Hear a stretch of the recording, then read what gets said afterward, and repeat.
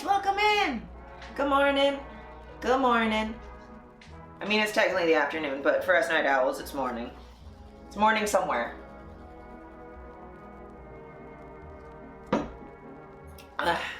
Yeah, I only woke up like an hour ago. I don't know why. I went to bed early, but I had a very, very busy day yesterday, I guess, and my body was just like, no, you need to sleep forever. But yeah, it was... Oh my god, what tab is the music in? There it is. Like, it needs to be lower because I can't hear myself. There we go. But yeah, I had a client yesterday, and then I had a shoot with Gloomf at the C&E, which was really fun, but it was very exhausting because it was a lot of walking. By the time I got home, my hips just both kept falling out constantly. They just would not, it was just like every couple steps it would click, and I'm like, oh my goodness. So that definitely did not help my exhaustion, I will say. But yeah, I had a good time. We went to the food building, and I had a bison burger, which was good. We had milkshakes,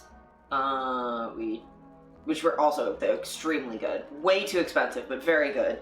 It was like this big, and it was like $13, and I'm like, I don't understand why everything's so expensive all the time. But yeah, did that. Went on some rides. Only a few though, because we were shooting the whole time, we were like so tired, and the crowds were ridiculous. We also went into the animal barn thing for maybe 5 minutes because they were closing. We just snuck in before the doors closed, and we just did a loop and then left. But I got to see goats. I love goats. Goats are my favorite.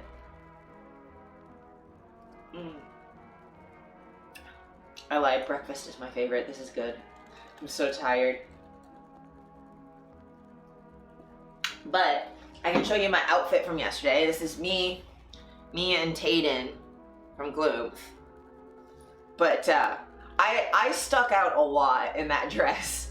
It was very funny too, because I got a bunch of compliments from people being like, oh, I really like your outfit. And it in a lot of the once the sun went down and it was all just the midway lights and stuff, I was glowing, borderline fluorescing under some of the lights. I think there was one point we were under something kind of like a black light, and the green dress was just glowing. It was really fun. But yeah, I had a blast. And there was only actively 2 people who were shitty about stuff, about us shooting, which a lot less than the last time I shot at the C&E, so that's good. And then just the crowds are really annoying, but that's crowds. Crowds are annoying. That's how that is. I think I got annoyed more on the streetcar on the way to doll funeral than I did people at the C&E actively. I hate the C&E. Yeah, I mean, I got a call today. I'm so tired. Oh my god, you've been working so hard this week. It's ridiculous. I mean, I'm happy for you, but also I hope when you have your day off, you can just sleep all day. Because, yeah, you've been going so hard. You have another call tomorrow? Well, that's exciting. But yeah, I can't imagine how tired.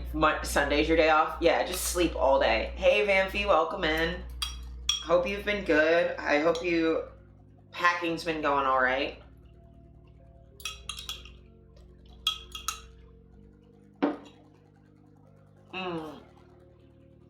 Speaking of sleeping, Lucy, how's the monster been? Has he let you sleep at all?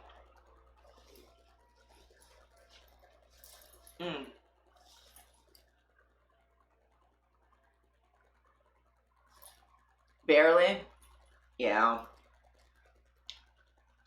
My scratch from him is healed. Mostly. But yeah, I was at, well, Lucy and I worked together on Monday, and I went back to their house to distract the cat for a couple minutes so you could do laundry. And yeah, he got a little too excited and he scratched my hand, but that was kind of my fault because I was just like playing with my hand with him. And he was so gentle, he only scratched me because he like missed. We've had to kick him out for the last 4 nights. Yeah, he's definitely being a lot.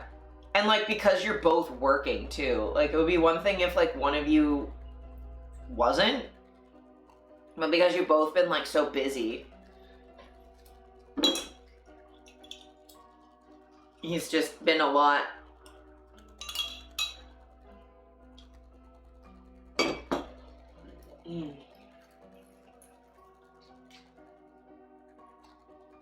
Oh, he's getting a nail trim this weekend? That's super exciting. Hopefully he's good about it. Like, he doesn't mind when, like, I've been playing with his paws. So he should be okay. Once he, like, chills.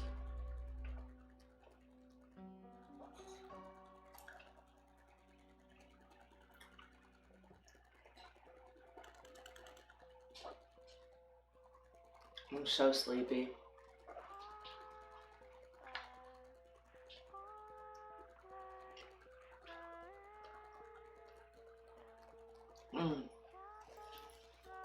But yeah, we got a lot of news to cover today.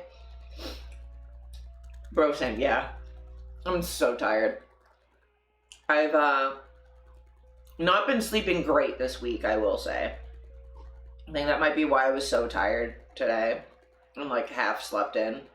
I shouldn't have to clock in today, honestly. I mean, yeah. Definitely don't burn yourself out if you have to just be like, no, or like I'm fully booked with just the one I need to like rest. Like, that's totally understandable. But like, man, I got a call yesterday and like 2 in a week for me is real weird. And that's with like I did so much this week. Let me open my calendar so I can remember, because I can't fucking remember shit. Oh my god, yeah. So I have physio on Tuesday, work with you on Monday. You've had 6 this week. Yeah, that's a lot. No, I was just like mass editing other than being out Wednesday night. But yeah, no, I've just been editing all week. I don't know why I haven't been sleeping. I really don't. There's no reason for it. Like, last week was a lot, but like, I do not understand why I'm so tired this week. I've done nothing. I had like busy day yesterday, but like other than that, this week hasn't been that bad, and I don't know why I'm so tired, but maybe it's just like the work week, because my weekend last weekend was like really busy, so maybe it's just that. I'm tired and shaky.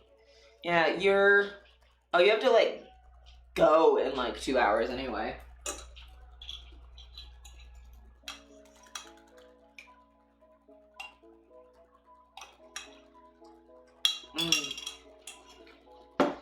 Here, I'll try and see if I can give you some good sensory.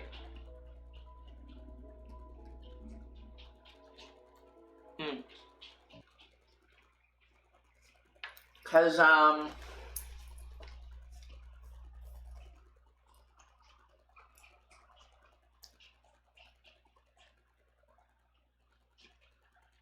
here, we're gonna give you Dark Day Sandstorm, which played a lot last night, actually. A lot of the rides were playing this. Not this version, but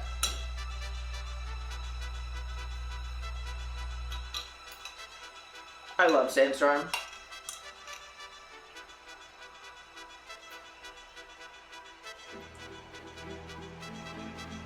Also, a lot of the Macarena last night, and I don't know why.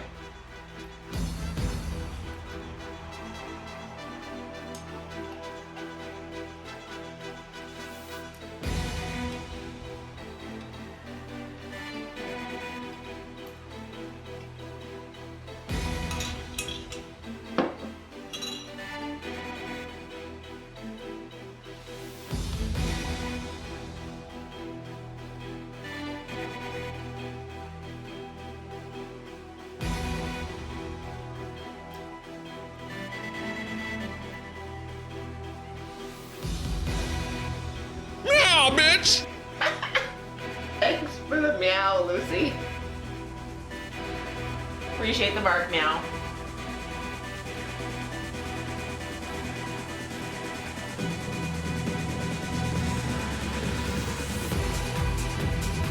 This works so well with like violin and stuff though, it's ridiculous.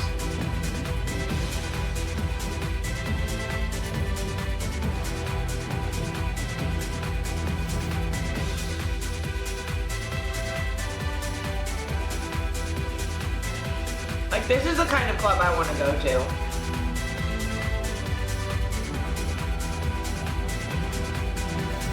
Like, it's club music, but it's also not. Also, this is definitely the kind of stuff when I was in band that we would do. Not Sandstorm, but like, we played like weird shit all the time.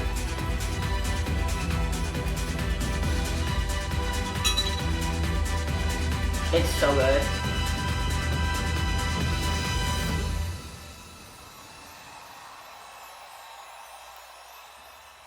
I just love me some violin when I'm tired, I will say. Like, this shit's hilarious.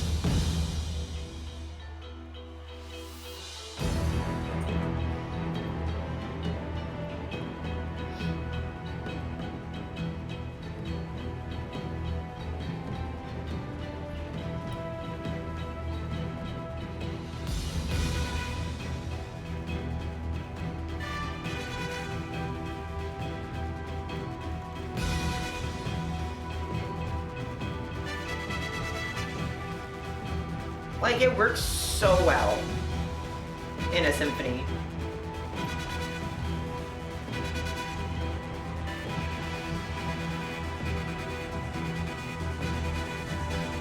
So I have to say, trying to read sheet music and then looking up and seeing lasers flashing everywhere would be very disorienting.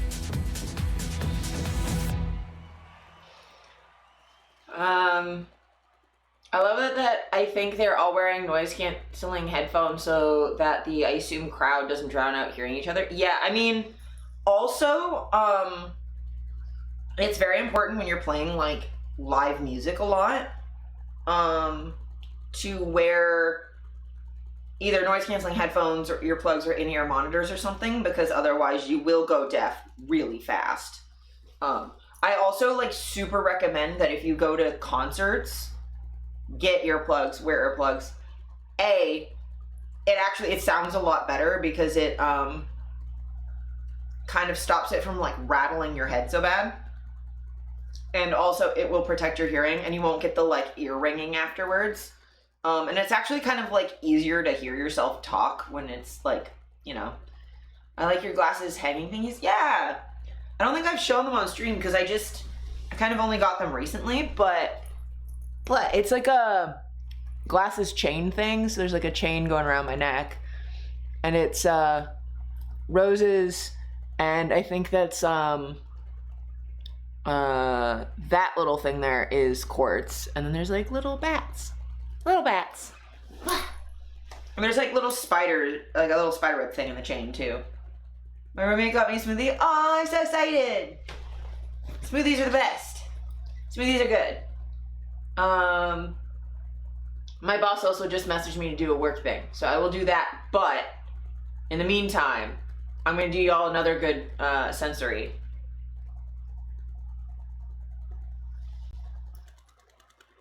This is so good for my brain.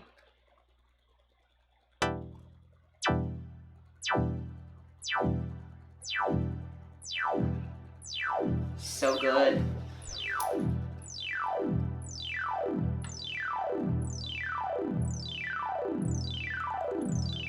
Oh, it's hard to eat anything? Yeah. I mean, that happens with me with stress, too.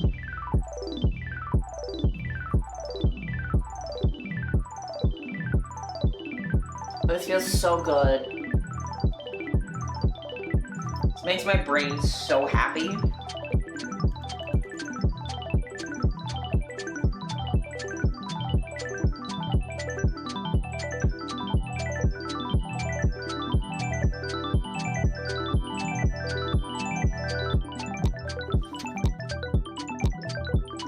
I'm happy I have work now, but fuck, I'm tired, yeah. This feels like having my brain scratched. Oh my god, right?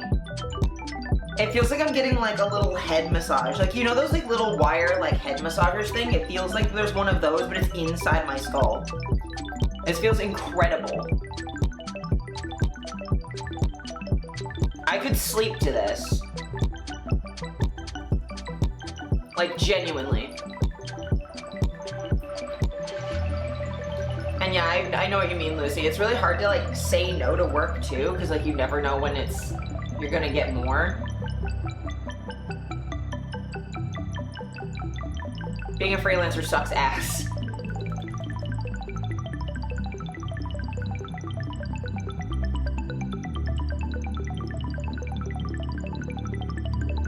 Ah, this bitch feels so good.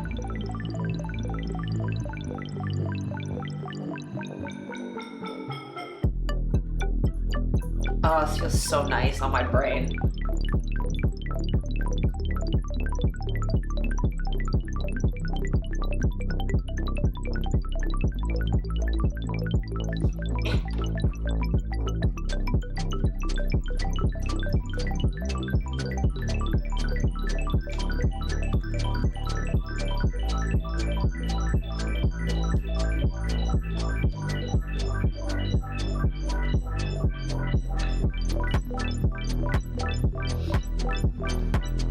Yeah, I almost never turn down work ever.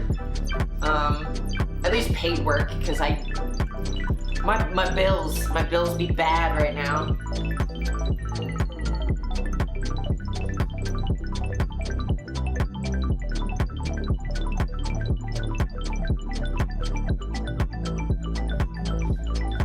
Oh my god, my hips.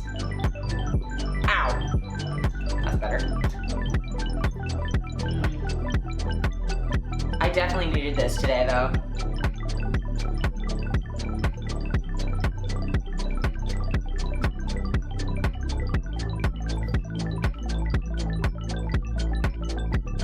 Need to figure out my commission prices. Oh my goodness.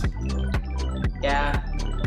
I remember trying to figure out what I wanted my like rates to be for modeling, because there's no like real standard, and that's so hard. I'm gonna go to a place. Fuck yeah! Let's go! Hopefully it's got everything you need it in it too. Like decent space and parking. And not horrifically expensive.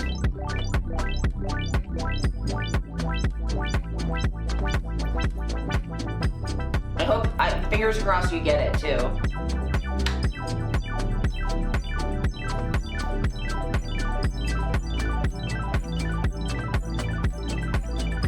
It feels so good. Everything we need minus one parking space, we can figure that out. Yeah, that's not the worst. It's hard to get, like, perfect. Where the fuck did my mouse go? I'm not used to having two monitors.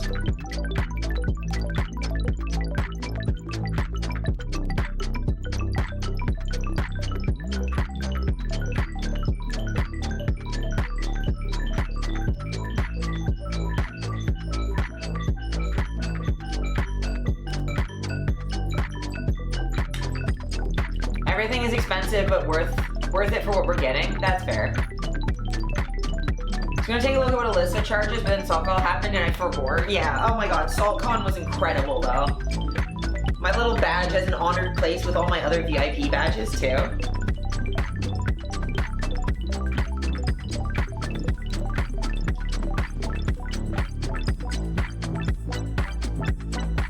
Oh, it feels so nice in my brain. Especially for like first thing in the morning. But yeah, no, housing is ridiculous right now. So I have a cool update that might hopefully at some point in the distant future help with that. You never know.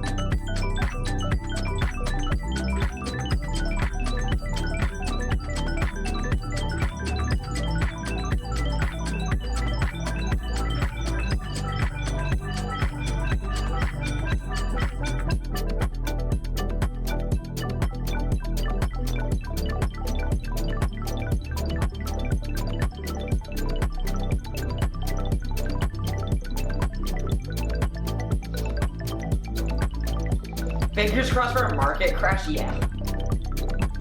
Just like everything needs to be less expensive. Also, food needs to be less expensive. It's ridiculous. I shouldn't be looking at the price of fucking cereal and be like, oh, can I really eat a whole bowl of cereal today? It's fucking stupid. And it's all like greed. Like it's just capitalism doing capitalism, and I'm so fucking tired of it. Food, housing, healthcare, education, yo.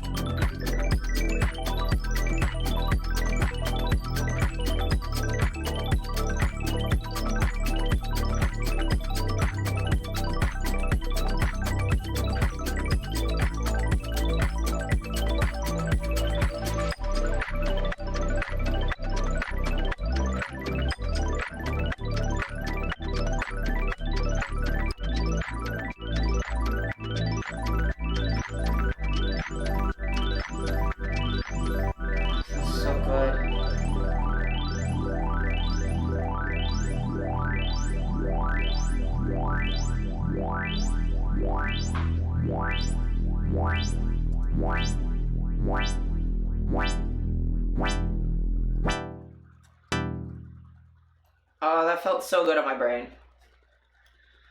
At least some kind of transport, yeah. But think of the poor shareholders not making as much money as they wanted. How cruel can you be? 100%. 100%. Also, I bet you guys don't realize that fucking 8 minutes just passed. 8 whole minutes. That's how good that is. You don't, like, feel it happening. You're just like, yeah, no, I'm good with this. I'm fully good with whatever just happened.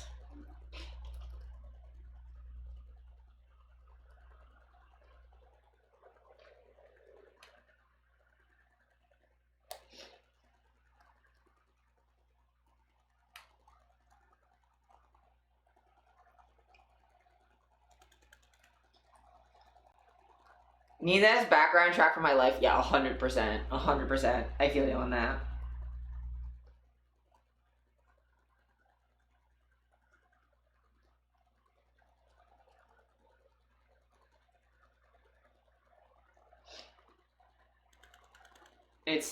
That's just so good on my little brain meats. It makes me so happy. Oh god, no, don't open. I accidentally touch screened. I touch screened so hard. Made me think of this. Let me see what that is.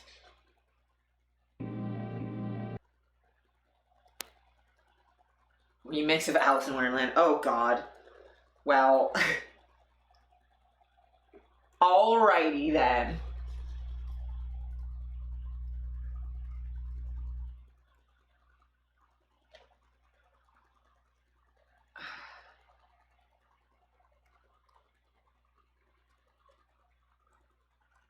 I'm also like in the middle of like doing my social media thing.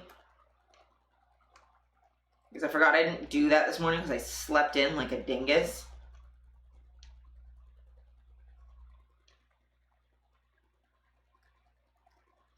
Okay, ad break's done. Similar vibes, hope to give you happy brain. Okay, cool.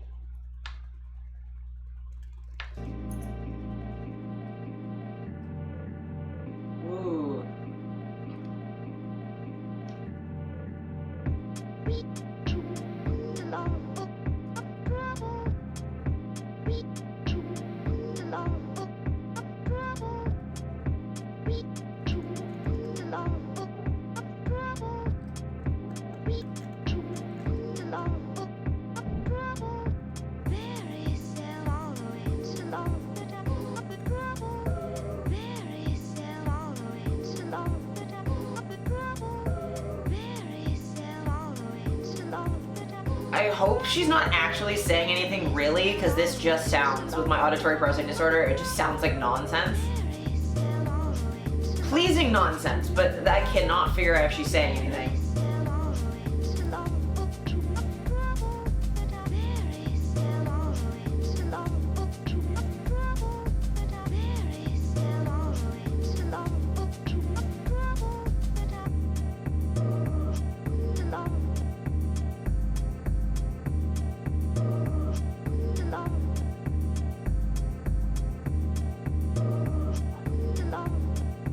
Yeah, it's like tiny snippets, so it like kind of sounds like words, but it's not words.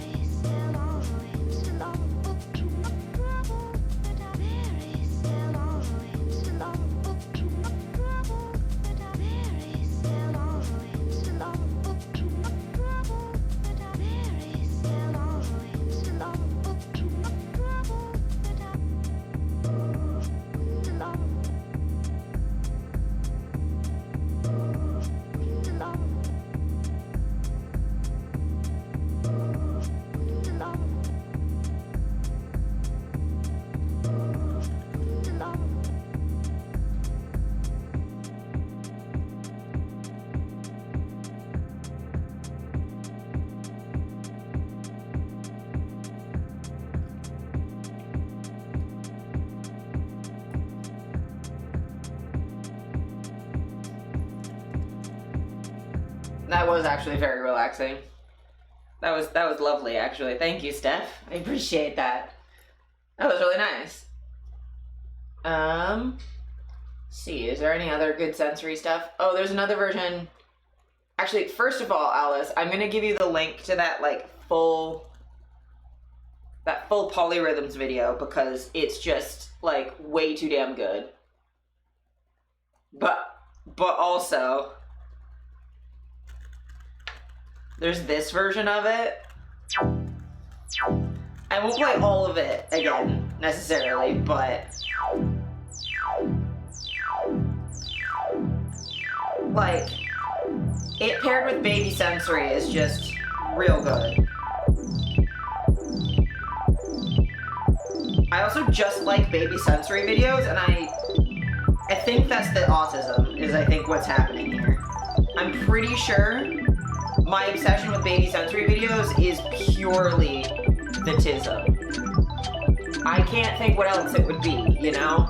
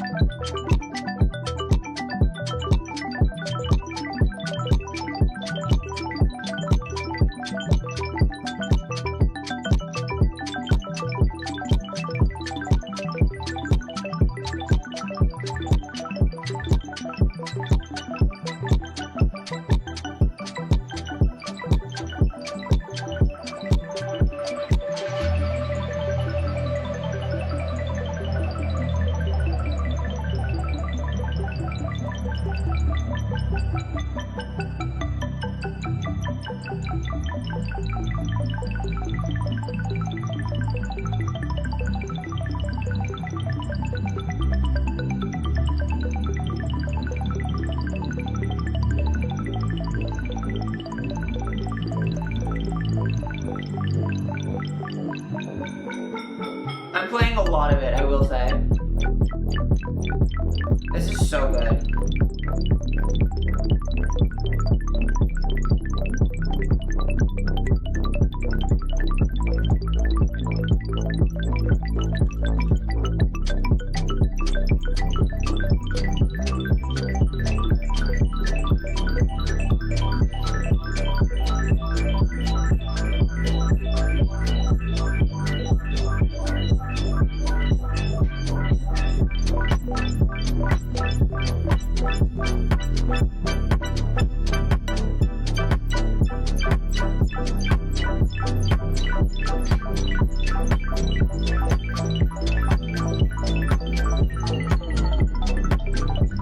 But yeah, I love this song. I love Baby Sensory videos. I am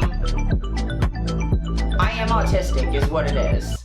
I am just full-blown autistic, and y'all are just gonna have to be okay with that. Let me see. Oh, I have a cool bug fact for y'all. Y'all want to see a cool bug fact? Cool bug fact. Cool bug facts. Repent, for the end could be closer than your next breath. The heavens will open, and the wrath of the Almighty will rain down upon the unworthy. Do we want another round? Do we want another round? Do we want another round? Just let me go. Isn't that a good bug fact? It's best bug fact. I love that fact. It's such a good fact.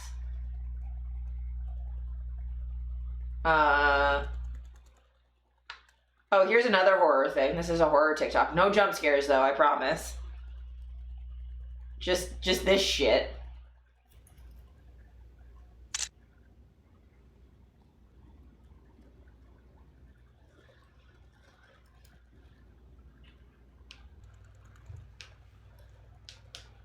I love this creator because like none of his stuff is jump scares. It's just really eerie.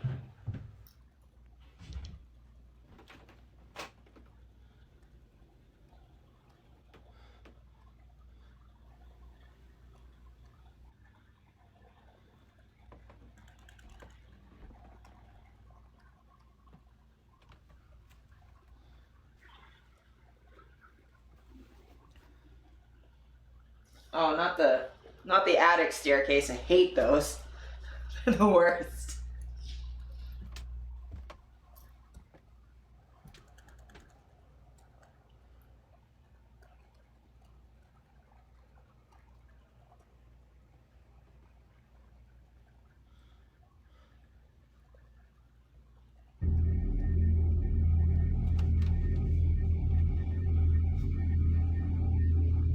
Well, now you live in that attic, actually.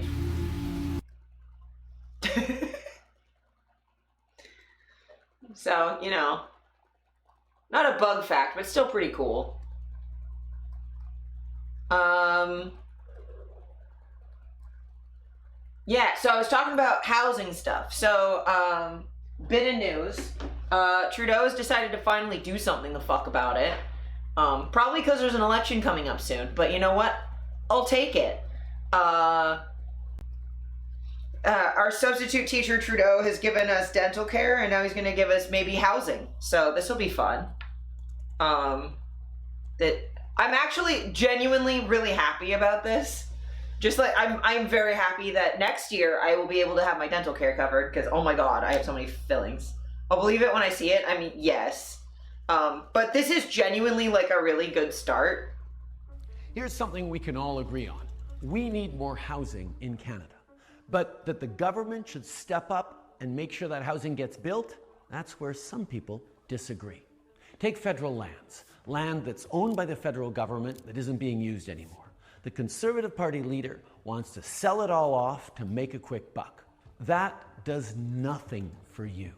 The federal government owns tons of land in cities and towns across the country. You could build a lot of homes on those lands, so that's what we're going to do. We're offering up that public land for housing. And we're not just going to sell it all to developers, we're going to long-term lease it. See, by leasing the land, we get to work with communities to make sure that home builders are building the right homes. homes you can afford. See, this is actually really We've got good land, if it we've actually got lots happens. of houses to build, so that's exactly what we're gonna do. Yeah, so like, Here's something we can all agree oh my god, we need Justin, stop. This is actually genuinely really good, right? That's what I want to hear. Fuck developers. Yeah, exactly. So like the idea of like, okay, we're not selling the land off. We're leasing it to make sure that we control what gets built there is really good.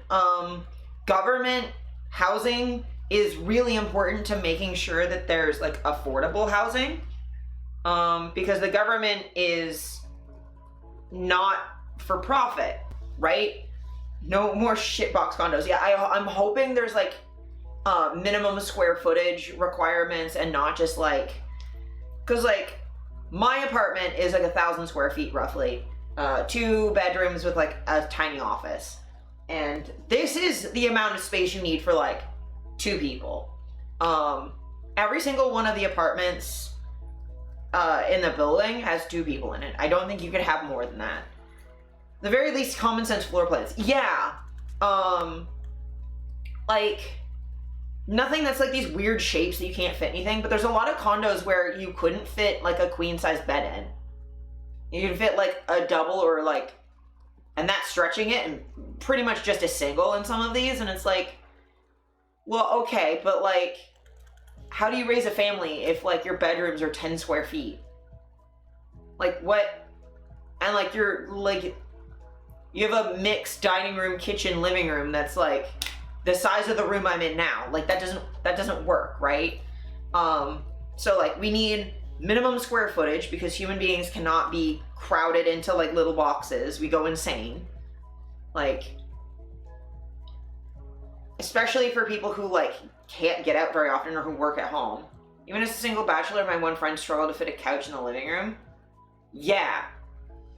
Like, this building that I'm in now is like fairly old, so it's nice and it's designed to be lived in. It's not designed for profit, so it's nice and roomy. But yeah, I've definitely been in apartments where I'm like, how the fuck do I live in here? It's so small. Like I had one that was like a hallway. It was ridiculous.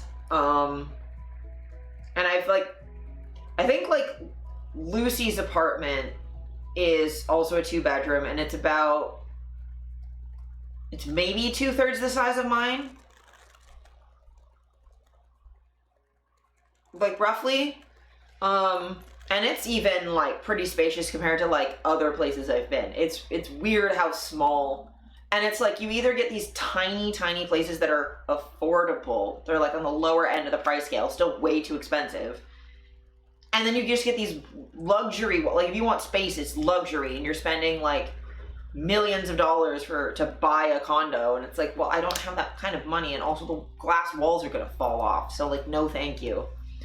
But I'm really encouraged by like the idea of like at least the government trying to build housing so it can be like not for profit, and you could, because like the wait list for like geared to income housing is ridiculously long. It's years and years and years, I think multiple decades at this point, which doesn't help people. And like we need to do something. And this feels like a good start.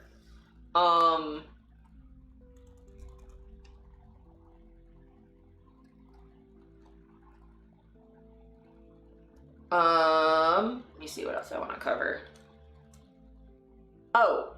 Trudeau's also doing changes to the temporary foreign workers stuff, reducing the amount of like immigrants coming in for that,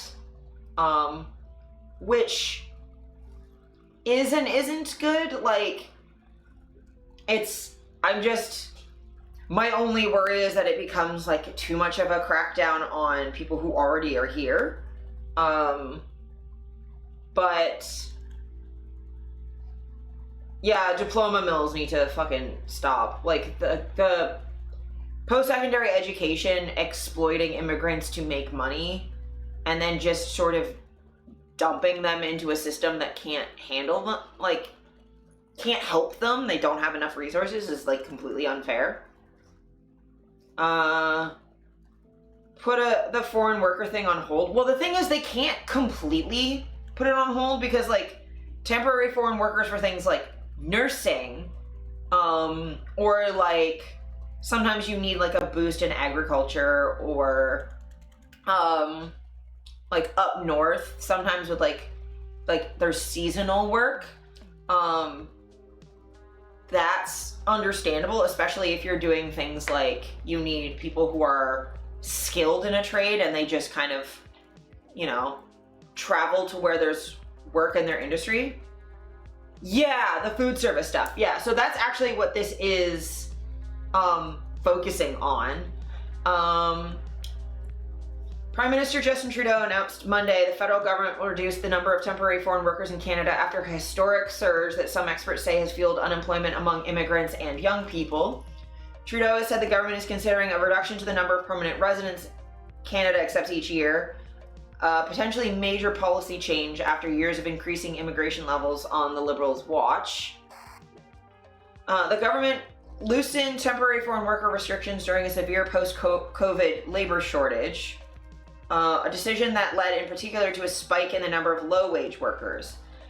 And that's the thing, is like after COVID, like, yes, there was I wouldn't say necessarily that it was a worker shortage either, because I remember people applying for jobs. It was more a shift in supply and demand that allowed workers to demand higher wages, and businesses just wouldn't hire people. Yeah, I don't think there was ever a shortage in the food service industry. I think it was people being like, well, while I'm on CRB, like I don't have to accept like shitty wages. Or like I definitely knew people that were applying for work and then either the positions wouldn't be real or it would be for like really bad. There's a wage mismatch, and then employers abused foreign workers for shit pay. Yeah. Trudeau said that employers in high unemployment areas, places where the unemployment rate is 6% or higher, will not be able to hire low-wage TFWs, with limited exceptions for food security sectors like agriculture and food and fish processing, as well as construction and healthcare where acute staffing shortages still exist. So, like, you can still hire them in these specific sectors, but if your area, like your county or your city or whatever, has really high unemployment, you can't then bring in more people, like just fucking hire from the people that are around. That's good. No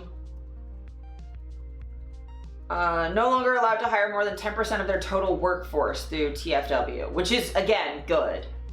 I don't know about construction either, but that's more of a problem with job training, with the rest makes sense. Yeah, and I mean, like with trades,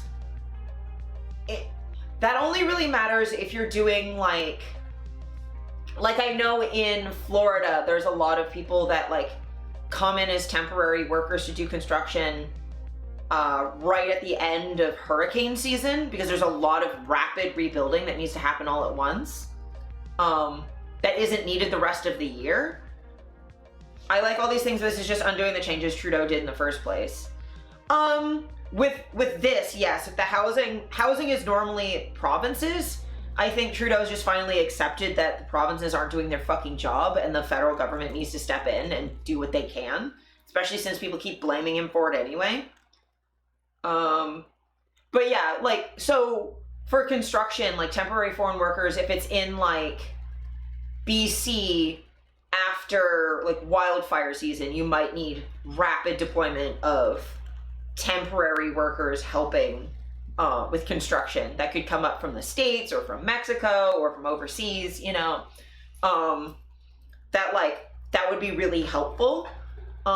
Same thing, like we're starting to get a longer tornado season in Southern Ontario, or like after flooding and stuff, you might have like issues where you might need more workers in construction. But I do get that, like, I mean, that might also come into play with them trying to build more housing more rapidly, that they might need an influx of workers.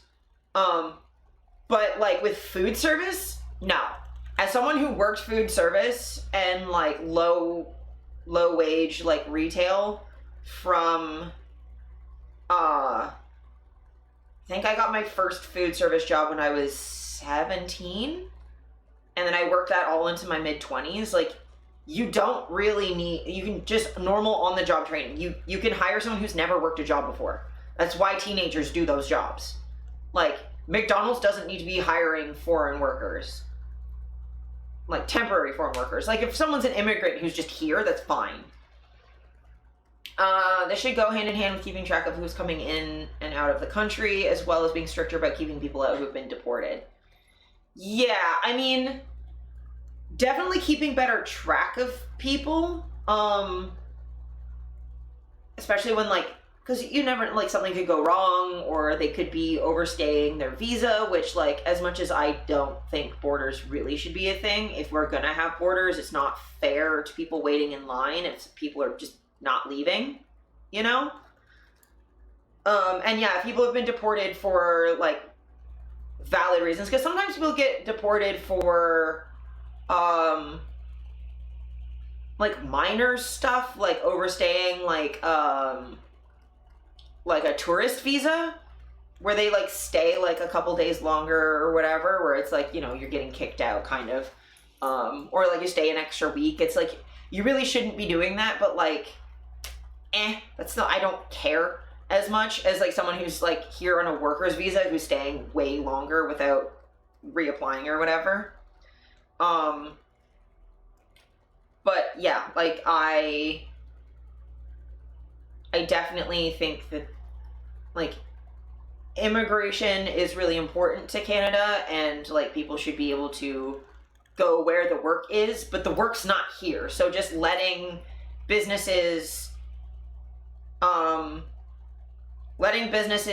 hire foreign workers to, like, force unemployment and stuff, like, that's not acceptable. Like, if there was enough labor that we needed, absolutely, like, I have no issue with people coming here, but, like, or if people are, like, entrepreneurs and starting a business, fucking welcome on in. Like, I have no issue with that. Other than, again, housing market, but that's not their fault. I believe in borders in that we should have tax services, and while I think they should be available to all, as talked about last time, too much influx that hasn't paid in stretches things too thin. Yes and no. Like, I feel like borders should be a lot more permeable, but yes, I do think that, like,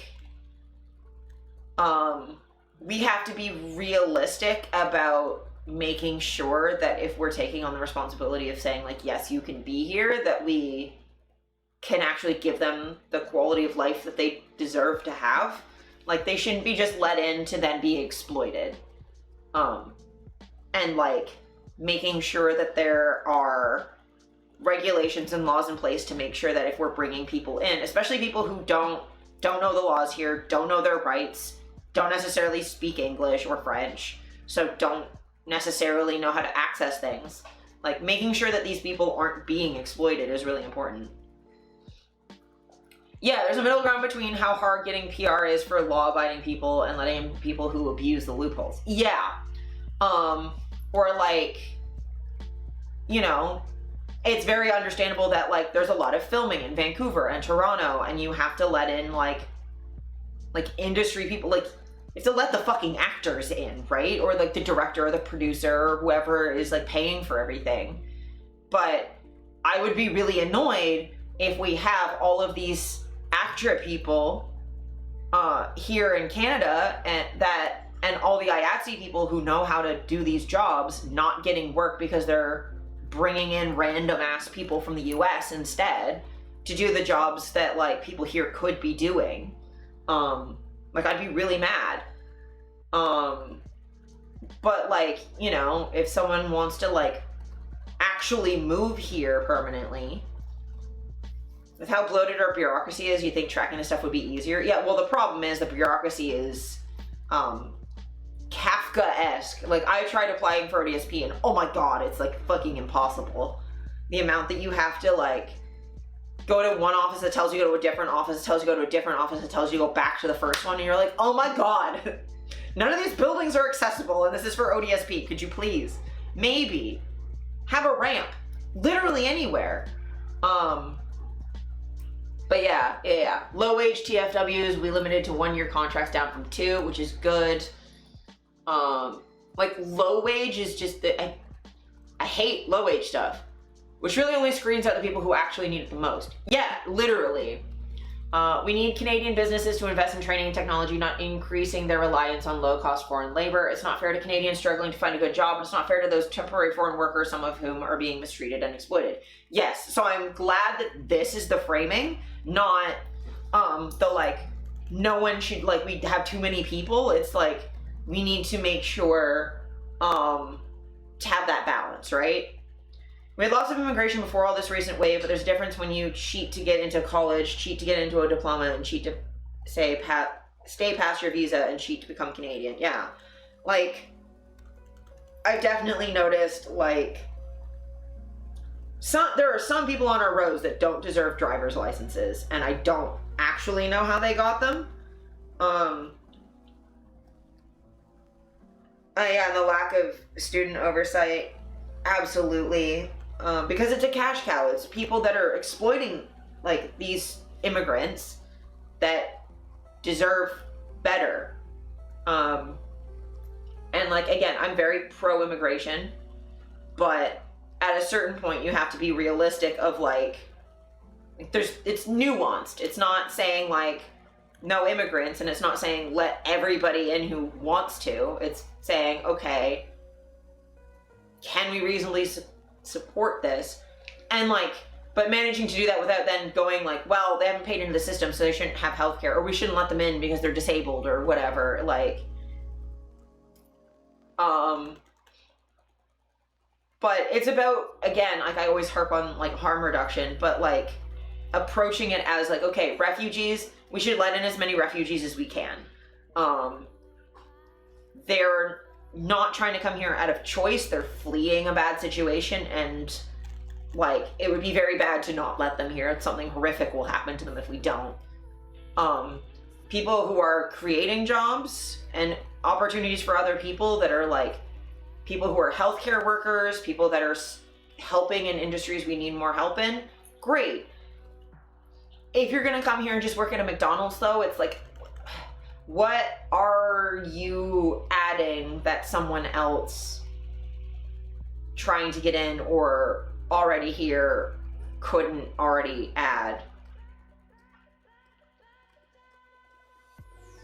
Yeah, like, yeah. It's there's a point where we can support folks, but, like, we can't support millions of people who, like, suddenly all at once. And it's like, I think I've said this before too, that, like, if we're having too many come in all at once,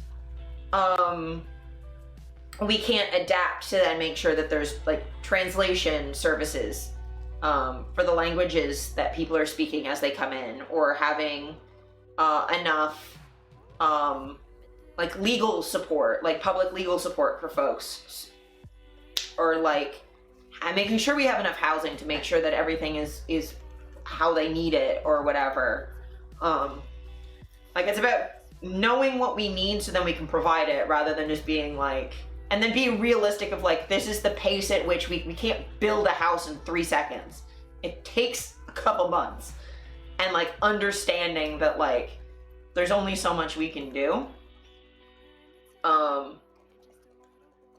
Like, you can't help everybody.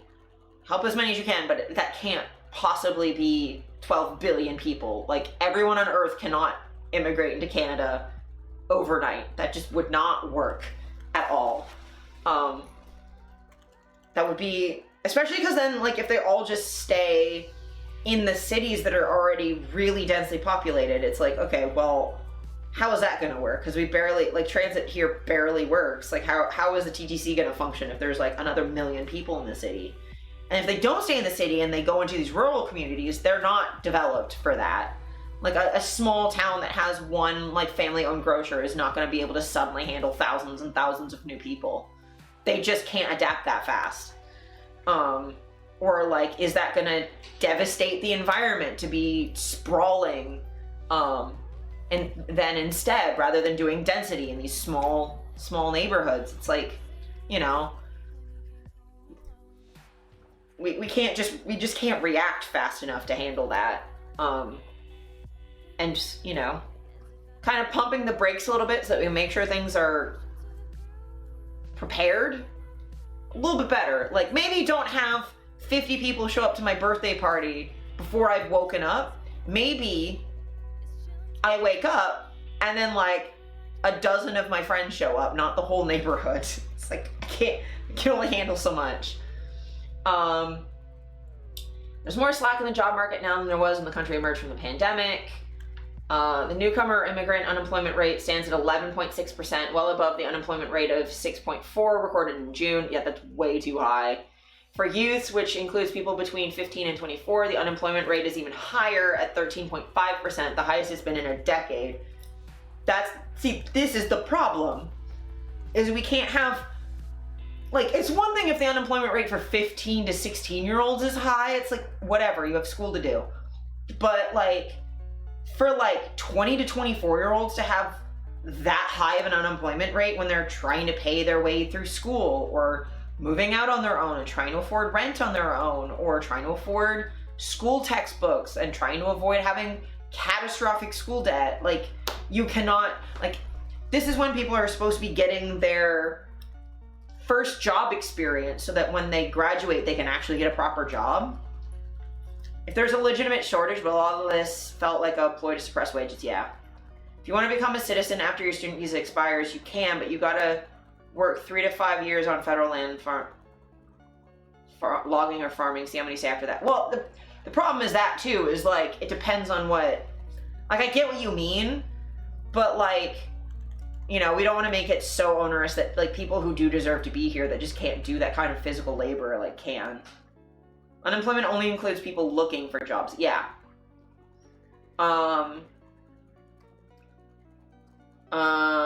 Low-wage TFW sector, which has admitted workers in food services, but also in sectors like construction and hospitals, has grown from 15.8 thousand to 83.6 thousand. Wow. Young people should study, but the figure is shocking. Yeah. I'm just saying, like, it's even more of an emergency that like actual like young adults are struggling and not just teenagers. Yeah, okay, so yeah, they're just bringing it to pre-pandemic levels. First for less in 2022, clamping down on temporary workers will also alleviate some of the stress on the housing market, especially at the lower end. Reduce pressure on tens of thousands of housing units. Thank you. Conservative MPs, shut the fuck up. Walking back the disastrous policies. Oh my god, shut the fuck up. Like, yes, but also shut up. Director of Policy at Smart Prosperity. Fucking think tank.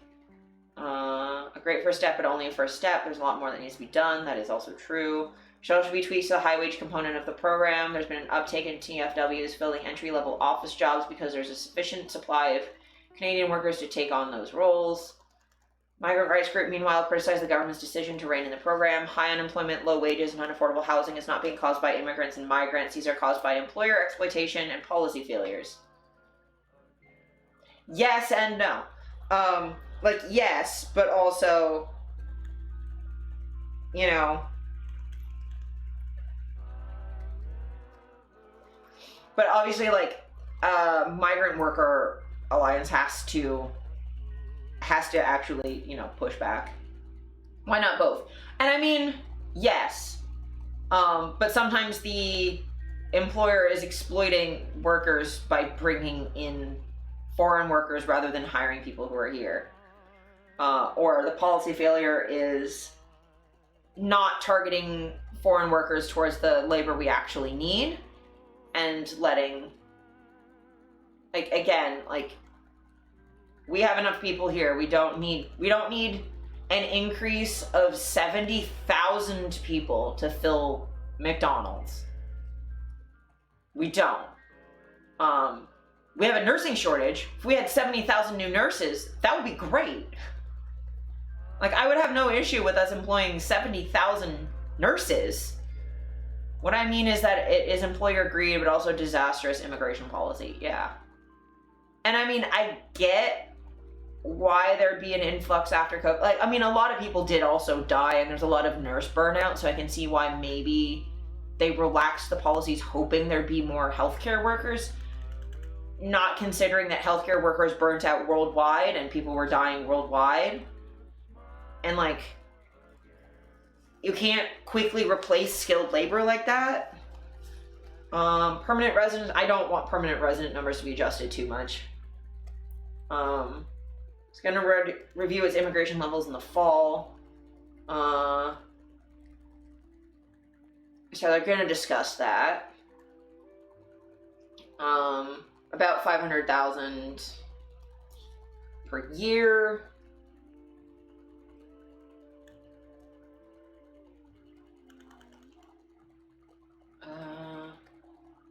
Yeah, Canada remains a place that is positive in its support for immigration, but also responsible in the way we integrate and make sure there's pathways to success for everyone who comes. Yeah, so like, that's kind of the framing that I want, is that it's like, okay, we want to be pro-immigration, we don't want to overcorrect and act like conservatives, like there should be immigrants at all, and brr, there are too many people that aren't white.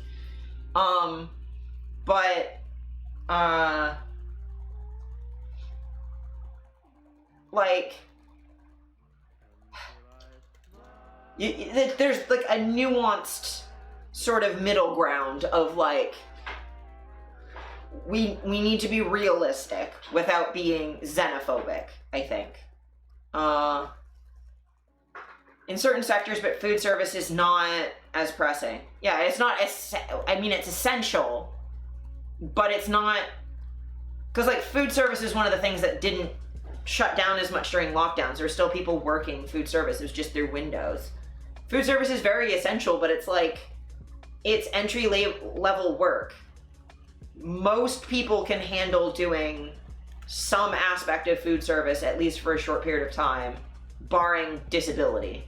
Like, if you don't have a disability specifically that prevents you, then like, it's not difficult. Like, I could probably do food service again. It would just hurt.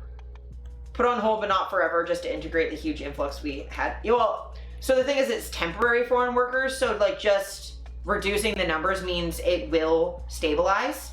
So if they're reducing the numbers, they're letting in now. Because if they're temporary foreign workers, their visas expire, then they have to leave or reapply.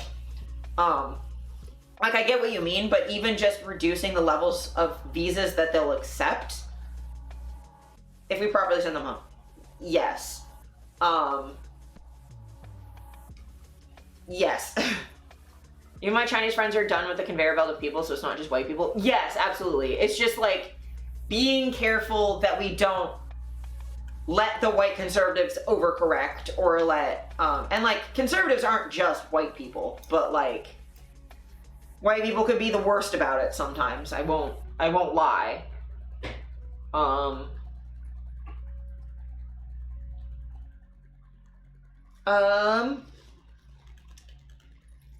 Let me cover a little bit more Canadian news.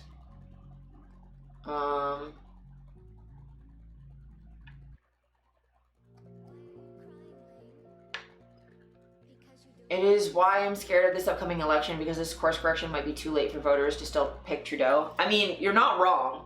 I am very worried about the election, that people will be like, fuck Trudeau. This sounds better than conservatives have actually promised. Yes. And like, the conservatives keep A, lying, B, saying random ass shit that like genuinely concerns me. That like, do I like the Liberal Party? I'm extremely far left, so not really. Have they fucked some things up and Trudeau himself has done some fuck shit? Yeah. Do I want fascism? No. The conservatives are never, ever, ever going to be remotely on the horizon of an idea for me. Because look at me. I worry since they failed a bunch of previous election promises. That is true. They didn't do election reform, which is every time they're like, oh, well, we won, so we don't have to do it. It's like, this is gonna bite you in the ass later, liberals. Like, you don't understand. Big ball of stress, yeah. But like, I just get super scared. But like, Trudeau did promise pharmacare and dental care and worked with the NDP to get that done, and it is being done. It's not at the point where I wish it was. Dental care will be good. Dental care, I've actually looked through what's covered because I've been to the dentist and got a bunch of fillings now. What's covered is amazing. And I kind of hate that it's only for people who filed their taxes, because like low-income people are going to struggle with that. And it's not like they owe money.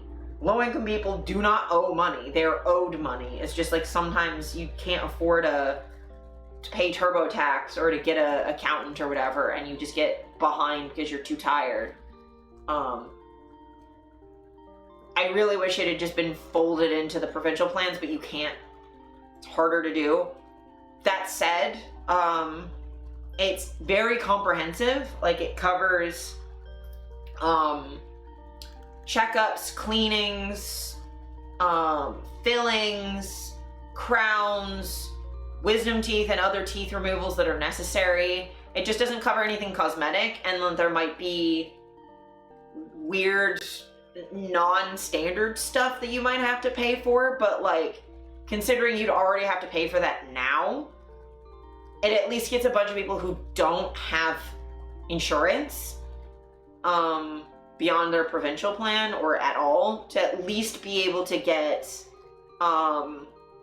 like the basics done to make sure that they don't get fucking sepsis from a tooth infection or something. Is it cleaning once a year or twice a year? I don't remember. Either way, I mean, yeah. I think my dentist wants me to go in twice a year, but even once a year cleaning or once every other year is like a lot more than a lot of people get. Like, I just went in for the first time in like 4 or 5 years, and it's made a huge difference in how my gums feel. Oh my god, I feel so much better. Even once a year is 100% more than I go. It's infinitely more than you go now. But like, we just can't afford it. I was only going before as an adult because my parents were getting it as a birthday present, which is depressing. But I'm like, every year for my birthday, get me a dentist appointment because I'll be home anyway.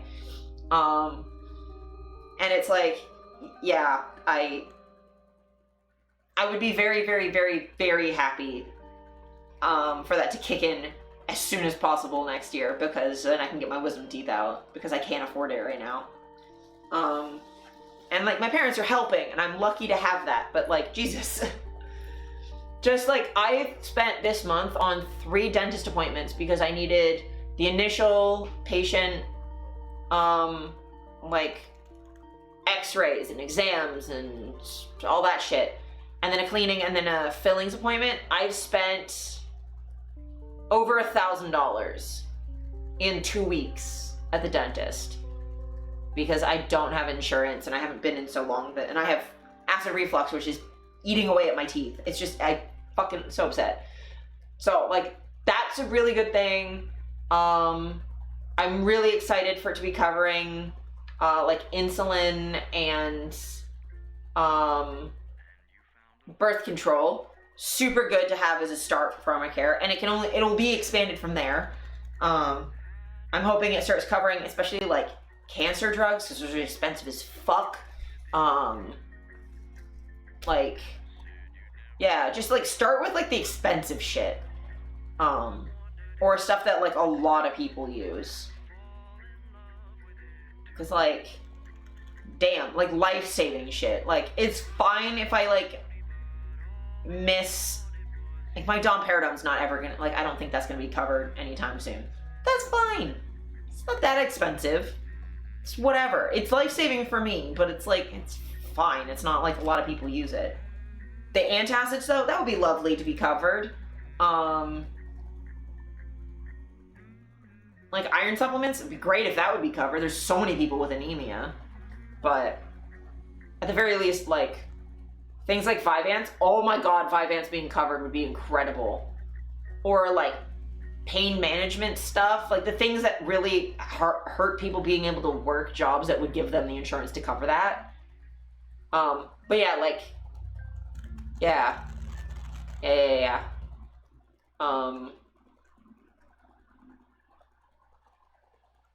know people who can't function without it, but it costs like hundreds a month. Yes, I also know people who like can't really afford it. It's challenging. Yeah.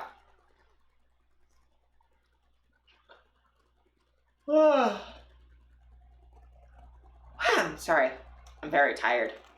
So more news. We've got experts say many deaths predicted from Ontario's plan to shut supervised consumption sites. The Ontario government's proposal to close supervised drug consumption sites, which I think I covered last week, may affect more facilities than initially expected, hitting programs that attend to thousands of potentially deadly overdoses a year, as lawyers doubt whether the move is constitutional. And not that rent shouldn't go down, but spending less on other bills, yes, 100%.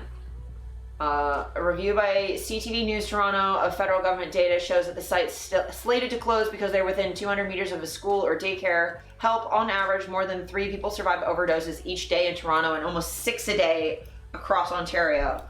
A good first estimate of the number of people who may die without these programs. Yes. And a lot of the supply is crap right now, especially because like, shutting down drug trafficking rings I get, but also then the supply ends up getting lower quality and tainted. So like, not having a safe supply is a problem. Not having places to, you know, consume safely where you can get your supply tested. Like, you need something. As a public health researcher, I feel quite confident in saying that if we cut supervised injection sites and supervised consumption sites in the province of Ontario, there will be increases in fatal overdose rates, because we know from the research just how much these services have an impact and how much they do save lives. About 22 people die from overdoses a day across Canada. The number rises and falls depending on the toxicity of unregulated drug supply. Drug users much less likely to die when a healthcare worker or peer can revive them with oxygen or naloxone. Get naloxone trained, by the way. It's free. You can do it at like any pharmacy. Some healthcare clinics will also train you. You can get naloxone for free. It doesn't cost anything. Carry it around with you. It's a nasal spray, so you don't have to, if you're phobic of needles, you don't have to deal with needles. And if you think someone is overdosing, give them naloxone, because it will not harm them. So you have no reason not to. I'm naloxone trained. I don't always have it on me if I'm just going out with just like shit in my pockets, but my proper bag has a naloxone kit in it. I have naloxone kits at all of the places I work.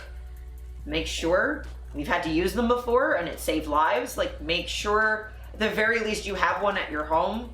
And if you go out to like clubs or places someone might be using drugs, bring a naloxone kit. Like, you go out late at night, you might see someone on the side of the road that needs help. Like, naloxone is a lifesaver. Fucking get trained. The Ontario government announced 10 programs would close across Ontario, with 5 in Toronto. By March, the centers would not be allowed to move and reopen, which is bullshit. If your issue is they're too close to schools, why can't they just move, you dicks? The government would instead invest $378 million to open homelessness and addiction recovery treatment hubs. All right, I don't like. You should be doing that anyway, but like, I don't see how you can't just have both. And like, not everyone is ready for like to end their addiction. Like, people, you can't force someone out of addiction. They have to do a lot of the work themselves. Just like you can't make someone not depressed. There's a certain amount of like internal work that someone has to do to get past this stuff. And if they're not ready for that, you need to give them harm reduction in the meantime. Someone who's been depressed, sometimes someone's gonna be depressed, and you do harm reduction by not like triggering them constantly and like having like a recovery plan, or not letting them be alone on bad days or whatever.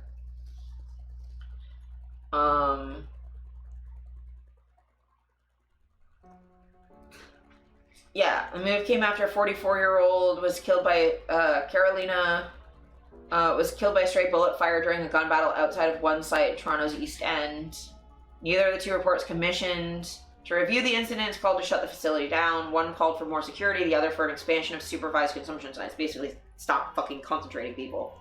Proposed rules seem poised to also affect 2 of 4 supervised sites in the homeless shelters of the city of Toronto, which are only accessible to shelter residents.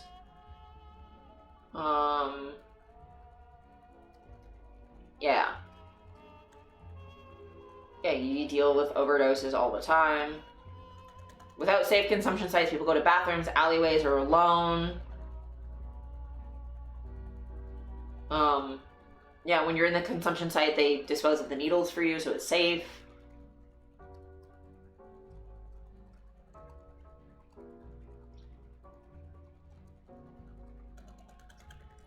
Federal government data indicates that the 10 sites identified by the provincial government refer about 131 people per day on average to other treatment and recovery options. So, like, the fuck? In 2011, Canada's Supreme Court weighed in on another effort to shut down supervised consumption sites by the federal government in Vancouver. The justices unanimously ordered that Insight in Vancouver's downtown east side would stay open. It saves lives, it really does.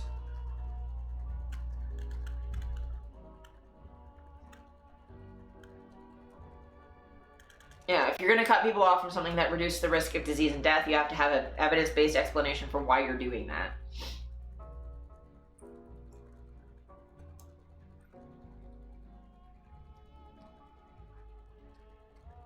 Open, taxpayer-funded drug consumption should not be happening on the same block as schools and daycares. Yesterday's action will help protect the public, especially for our most vulnerable, Ontario's children. Oh, fucking God. I'm so annoyed. I'm so annoyed by the think of the children bullshit. Fuck off. These children will not be helped if they find dead people on their way to school. One of the sites slated for closure in Kensington Market will close because of proximity to a daycare run by the same organization, which has operated for 6 years without incident. These services can coexist. We can do it safely. We were shocked that our proximity to our own daycare was what shut us down. They do English classes for refugees and have an unemployment program in the same facility. The bigger picture is that all of the professional advice is that we need more of this, not less. Most of the sites we're talking about are in healthcare and community centers, and they're located where people live. And what else is located where people live? Schools and childcare. It's the only reason we're in these neighborhoods. We're serving all of our neighbors, not just one part. Yeah, literally. Like, it's so fucking frustrating. Now, I signed this petition. You can choose to sign it or not. I don't know the veracity of this petition. I just saw it and signed it because, like, I am very pro safe consumption sites. I've lived in really sketchy neighborhoods, and it's been really important in the neighborhoods that I've lived in.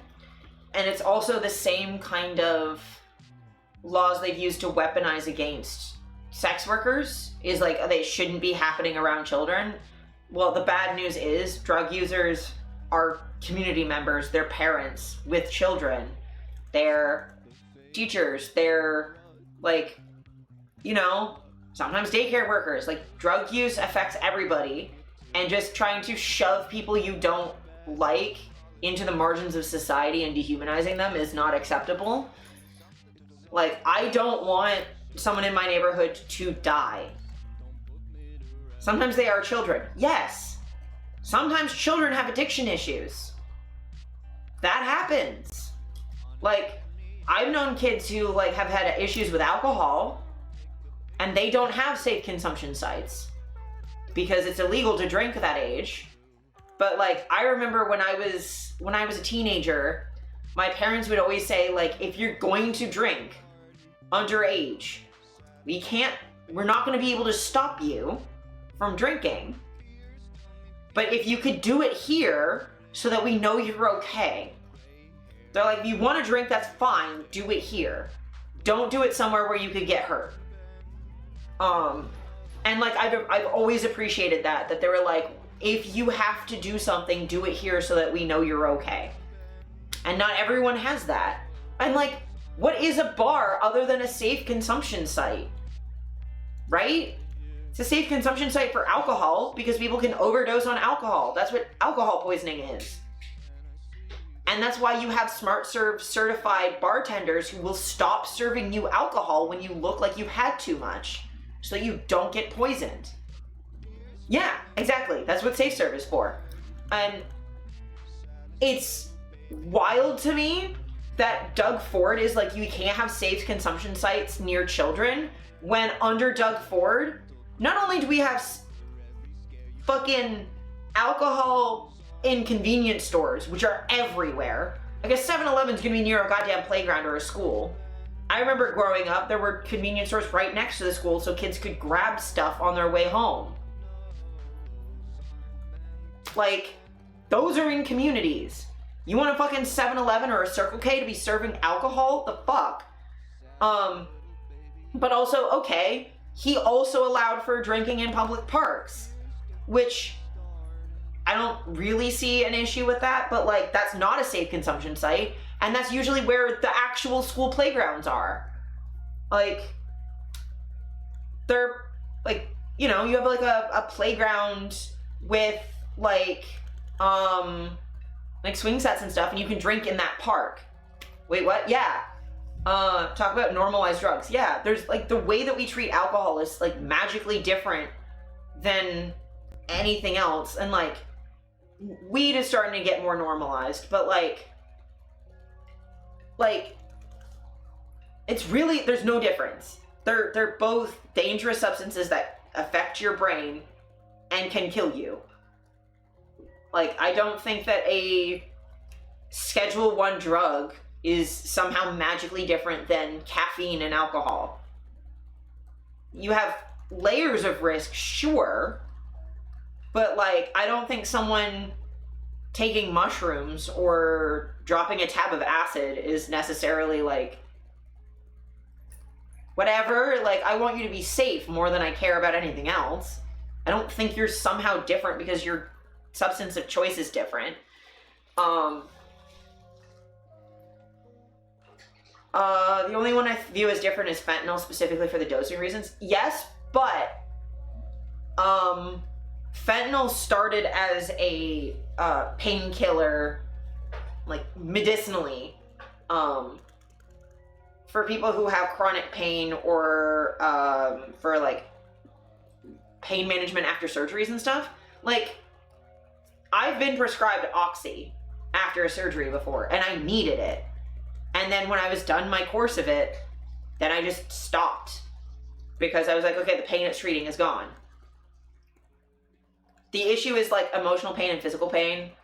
Your brain doesn't actually know the difference. It's still suffering. And if you're in quite a lot of psychological distress, sometimes those painkillers do reduce the amount of emotional distress that you're in, which means then you get stuck on them because they're treating that emotional distress. But it's like when I was on like really high levels of painkillers all the time, I could have done that, but I was starting to develop a tolerance to the medication, and my pain was getting worse.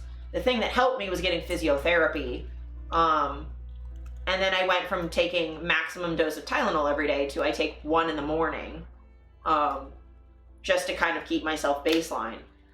But like, you know, the problem is, A, addiction adds to your emotional distress, so it's a compounding problem. But also, like, you get used to stuff, and if you don't have access to actual fixes, because sometimes your emotional distress is you live with an abusive partner and you can't afford to leave because you can't find somewhere you can work, or yeah, it's a stopgap. So like, I don't blame people for getting hooked on opiates or whatever, and a lot of times, like, you know, stuff is cut with things to be more addictive or whatever, and sometimes it's like you have a physiological dependency and now you don't know how to get out of it. So like, yeah, I would rather someone consume something safely, somewhere they can be taken care of, and there's resources to get help beyond that stopgap when you're ready for it, than shame people and pretend like we can, like, exile them from society, because you can't. The only way to fully stop the problem is to stop the things that are causing it in the first place, and it has nothing to do with the substances. Because again, there are people who are addicted to Oxy. I took Oxy and I was fine. The substance isn't the issue. It's the conditions that people are living in that makes the substance a problem. And then also some people have just like a different reaction to chemicals than other people too. But like, damn. It's just so upsetting to me that like I can go to the gas station near me and get like vodka and then take it to the park where a bunch of children are playing and fucking drink out of a paper bag. But heaven forbid I go to a enclosed environment with overdose prevention material and trained staff and resources to try and have, like one of those is actually more dangerous to children, and it's the dude with the fucking paper bag in the park. Again, I don't think necessarily me having a picnic in the park at like 6 p.m. with like, I don't know, like a vodka cranberry is gonna do anything to anybody. But like, that's not a safe consumption site. That's just me drinking in front of people, and you're kind of expecting me to be able to moderate myself. And if you're doing that with substances that are people reach to when they're really in crisis, like, how are they going to self-moderate in public like that? They're not. They're going to get arrested, and it's like, or they're going to die, and it's like, maybe don't do that. Maybe we don't. And treating them differently just drives me insane.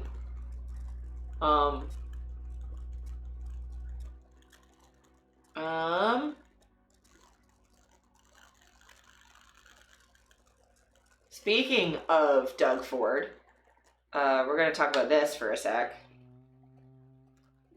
because I'm also mad about this one.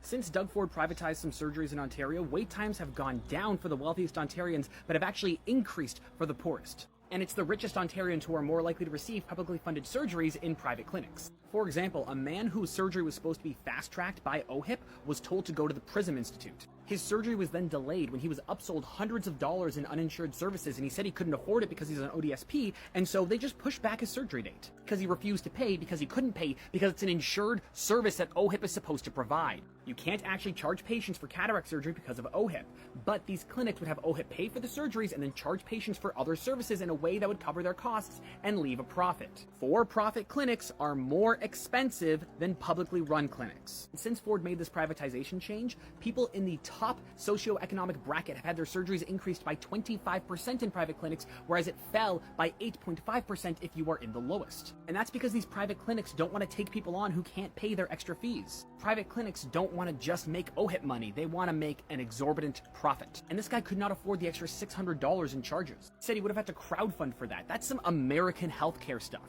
And we're seeing that in Doug Ford's Ontario. This was always the plan. It was only after over a month of meetings that they finally waived the fees and allowed him to have his emergency surgery. Because remember how the story started. This story started with him being fast-tracked for his surgery. Doug Ford doesn't care about you, he does not care about the healthcare services that you are required to get by OHIP, and he does not care if you have to pay out of pocket to receive healthcare. He just cares about more profits in the hands of billionaires and privatizing our healthcare system. So yeah, when Doug Ford says like, oh, I'm doing this for the children, I'm like, bullshit. Bullshit. If you cared about children, you wouldn't be making fucking surgeries impossible to get. You dingus. Like, I'm just so frustrated because, like, I believe, like, he's privatizing surgery, and as someone who's had privatized surgery and publicly funded surgery before, so my fallopian tube removal was public, and it was at a public hospital. It was OHIP funded and at a public hospital, right? And then my top surgery was at a private hospital funded by OHIP. Now, for trans surgery, because all of it's done at private hospitals for the most part, occasionally you can get like a plastic surgeon out of like a hospital that'll do it. They mostly focus on like, you know, plastic surgery for like burn victims and stuff. So like, it's not the best results, but like, because there is that competition, the prices aren't as wild. But like, I will say, when you do through the public ones, you do not have to pay for like extra money for shaping and stuff. You can just get the mastectomy, and then it's just that. And that's completely covered by OHIP. At privately funded gender affirming surgery centers, they do not allow you to opt out of the extra fees. You have to pay for the extra shaping and contouring or whatever. You have to pay for all that. So like, it is like $2,000 of extra money that you have to pay, whether you want to or not, because you don't need it.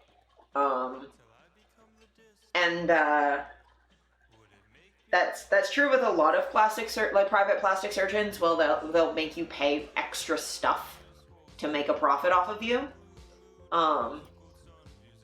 Similar stuff pays with dentistry, because I was looking all this shit up, is that there is a legal, like, they can't upcharge you because there are regulations on what they can charge for certain services. So what they will do is upsell you on more shit that you don't actually need.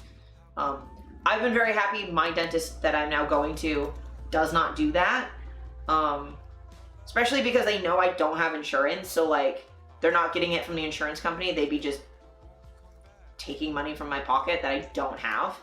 So that they haven't been upcharging me. They've in fact given me options to do less if I want to. They're like, you know, instead of taking your wisdom teeth out, we could put fillings in them if you prefer. That's not what we would recommend, but you can do that. Or like, for the cosmetic stuff I wanted, they even went, you know, if you don't want to do Invisalign, we can try and make it work.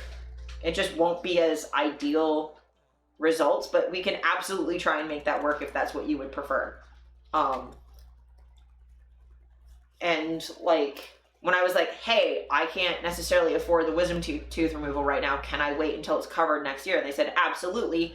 And if one of them starts hurting and is symptomatic, we'll remove that one and not the other 3, so that you can wait until like the government will pay for it for you. So they've been very good about that, but a lot of dentists don't. Oh my God, that scared the shit out of me. I don't know if that caught on mic, but the fucking jet just went by. It scared the shit out of me. But yeah, I'm very, very, very frustrated with the privatization of healthcare. Like, a lot of...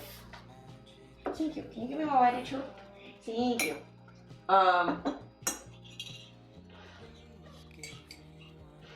Thank you. Like, I know they've been moving a lot of stuff into like pharmacists, which I kind of get, but also a lot of that's going to shoppers. And that frustrates me. And also, like,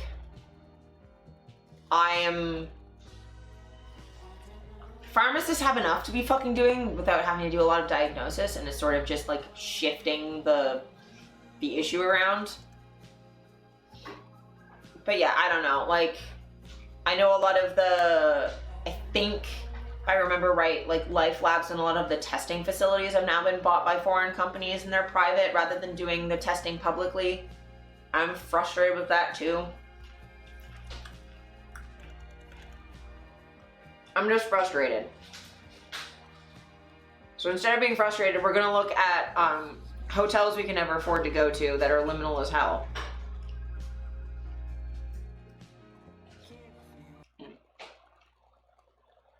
Pause the music.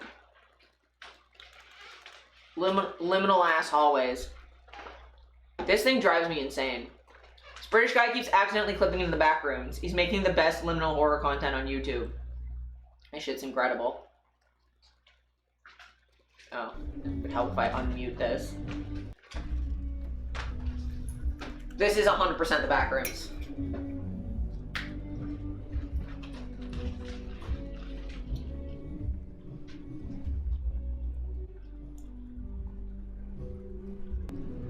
So there's nothing.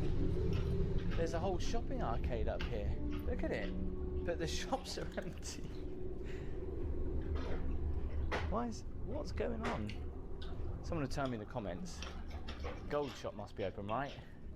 Wow, look at the carpet. Oh yeah, I agree with him. This is just so very odd. I tell you what, not all the air conditioning is working. That was the shining carpet. I think this is the way to the beach. I stand corrected. Oh, this smells bad. Not gonna lie, the smell of damp down here is.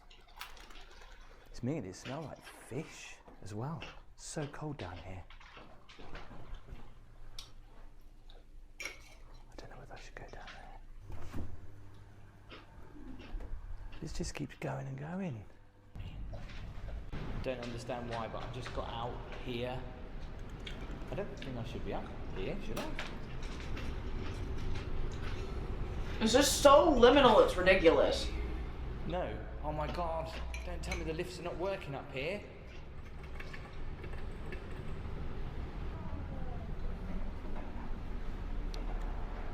That goes even higher.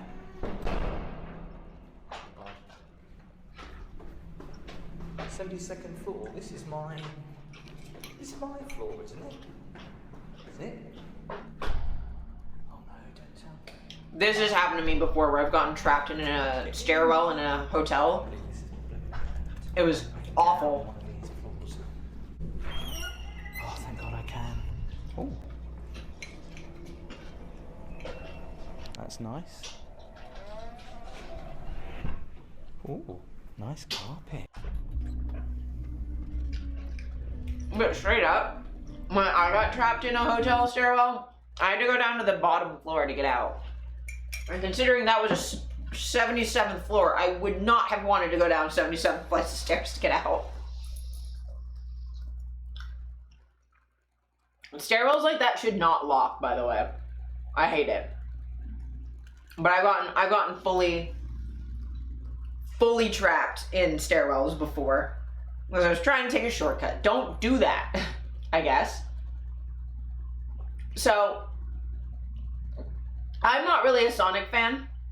But my partner Salt is a big Sonic fan. And I do love Keanu Reeves. So apparently Shadow is now played by Keanu Reeves. You're a colorful bunch. When we're done, there won't be anything left. Hey, no shit. You're a colorful bunch. When we're done. Which is like, you know, awesome or whatever. But I'm just heavily amused by this edit that came across my feed. Like, Keanu Reeves makes a great Shadow, but this is funny as shit. In 2077, what makes someone a criminal? Getting caught. In 2077, what makes someone a criminal? That is the funniest shit I have ever heard. That makes me laugh so goddamn hard. That was way too loud also. I'm very sorry. Twitter is so loud. I love Cyberpunk. In 2077, what? I just love the fucking getting cock is just the funniest shit I've ever seen. I'm just clearing out memes because I need like a refresh before I start into the heavier topics. Oh, this is really funny.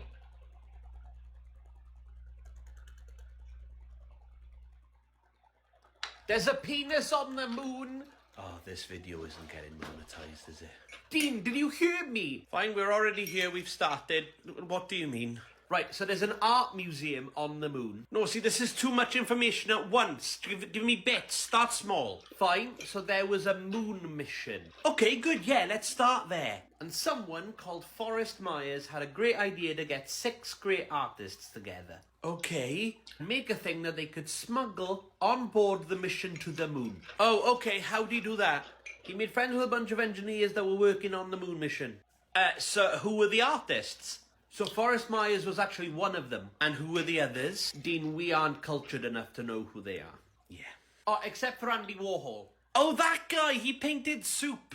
So he said that his artwork was his initials. Okay, I don't see anything wrong with that. Except that's his artwork.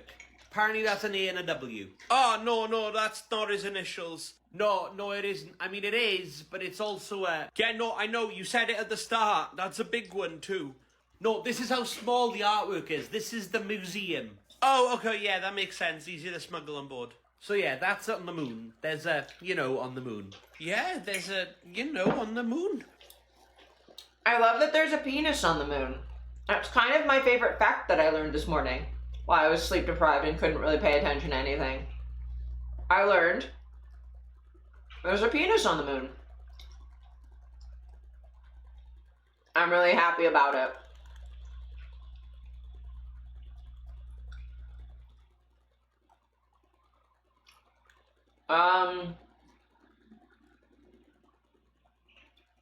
Oh, also, last day of August means it's the start of fall. I'm gonna be a problem about it. Ain't brat summer, nah, it's warlock fall. Casting sick ass spells, summon thick ass scrolls. Wearing dank ass robes, follow crystal balls. What are you talking about? Talking about magic, boy. Damn. Turn you into a frog type shit. Yeah.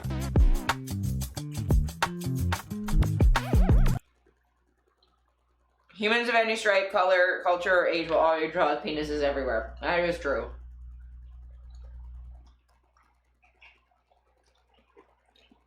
Speaking of culture, this meme has been going around and it's also amused me greatly.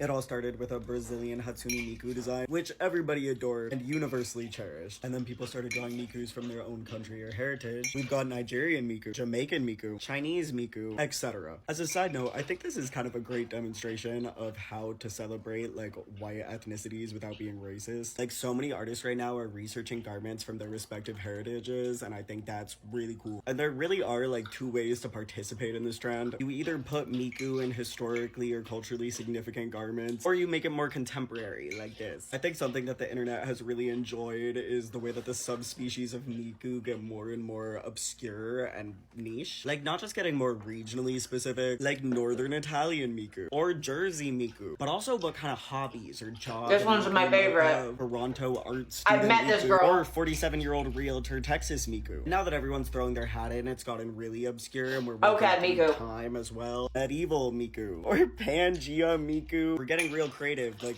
deconstructed Miku. If you want to look at a giant compilation of different Mikus, this person has an awesome thread on Twitter. I kind of want to draw Hapa Miku too. She'd have somewhere approximating this vibe, I think.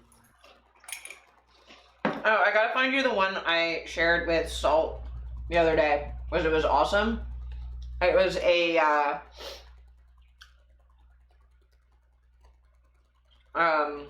Newfoundland Miku. And Salt had no goddamn idea what I was talking about. It was very funny.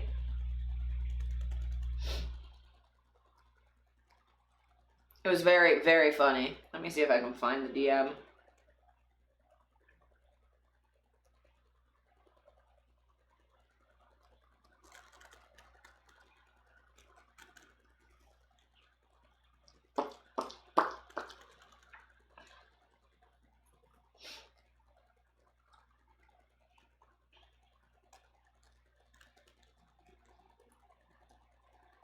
It's this one.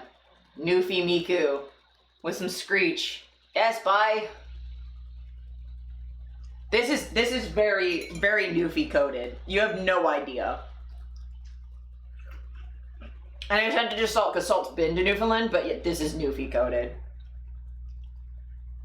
Oh my god, I should see if there's like another Toronto Miku.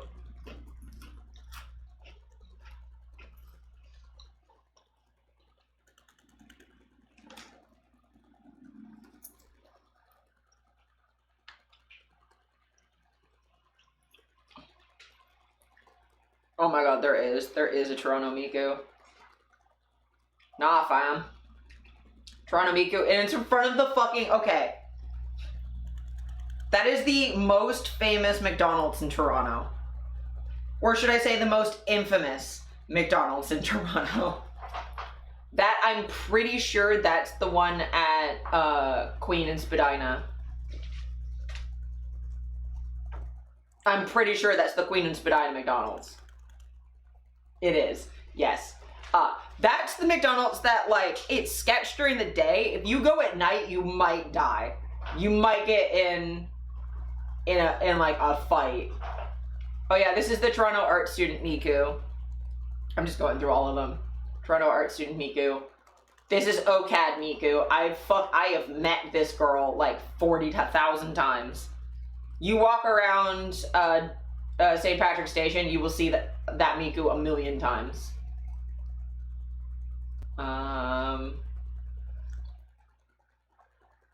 Oh my god. Another one. With her Presto card. At Union Station in the Canada Goose jacket. Oh my god. That is fucking incredible. I adore everything that's happening with this, actually. And I'm scrolling without you looking at it because, this is Twitter. Oh, here we are at Dundas Square in some North Face with some Timmies. And the Roots sweatpants. Yep, I've met this girl. I've also been to exactly where she's standing, like, this week.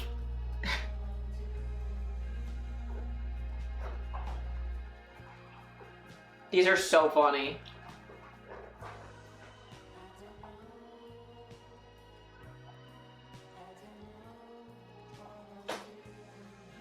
Oh, there's a Canada Miku at Miku Expo. Didn't know that was a thing, but here's the Canadian one with a hockey stick. With little moose horns, that's so cute.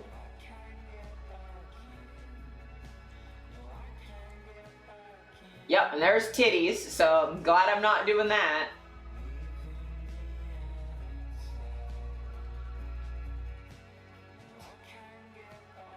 Yeah, all of these are extremely accurate. So wild. It's like every one of those I've met. And like recently. I haven't been to Union Station in a bit, luckily, but... Okay, we're gonna pivot into one last Canadian thing, and it's something that'll pivot us back into, I wanted to cover, you know, as in the stream title, I wanted to go over some of the DNC stuff from last week, like last weekend, because I got pissed about some of it, so we're gonna cover some stuff that I got pissed off about. But first, we're going to cover something else I'm pissed off about. I do not like Pierre Poilievre. Pierre Poilievre isn't Canada's Donald Trump. He's our J.D. Vance.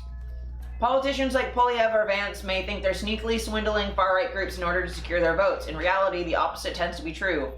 These fringe groups exploit politicians to simplify their views, edging them further into the mainstream. The tiger swallows the rider. Oh my god, I didn't mean to hit that.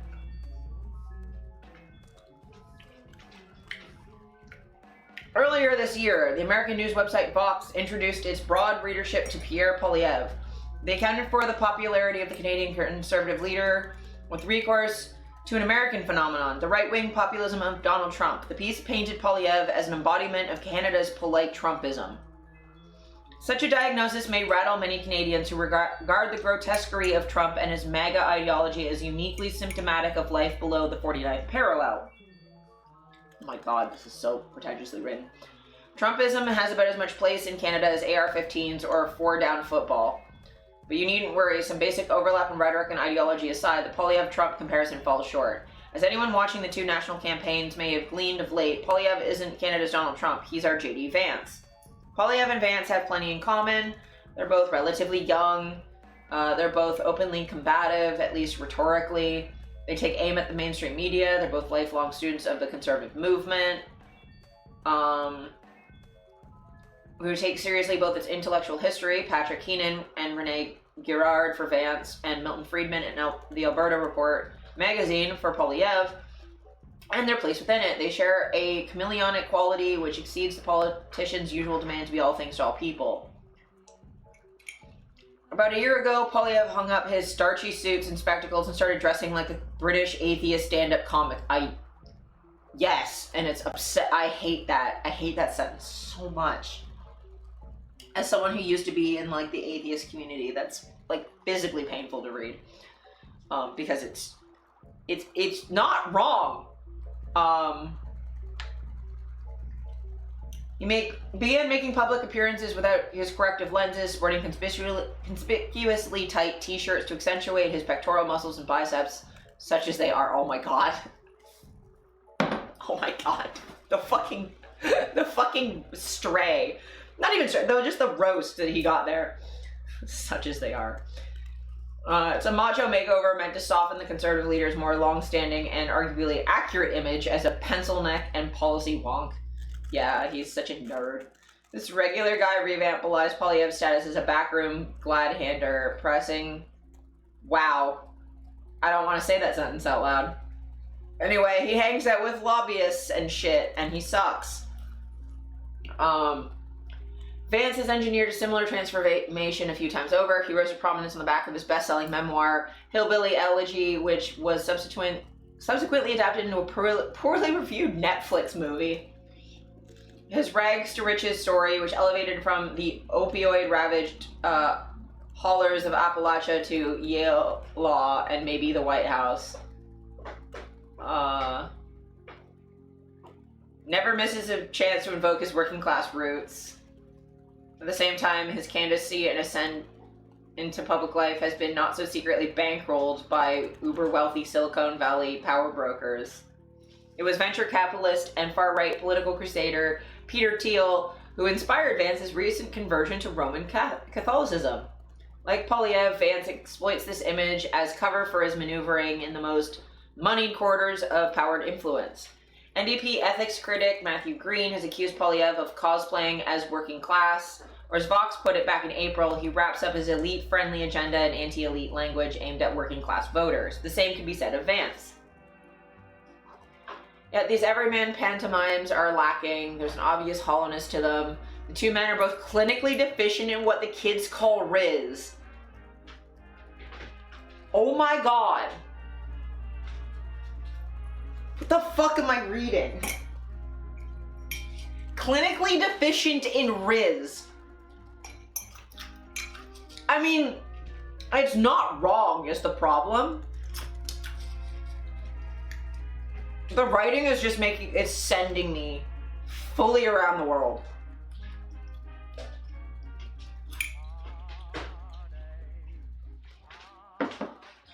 I cannot.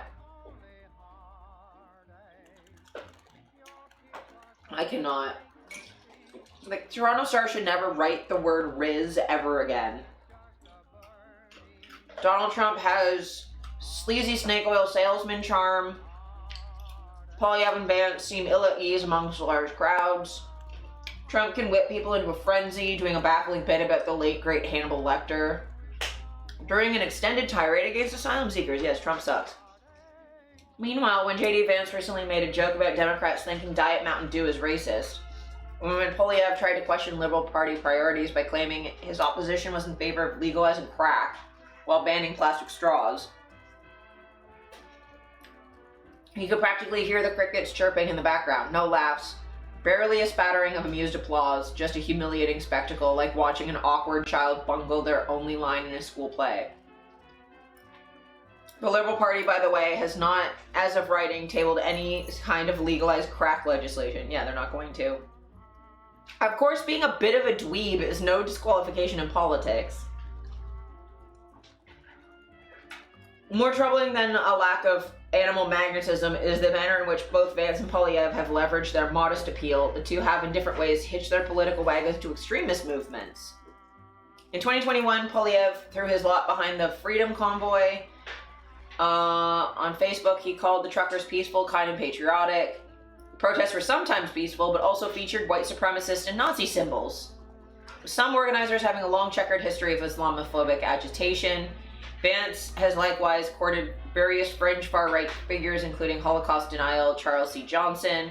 Recently, he blurbed a book by Jack Posobiec, an online troll, which we covered, who successfully propagated the conspiracy theory that top Democratic operatives were performing satanic child abuse rituals in the bowels of a Washington, D.C. pizza parlor. Yeah, as a Satanist, that doesn't annoy me at all. It's hard to know how sincere these alignments are. What seems more likely is that both men are riding the proverbial tiger of far-right provocation to appeal to these fringe demographics. I would disagree, actually, because J.D. Vance has hung out with the far-right for a very long time, and Polyev also has been courting... I mean, he had some, like Red Scare bullshit as his high school quote in the yearbook. Like, dude has been righter than his demographic for a while. But, maybe. Politicians like Polyev or Vance may think they're sneakily swindling these groups, but probably not. With being Canada, many of Polyev's political positions remain more moderate than Vance's or Trump's. They are no doubt differences, but the similarities are worth recognizing. Trumpism is loud, brash, nasty, and pretty much entirely un-Canadian. Its potential successor, a kinder, gentler Vanceism, is subtler, shiftier, and slightly more polished. The same politics of resentment and division, aged down and dressed up in a slicker suit. Or in Canada's case, a form-fitting black tee. Yeah, so like, comparing Polyev to Vance makes a lot of sense to me, not so much because of their particular policies, but because Vance is certainly more upfront with his right-wing bullshit. But they both have very similar ties to hate groups. Like, J.D. Vance is tied to the Heritage Foundation and Project 2025 and the Charlottesville folks pretty directly. Polyev has been hanging out with Diagolon, which is also a right-wing hate group, and also, I believe, has, like, I mean, he spoke well of the convoy protest, which is tied to, like, the Proud Boys and stuff. So, like, there's a lot of names that cross over between the two. So, like,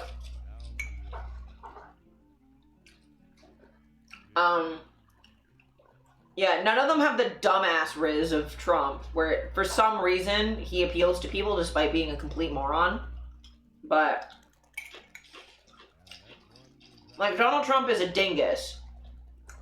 But, like, Vance and Polyev are trying to appeal to that without having any social skills whatsoever. Like, I've done better crowd work than Polyev, and that's kind of sad. With Polyev, it's also, like, pretty blatant grifting, whereas at least J.D. Vance... I mean... his hillbilly shit is definitely grifting. But... he at least seems to stand by his convictions a little more often. Which, by the way, not a good thing. But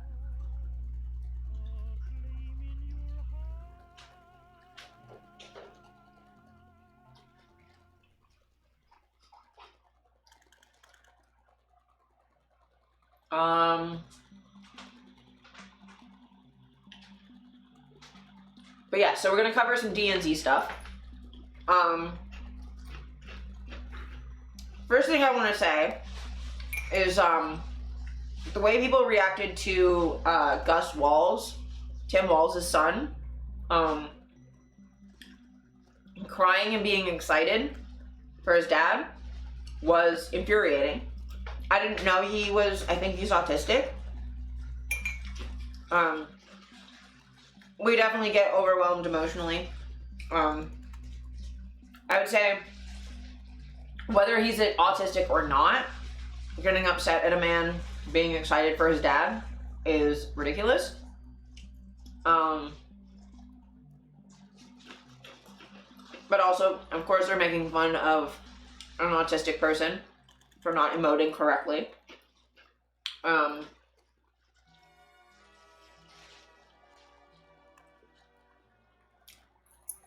But I saw this thread come up and I really liked it.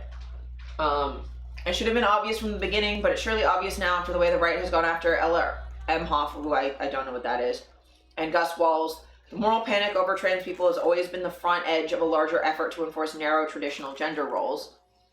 This should have been obvious from the beginning because, duh, every conservative reactionary fundamentalist movement in history has been obsessed with enforcing gender roles. The gender hierarchy is the hierarchy, the one in which all others rest. I would say no, but not entirely no. Ella Emhoff is just a perfectly normal woman, a model even. She just doesn't engage in the frantic, sweaty signaling of femininity that you see in, say, every woman at Mar-a-Lago.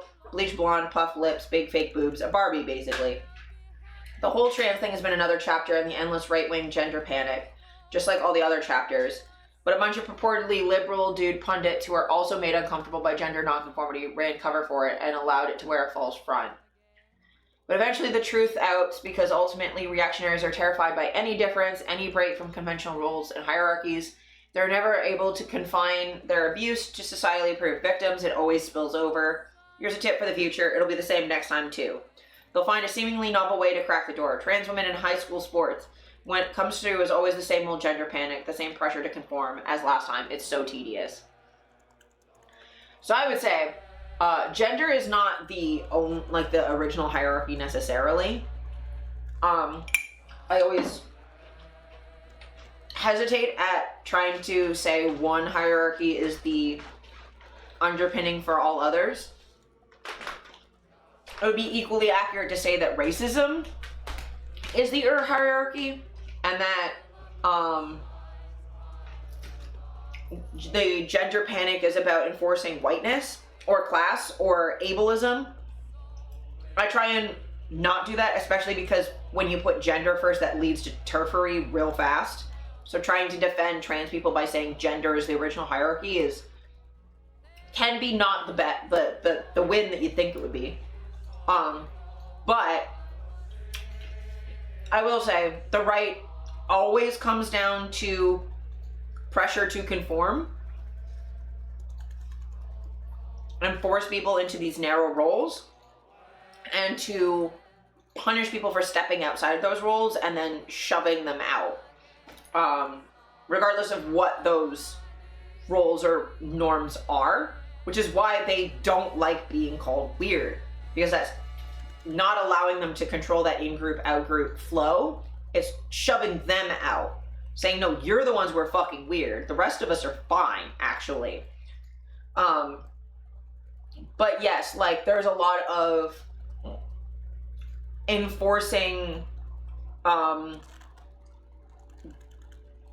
gender roles will never stop at trans people, when will always extend to cis people. It will always go, well, trans men aren't real men because they have girl emotions too. If you have girl emotions, you're not a real man. Therefore, if a man cries, he's not a real man. And, well, women are weak, second-class citizens, so a trans woman's not a real woman because she's strong. If you're strong, you're not a real woman. You're a professional athlete. Well, if you don't perform femininity correctly to make up for the fact that you're strong, then you're not a real woman. Because real women are weak.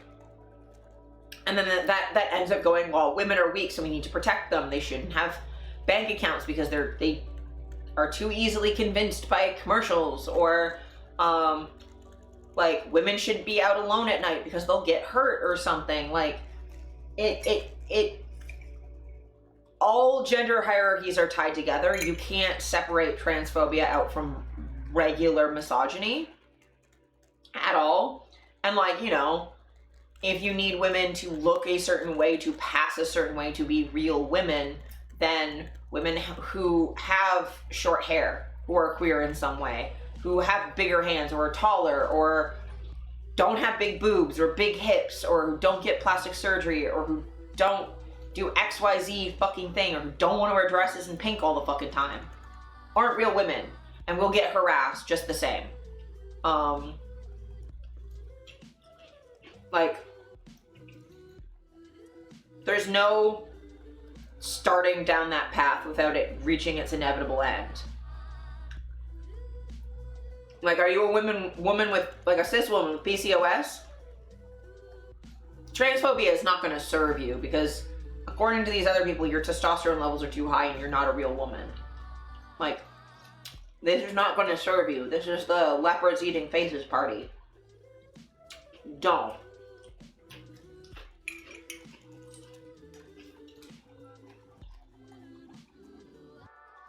But, like, this affects everyone eventually.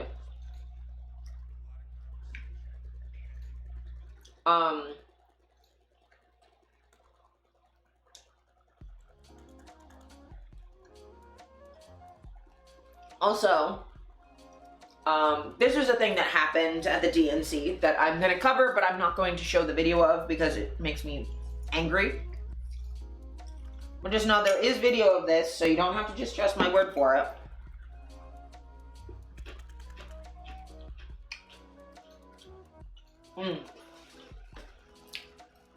This is my formal complaint to Harris and Jamie and the Democrats. Dated August 23rd. Dear Mr. Harrison, I, Nadia Ahmed, am writing to formally bring to your attention a series of distressing incidents that occurred during and after the DNC. These incidents demand swift and decisive action. It was an Islamophobic attack at the convention. On the opening night of the convention, I was the victim of a profoundly concerning Islamophobic attack as I peacefully protested the humanitarian crisis in Gaza. As an elected member of the DNC from Florida, I was holding a banner with the words "Stop Arming Israel" when I became the target of unprovoked aggression by 5 members of the Laborers International Union of North America. The individuals involved in this assault were Brent Booker, Michael F. Sabatoni, Michael E. Hellstrom, Oscar De La Torre, Scott Gustafson. So all from that. These men not only displayed physical aggression, but their actions were wholly contrary to the values of our party. I was physically assaulted by 3 men while 2 others forcibly removed the protest banner from my hands.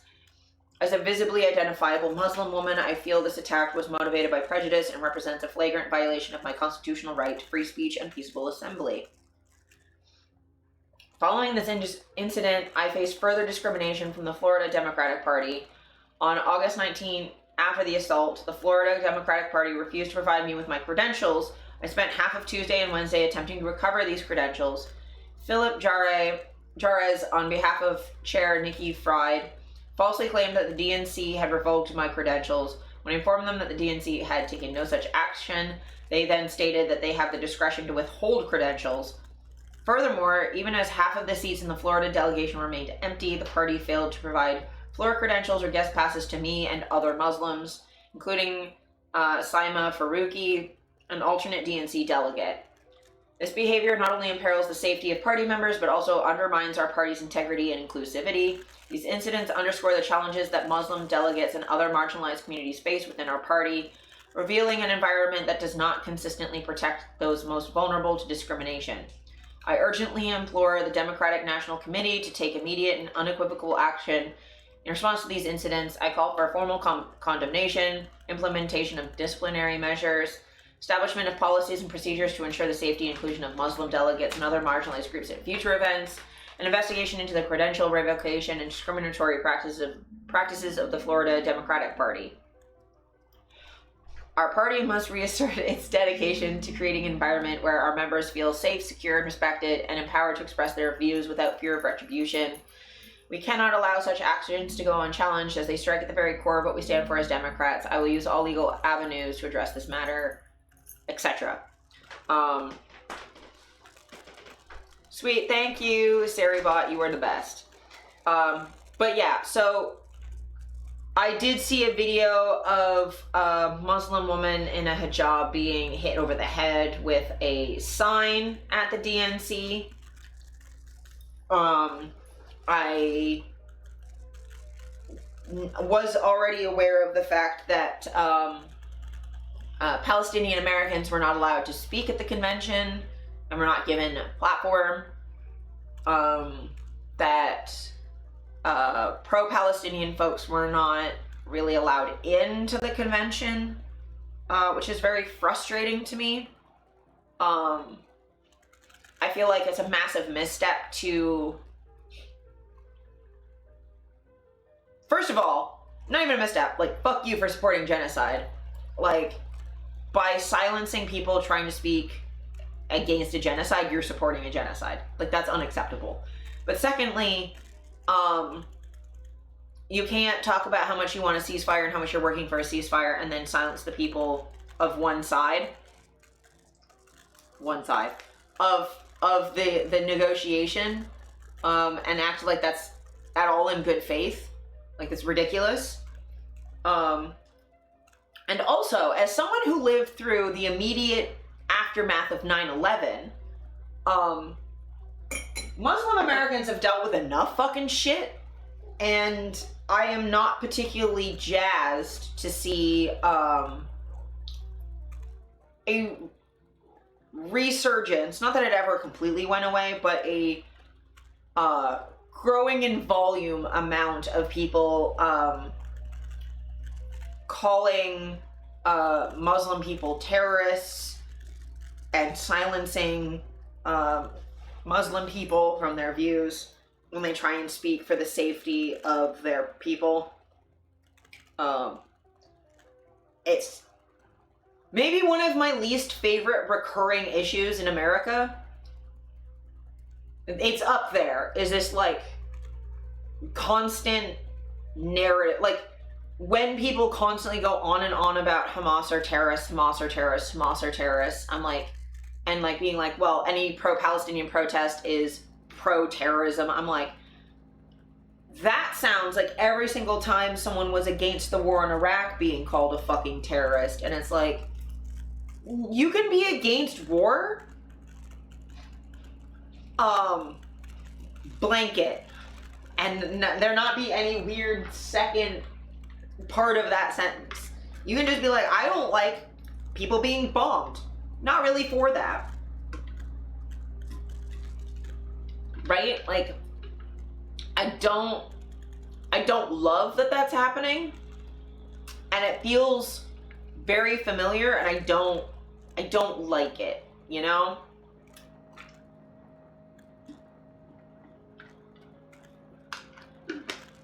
I just wish we could, like, learn and then stop doing that again, you know? I've lived through this once.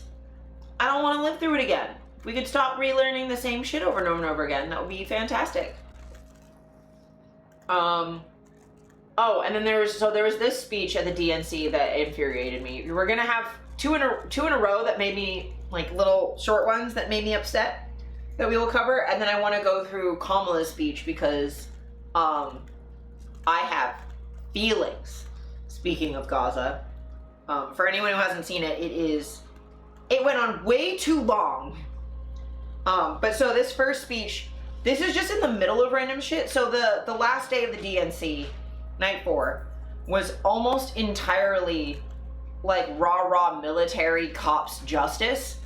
And as someone who see ya, have fun. Sorry, Steph's just leaving. But as someone who has like a idea of justice that's not punishment-based, that's more into restorative justice, this was very frustrating to me. It's very frustrating to watch. I'm glad I watched it through a stream with someone else, because watching this, like, raw dogging the DNC day 4 would have, I don't know if I would be mentally well right now. Not that I'm ever mentally well, but, so this comes in the middle of a bunch of cops talking, and I was like, from her introduction, I was already concerned and worried. Good evening, Chicago. I'm Courtney Baldwin. In 2013, I was sold for sex in cities across California. So this is the part where I was already going, oh no. Oh no, I'm concerned. So. By a trafficker who controlled every aspect of my life. During those dark moments, I held on to hope that one day I'd be seen as more than a victim, that I could pursue my dreams. So, and the reason that I was like, I'm worried is because with Kamala's history with sex work, specifically, and the constant conflation of trafficking and sex work, I get very worried when trafficking activists speak, especially, obviously not all, there are some that are actually good at walking the line and understanding the difference between their experience and what sex workers deal with, just like, you need to have that nuance as a sex worker activist as well, but I just get worried. Whether she was gonna say something where people were gonna take things the wrong way, I was just like, I'm concerned and worried. So. And that my trafficker will be held justice. I didn't know it yet, but waiting for me on the other side were people who were fighting for survivors. One of them was Kamala Harris. As California's Attorney General, she fought Backpage.com, the website. So this is when I got actually, as soon as she said the word Backpage, I was immediately upset. So, I'm gonna back that up. I'm not gonna pause again. I'll let this play this to the end, and then I will rant, all right? Backpage.com, the website that let me and thousands of others be bought and sold. She filed criminal charges against its owner that shut down the website for good. No one has ever done that. Vice President Harris is fearless, compassionate, and she still gives me hope. She's protected people like me her whole life, and I know she'll fight for us all as president. Thank you. So first of all, right? First of all, Kamala Harris did not shut down Backpage. She didn't. She started the process.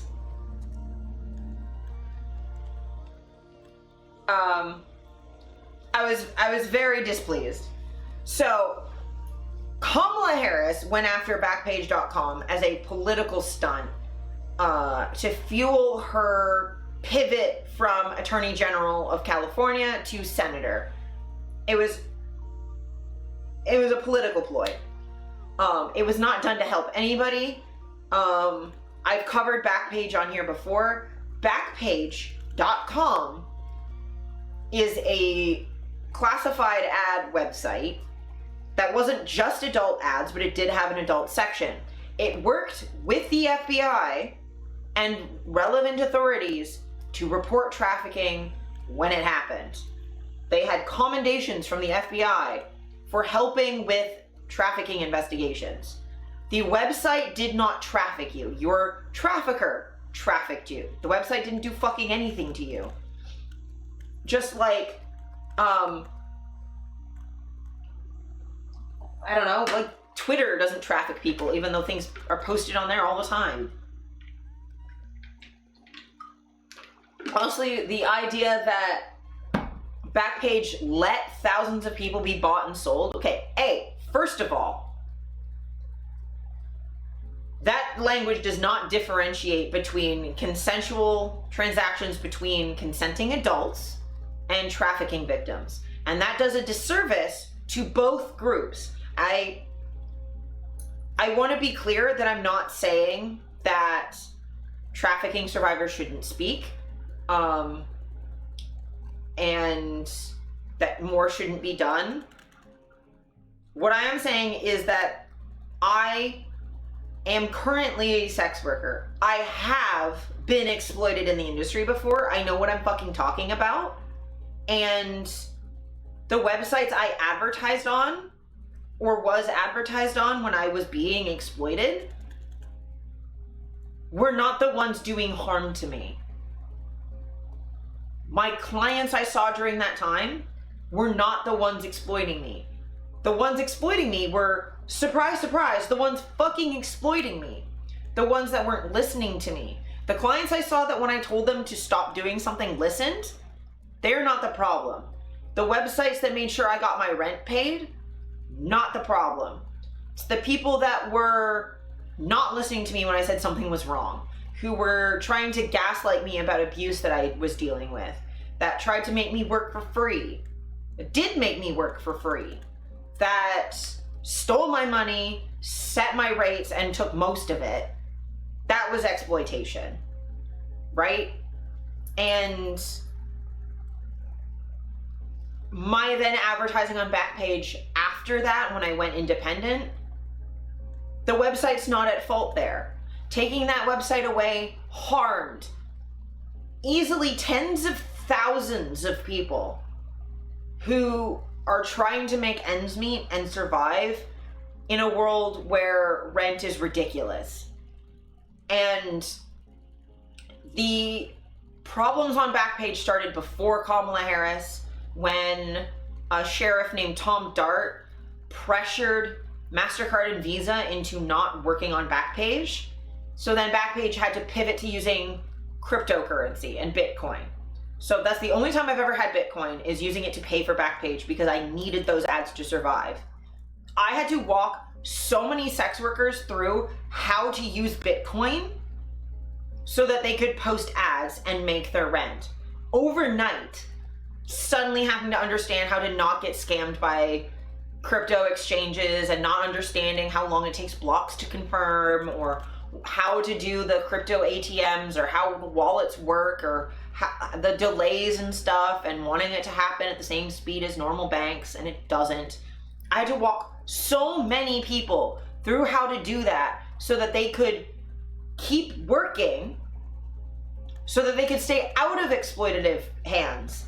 Because when that change happened, Backpage switched to Bitcoin, traffickers tried to charge people to give them lessons in Bitcoin, or offer to do their postings for them because they knew how to do Bitcoin, and went, oh, instead of teaching you how to do Bitcoin, I'll post your ads because I have a wallet and I'll just do it for you, but you have to give me some of your earnings. That is trafficking. That's exploitation. That right there. That sheriff that pressured Visa and MasterCard off of Backpage fueled trafficking. When Kamala, and then later another investigation went after Backpage, and Backpage got shut down, immediately actual pimps were in my fucking DMs telling me they could get clients from me. They knew where clients were now that Backpage is gone, and sex workers had nowhere to go. Because there were no alternatives. We all were on Backpage, and when Backpage was gone, we had nowhere to go. Traffickers exploited that situation and then exploited sex workers. They went, hey, you need your rent paid, and your fucking entire industry was rug pulled out from under you. Okay, cool. Instead of posting on Backpage, I'll get you clients. That fueled trafficking. Taking down Backpage immediately fueled trafficking. And this is not me speaking secondhand. Firsthand, I saw it happen. These were in my DMs, my friends' DMs, my partner's DMs, people trying to tell us they could get us clients. And I was lucky enough to have a couple regulars at the time and a second job, so I was okay. There were people who weren't okay, who were trafficked because of Kamala Harris. Kamala Harris single-handedly, with that action of going after Backpage again and starting the chain of legal proceedings that eventually took down Backpage, fueled trafficking. Kamala Harris has blood on her hands for what she did with Backpage. And literally saying the word Backpage.com on the DNC stage is after sneering Stormy Daniels' profession for 3 days, is unacceptable. I'm so fucking mad. Did they have a single sex worker speak that entire convention? No, but they'll have some trafficking survivor advocate that I Googled. No evidence of her ever doing any advocacy of any note that helped anybody. She spoke at a couple things a handful of times. This is like her only major appearance ever. She hasn't done shit for anybody. And it's like, if your only advocacy is going to be talking about, oh, Backpage is gone, so I feel justice because that's the website I was advertised on, fuck you. You don't actually understand what fuels trafficking then. I feel bad for what happened to you, but oh my God, you're putting your own pain ahead of the safety of tens of thousands of other people, and that is ridiculous. And I'm sorry I'm getting so heated, but like, I lived through that. I lived through all of that. And it's infuriating to me to watch things get rewritten in front of your eyes that you lived through. And like, I've seen that with a bunch of other stuff lately where people are like memory holing like what happened during 9/11 and after that and the war in Iraq, and that like they're acting like everyone was fucking against it. No, all of America was for it. I remember sitting here in Canada and it being like a big deal that we didn't go to war with them.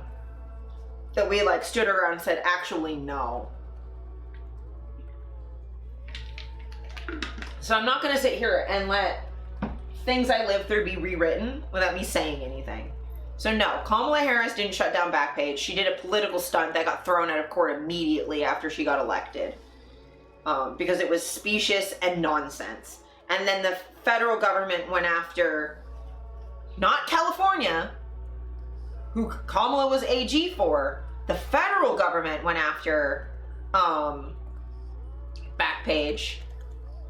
And that trial got thrown out as a mistrial because they kept bringing up child sex trafficking, which was unrelated to the actual charges. All of the charges got thrown out except for one count of money laundering. That also, and the feds are asking for 20 years in prison. I've got it pulled up right now. They're asking for 20 years in prison for a 76-year-old man for money laundering. Money he laundered from a legal business he owned. That he was just transferring to a European account, specifically because the feds went around and illegally pressured the banks not to work with him. So, yet again, we have law enforcement forcing someone to be debanked, and then when they find an alternative to fucking survive, that being used against them. Because when Backpage pivoted to Bitcoin to survive, the government went, see, they're using Bitcoin. Bitcoin's only used by criminals. They're only used by criminals, so they're obviously criminals. I'm like, no, they're used by criminals because they don't have access to regular banking. You know what else Bitcoin was used by? Other sex workers, marginalized people who don't have access to regular banking. It doesn't work, but it was a reasonable stopgap at the time because Bitcoin prices were low enough and stable enough that it was okay. But like, Jesus Christ, like, financial access and banking is a human right, and debanking people is violence. So this situation is literally a old man journalist trying to move his fucking money to another account so he can survive, with the full cooperation of his legal representation and full filing with the IRS. it's not laundering if he's disclosing it, you know?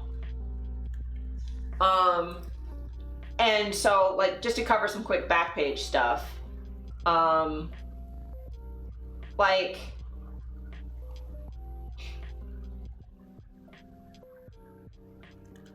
it 20 years is an insane ask for someone whose only conviction is for one nonviolent crime, especially considering the circumstances. The context for the international concealment money laundering conviction is critical, writes Lacey's lawyers in a motion seeking a less severe sentence.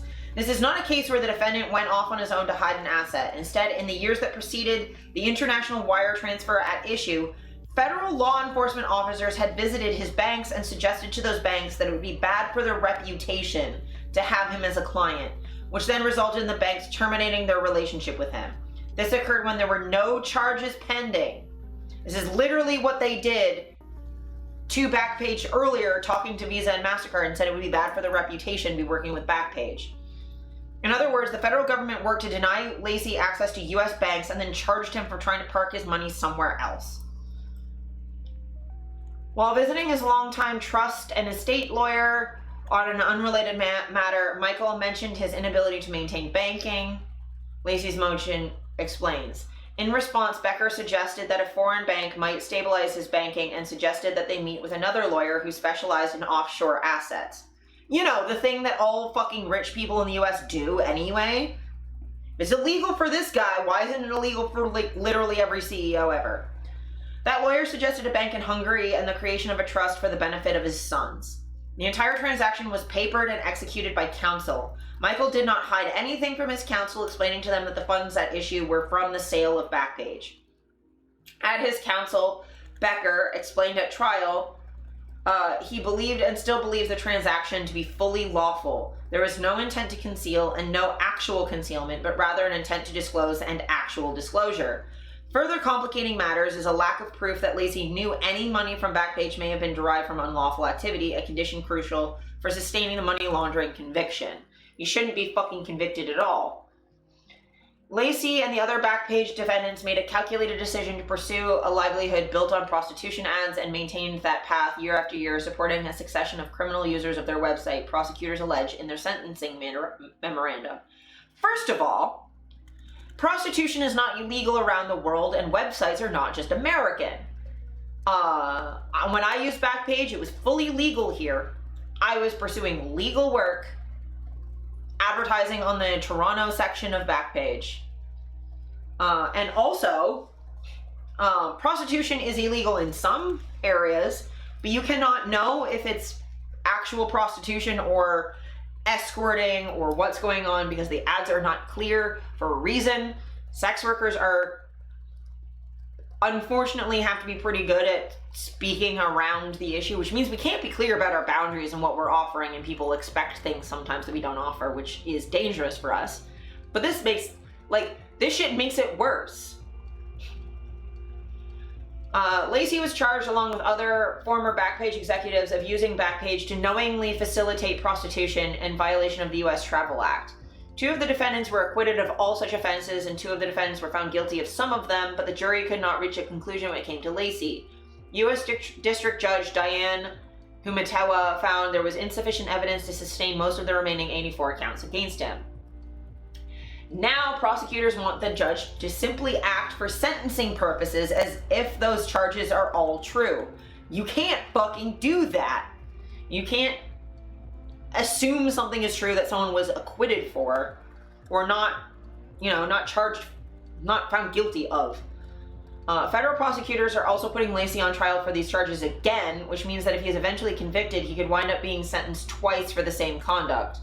The conduct pertaining to the unresolved count should not be considered because if Michael's sentence for the one count is increased based on that conduct, and if there should be any convictions pertaining to that conduct on a third trial, he would be punished twice for the same conduct in violation of the double jeopardy clause.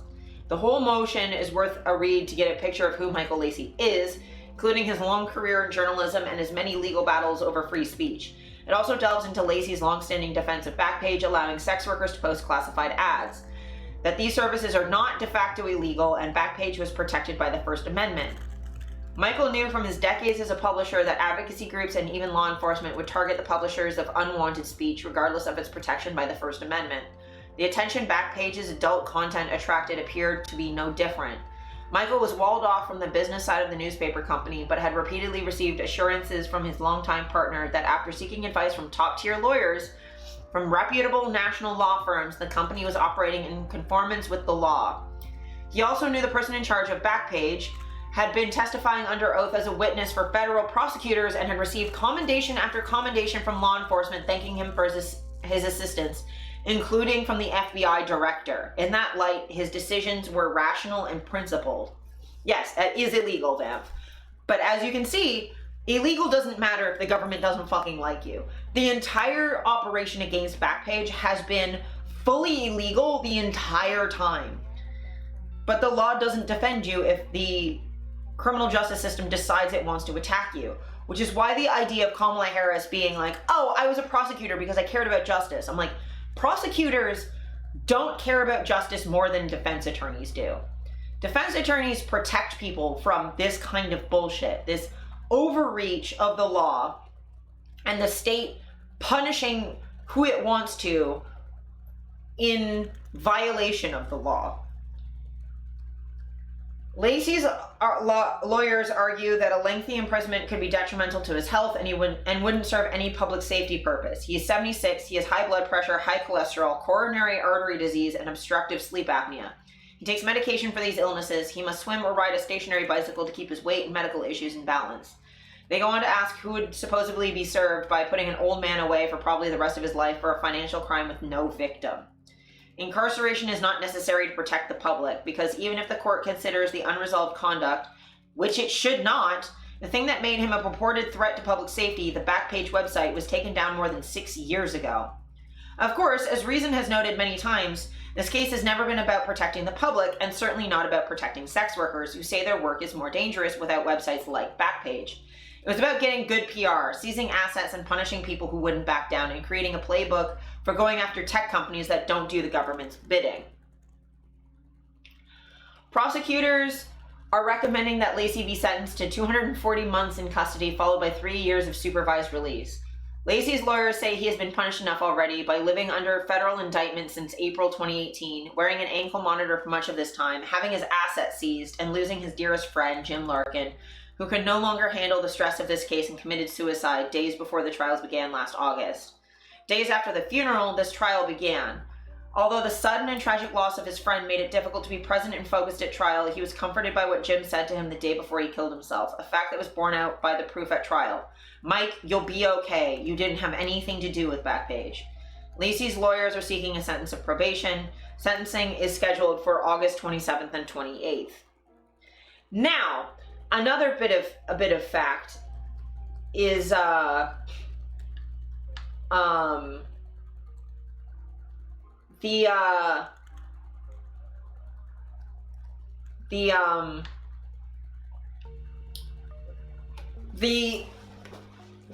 legal thing I dealt with was from someone who the delay in arresting him was because he fled to the US and committed crimes there.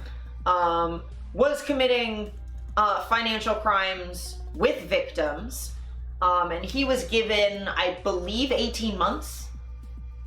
And then he got deported back to Canada, where he started sexually assaulting people. And after sexually assaulting other people and me, he got probation, not seeing any jail time for assault. So again, I'm for restorative justice, right? But I don't understand why this old man is getting more time in prison for a financial crime than the person who assaulted me is getting for assault, or got for a victim financial crime. I don't really get it. Because the thing is, the justice system is not based on protecting the public. Because if it was about protecting the public, you would never have wasted resources going after Backpage. I do no brownie points. You do what? Sorry, context is hard. My brain is in full rant mode. But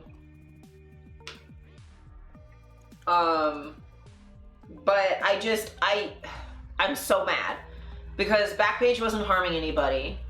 I understand why the actual criminal got a lesser sentence. Yeah. Well, yeah.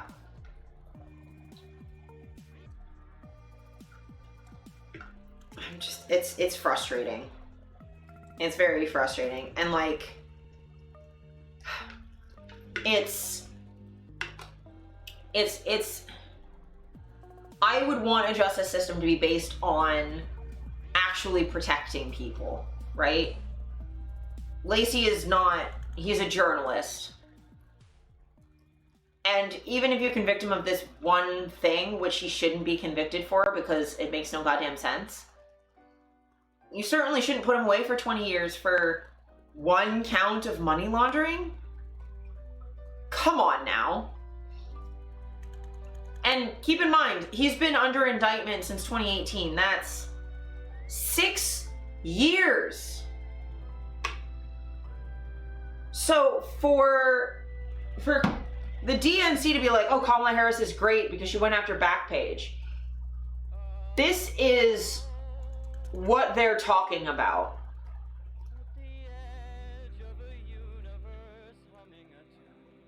Like, they're trying to play up this case, which is a blatant miscarriage of justice. Justice would have been understanding that you wrote the fucking laws. The law says that their speech is covered by the First Amendment. You want to change that, but that has nothing to do with them. They're following the law.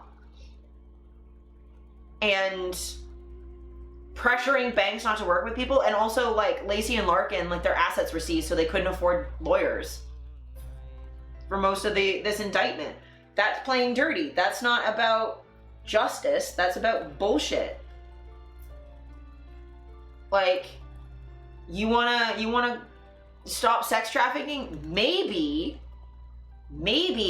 go after the reasons people are vulnerable to trafficking in the first place, which is, fun fact, housing insecurity, addiction issues, violence at home, especially for youth trafficking. A lot of that is children running away from home and not having any way to earn an income and trading sex for money. Youth homelessness, homophobia and transphobia, because again, kids running away or being disowned by their families, or child abuse more generally, because sometimes people are trafficked by their own family members or their partners, addressing domestic violence. Shit you should be addressing anyway. Like, lack of affordable housing, lack of disability services, because a lot of disabled people get into sex work and then get exploited. Lack of immigration justice, because again, people come here and then have to do sex work or get exploited because they don't have translation services, or they don't have a legal way to get over here and they need to as refugees, and then they get exploited when they get here, not just in sex work. Like, you want to stop sex trafficking? Go right ahead. I would love for you to actually give a shit about sex trafficking, but instead you constantly say you care about sex trafficking and then just attack sex workers, which is wasting money by hurting sex workers and does nothing to actually help trafficking survivors, people in trafficking. It doesn't help people with exploitation in any labor at all, certainly not in sex work, because we can't go to you for help. It's fucking infuriating.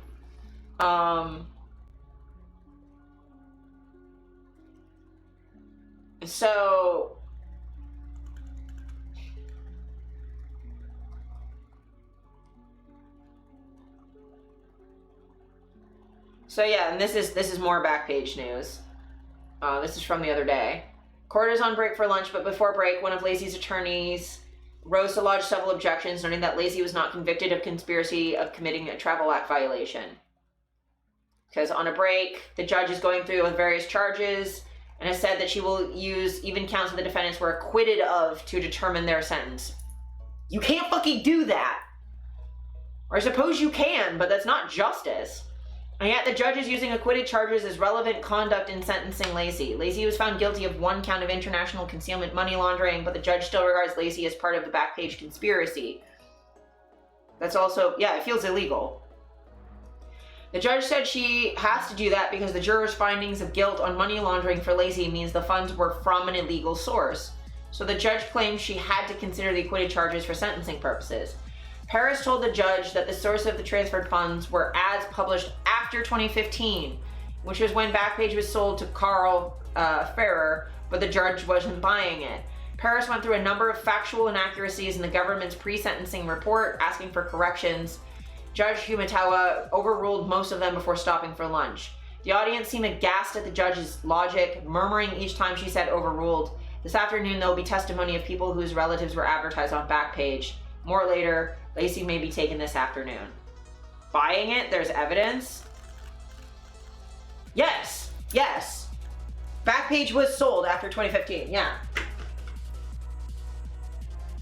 I believe Carl is one of the people indicted as well. And also, if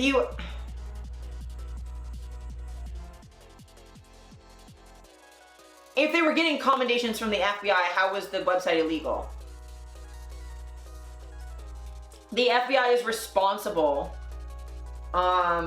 for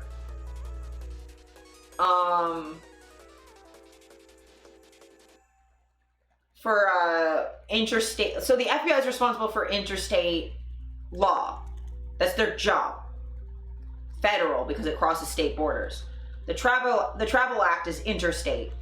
It prohibits interstate whatever. So if the FBI director is giving commendations to Backpage for cooperating in trafficking investigations, and by the way, also starting them by going, this ad looks sketchy, I'm going to forward it to the FBI because it seems bad. I was already mad, but I'm only getting madder. Like, this was already unethical, obviously, but they aren't even pretending to follow their own goddamn rules. They're not. It's ridiculous. So I haven't looked into more. Let me just quickly check. Oh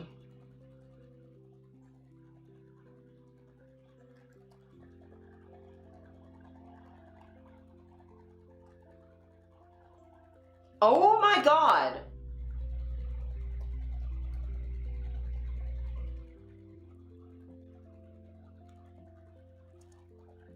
Okay.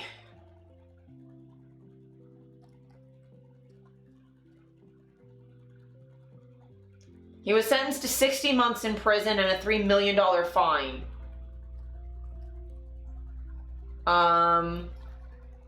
For being co-owner of a classified listing site. For over 50 years, Jim Larkin was my friend and business partner. His suicide is the tragedy of this prosecution. Larkin consulted with the nation's finest First Amendment attorneys throughout the history of Backpage, and I believe he's always followed the advice of the lawyers. That's just who Jim was. Law enforcement testified in court that they could not arrest anyone based upon the ads in Backpage. Nonetheless, within the 30 million ads annually, there are people with stories that are difficult to hear without heartache. It is also true that I made no decisions regarding Backpage. It was a business and I did not work in business. I ran the journalists and editors. I wrote a considerable amount of columns and articles. Our writers won more than 3,800 awards, including a Pulitzer. Much has been made that I opened a trust in Europe for my children. These funds were transferred at the suggestion of attorneys when FBI agents intimidated American bankers from doing business with me. I was found guilty on 1 count of concealment. This is simply a mistake. Nothing was concealed. My lawyers filed a notice annually with the same federal government that is now prosecuting me. The government knows exactly how much money is in the account and where the account is. I have known fellow defendants Scott Spear and Jed Brunst for decades and know them to be both honest and honorable. The accusations against them are astonishing and flat wrong. Michael Lacey, former executive editor, Village Voice Media. Important to know, Michael Lacey is a journalist. He wrote for Village Voice, which Backpage was invented. Basically, Craigslist was out-competing the classified ads in the back of their newspaper, so they made Backpage.com online to fund their newspaper, their local weekly newspaper. This is the Like, it's called Backpage because, for anyone who's not old enough to know, the backs of newspapers used to have classified ads in them, where you could get sex work ads, you would get personals listings, you would get massage parlors, you would get fortune tellers, and couch upholstery, and handymen, and, like, lawyers. You'd have all sorts of stuff back there. And Backpage.com was no different. It had sections for everything. Yes, it had an adult section. But it also had, like, you know, I'm selling my couch. It was like a classified listing site. And Lacey was a journalist. This is ridiculous. It makes me so mad.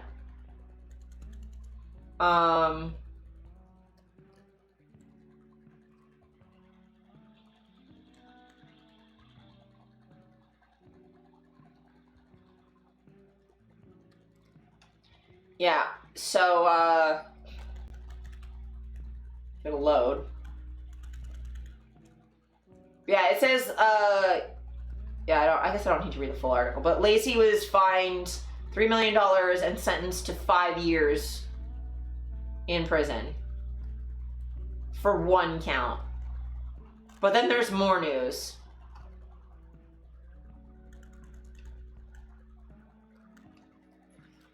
Prosecutors are not waiting for journalist Michael Lacey's appeal to retry him on 34 outstanding counts. Read Backpage. Apparently the death of Jim Larkin and a 5-year sentence and a $3 million fine for Lacey is not enough blood for the Justice Department.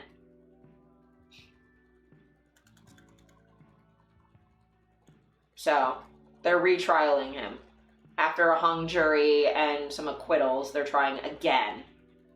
How many trials can one man get? 2 were hung juries and they found him guilty of 1 charge out of dozens. That's it. Fuck the Department of Justice. Yeah, he has no time to, like, figure anything out. I'm so goddamn pissed. So this is what Harris wants. This is the part of her record that she wants.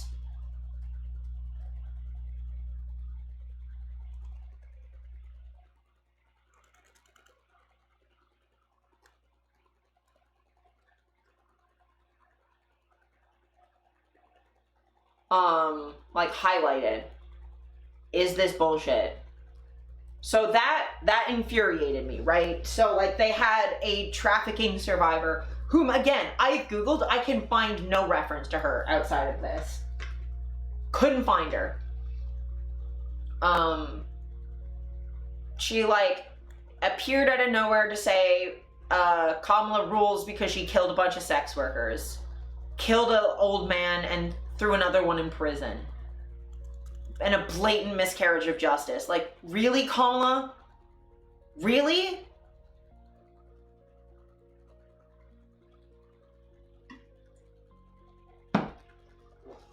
So, that made me very mad. I don't think you can blame me for being mad. And somehow it got worse from there.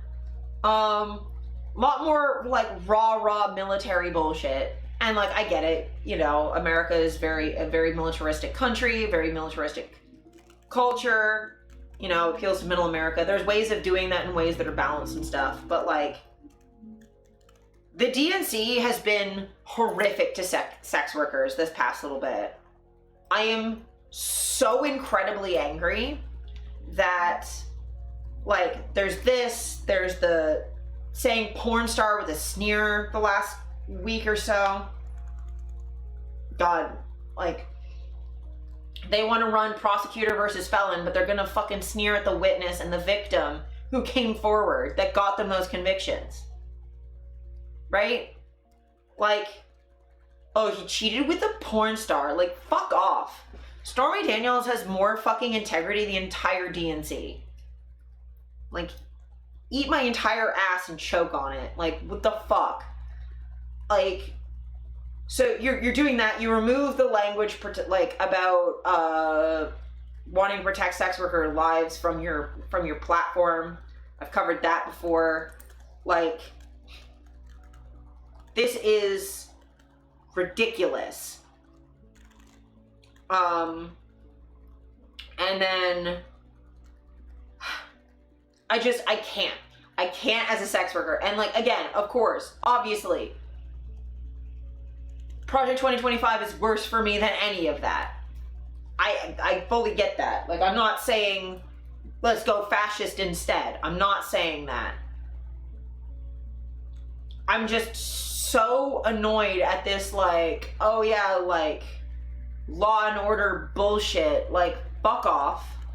You don't care about marginalized people. Sex workers are, which the DNC platform, before they changed it a couple weeks ago, used to say even, sex workers are majority trans women and women of color, marginalized people at risk of violence, whose lives need to be taken, like, protected. Law and order is great when serving the public and not corrupt. Yeah. Like, if the law was well written, which it absolutely is not, and was not designed as it is to control people, but yeah, this is not that. I'm just so actually upset. And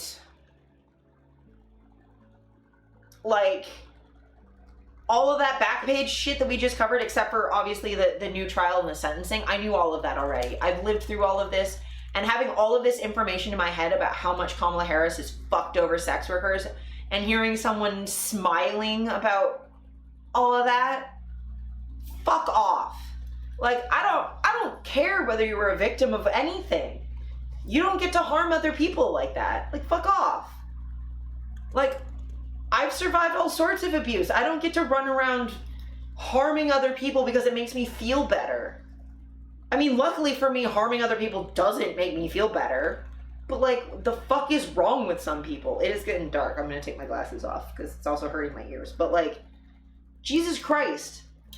Like, I just don't get it. And at no point will I ever, like, understand, like, sitting there with a smile on your face, talking about a website that people use to stay alive. I just don't understand. I do want to set the world on fire, actually, music.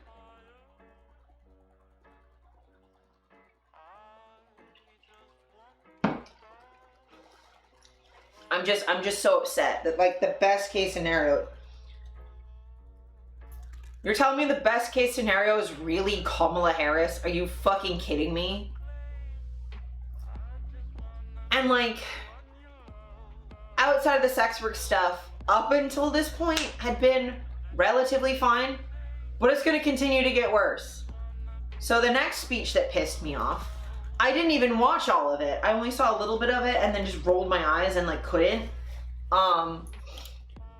So first of all, they had this sheriff speak. Not that it makes the actions better, but to be proud and shout it out loud is so... Well, it means that they don't even understand that they did anything wrong. It means that they're not going to change. And it's so ridiculous.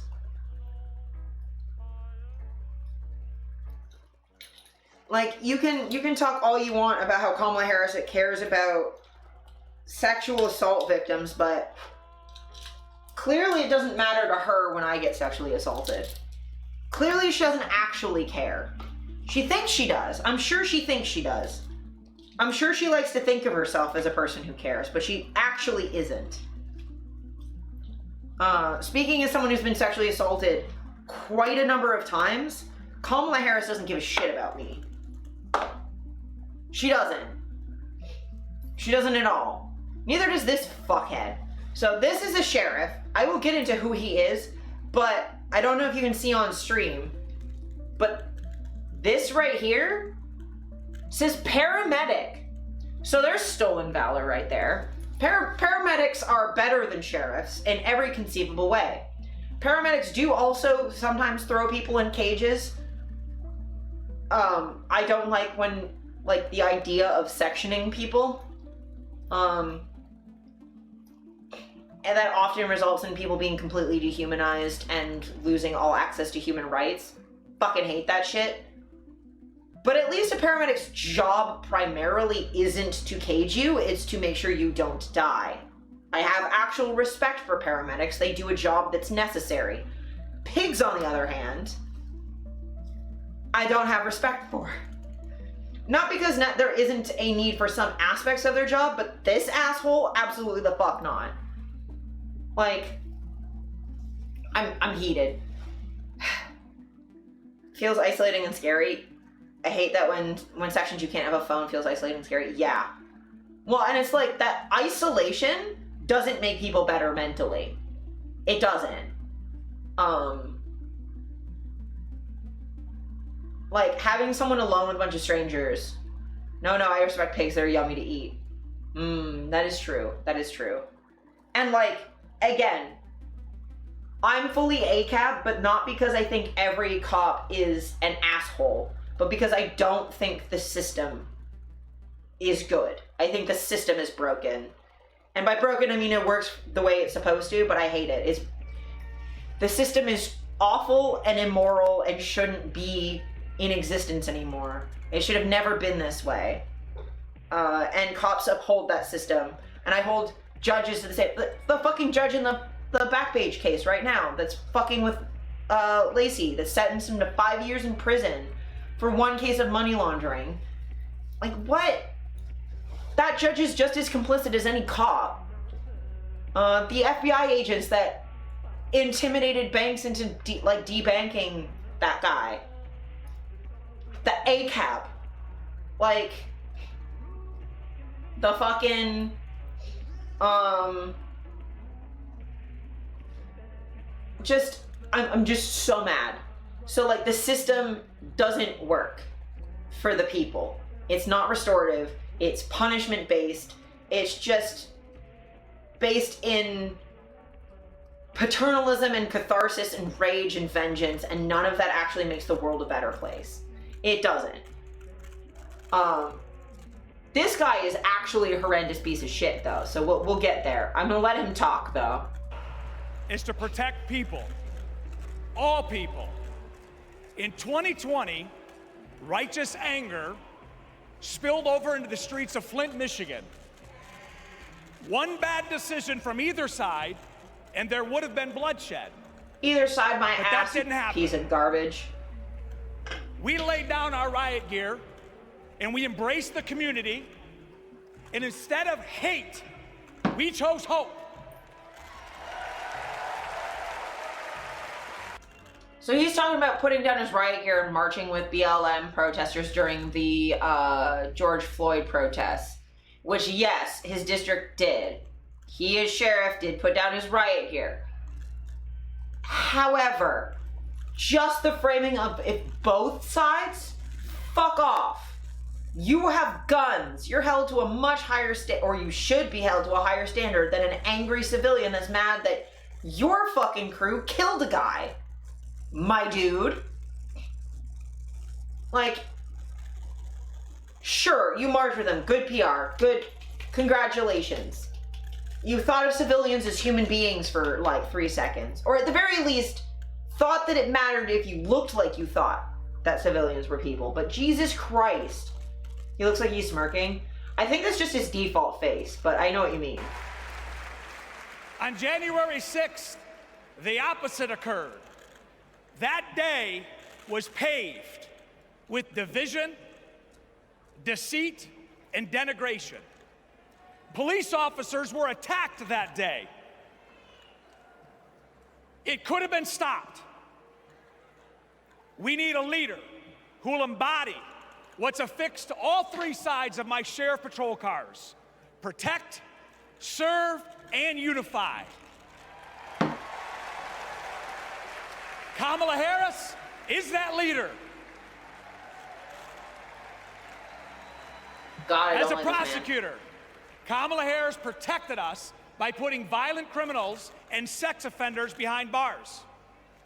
If I was in a courtroom, she's exactly the tough prosecutor that I'd want to see. As vice president,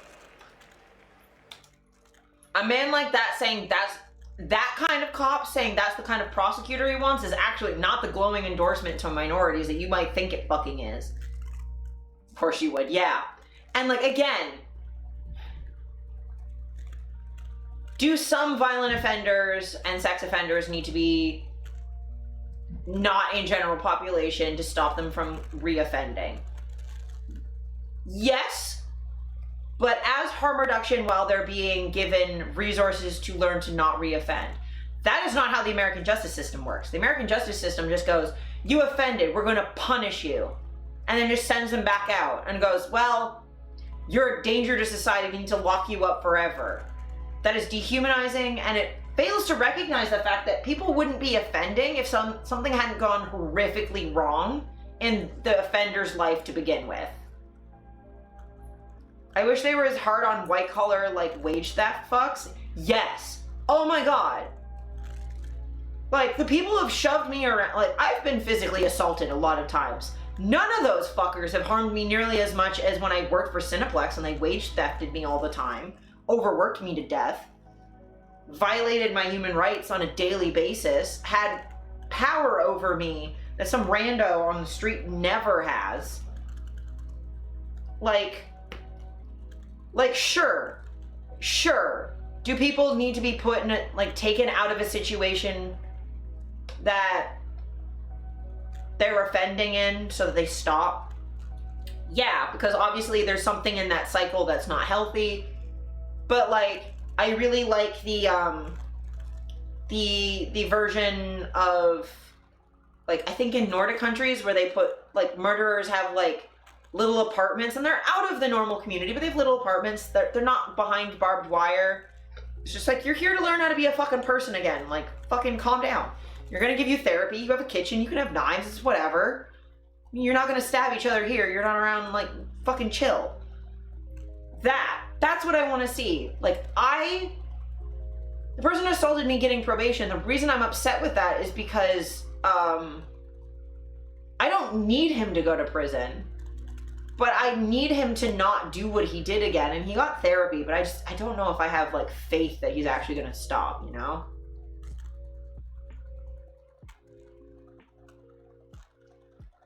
Because the whole system, like, it's not even that I don't think he'd be capable of it, it's that the whole system lost my trust. Not that it super had it to begin with, but I had some hope.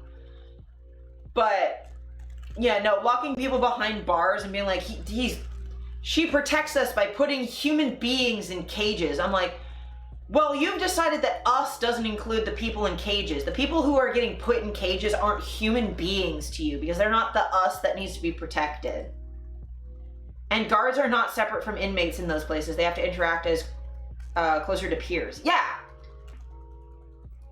Some punishment, some therapy, some reintegration. See, I would say I don't need any punishment. I don't need punishment. I want the compassion to be like, you did this. What the fuck is wrong? What happened to you that you think this is fucking normal? Right? Like, I don't need punishment. I don't need the person who assaulted me to be punished. I don't. Completely uninterested. The system tried to make me act like I did, but I don't care. I don't need punishment. I don't need my mom punished. I want her to be a better mother. And she did that work. I don't need her fucking punished now. Wouldn't have done anything to protect me to take her away. The system never did fucking anything for me when I was a kid. They just made shit worse. I did more for me and my mother than the system ever did. So yeah, the idea of locking people in cages and saying protecting us by locking away these offenders, well, the offenders aren't us. They're not like us. They deserve to be in prison. They don't deserve protection either. And it's like, I hate to fucking tell people, but the majority of people who offend to get, like, are having terrible lives.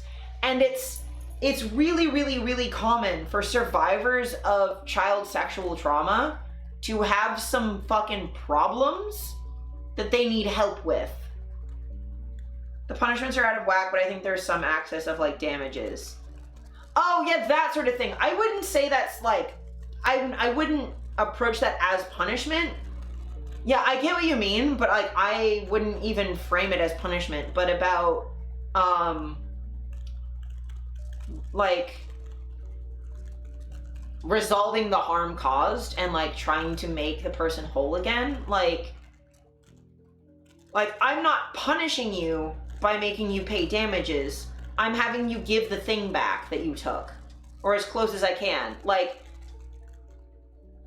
if I, you know, Vampy, you and I are siblings. If I took a toy from you when we were kids, right? It's not punishing me to take it away from me and give it back to you.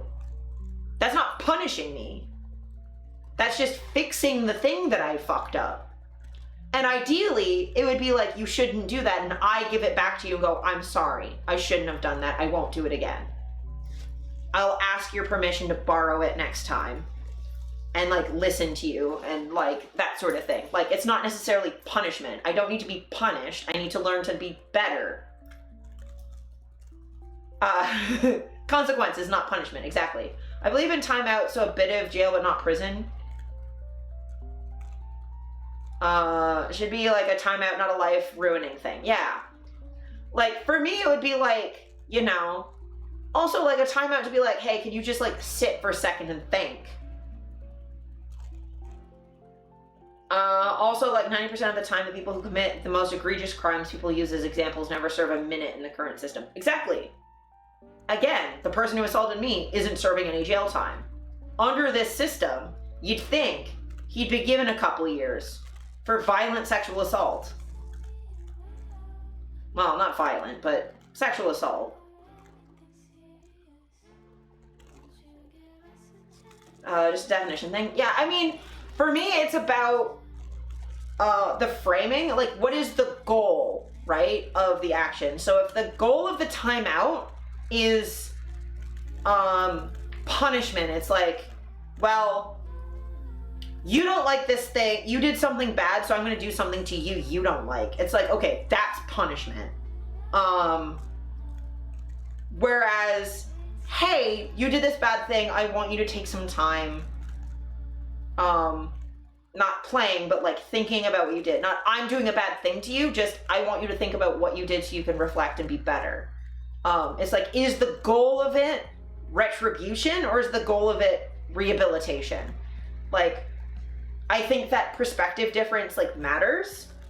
I really do think that like coming into a situation being like the situation with me and my mom, like the goal of telling my mom that I hated her and what she was doing to me was hurting me, wasn't to hurt her feelings.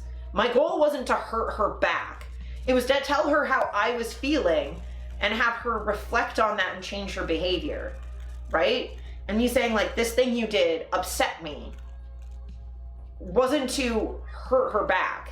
And I think if I had gone into the situation with, I want to hurt you the way you hurt me, we wouldn't have the relationship we have now, right?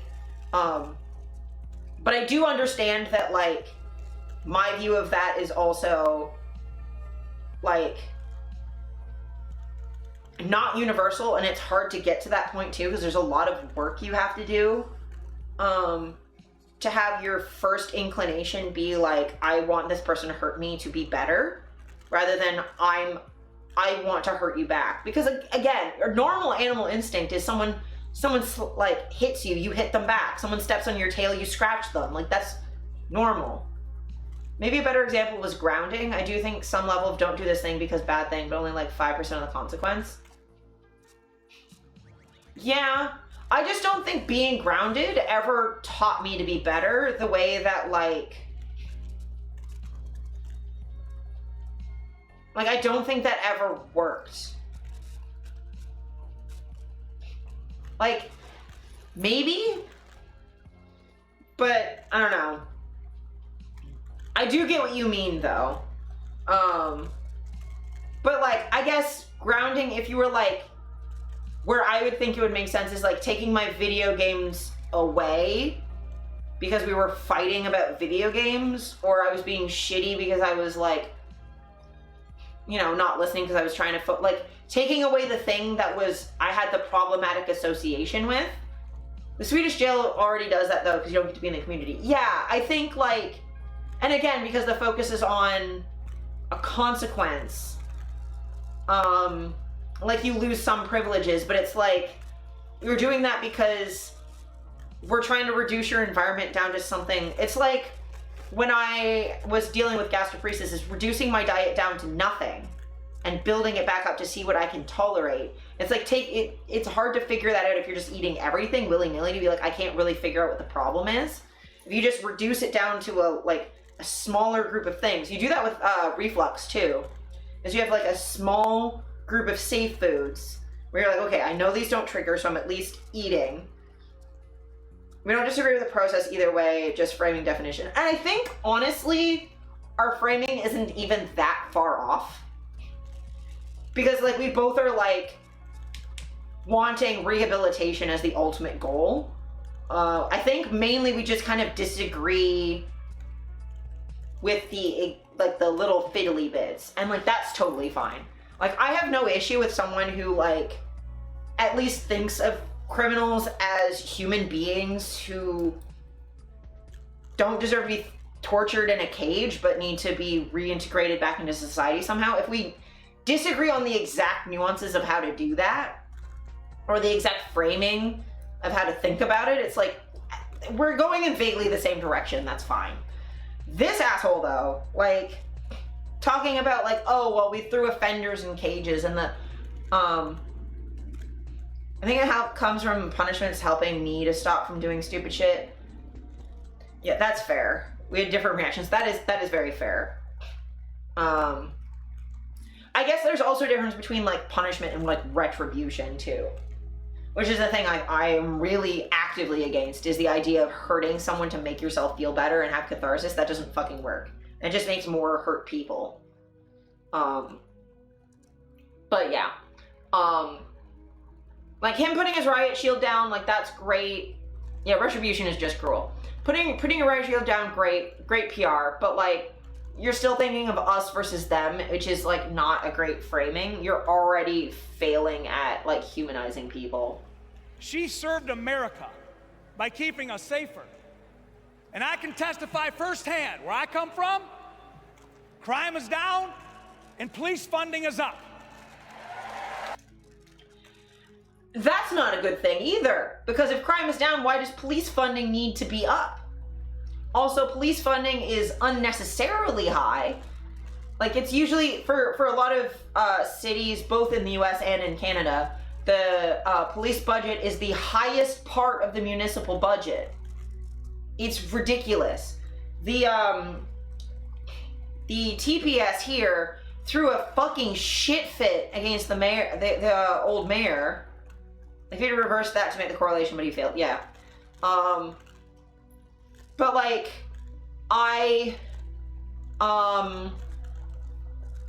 TPS here threw a shit fit because the old mayor wanted to increase their budget less than they wanted. It wasn't even freezing their budget or decreasing it. It was just increasing it by a lower margin than they wanted. So like, fuck off. I think the difference for me is that a consequence is related to what was done wrong, like the consequence of playing Xbox instead of studying is failing the test and having to do summer school versus punishment being yelled at and not letting the kids see their friends. Yeah. And I think for me, like, you know, if you played Xbox instead of studying, then being no longer having privileges to have that Xbox because you've shown you cannot manage your time, like that I could also understand, but like, you know, if I already don't see my friends very often, grounding me from going out to like the one party I go to a year would be like weird. Yeah. But yeah, I don't need police funding to be up. And in the US where they all have fucking margarita machines and fucking tanks, I don't think we need more police funding, my dude. And then again, there's also issues with it being bloated to the pencil pushers and the managers and the people who should be retiring, and rather than the people on the ground who might actually need funding, like snow tires or something on their cruisers. But, you know, beyond that, I just don't think bragging about increased police budgets is the most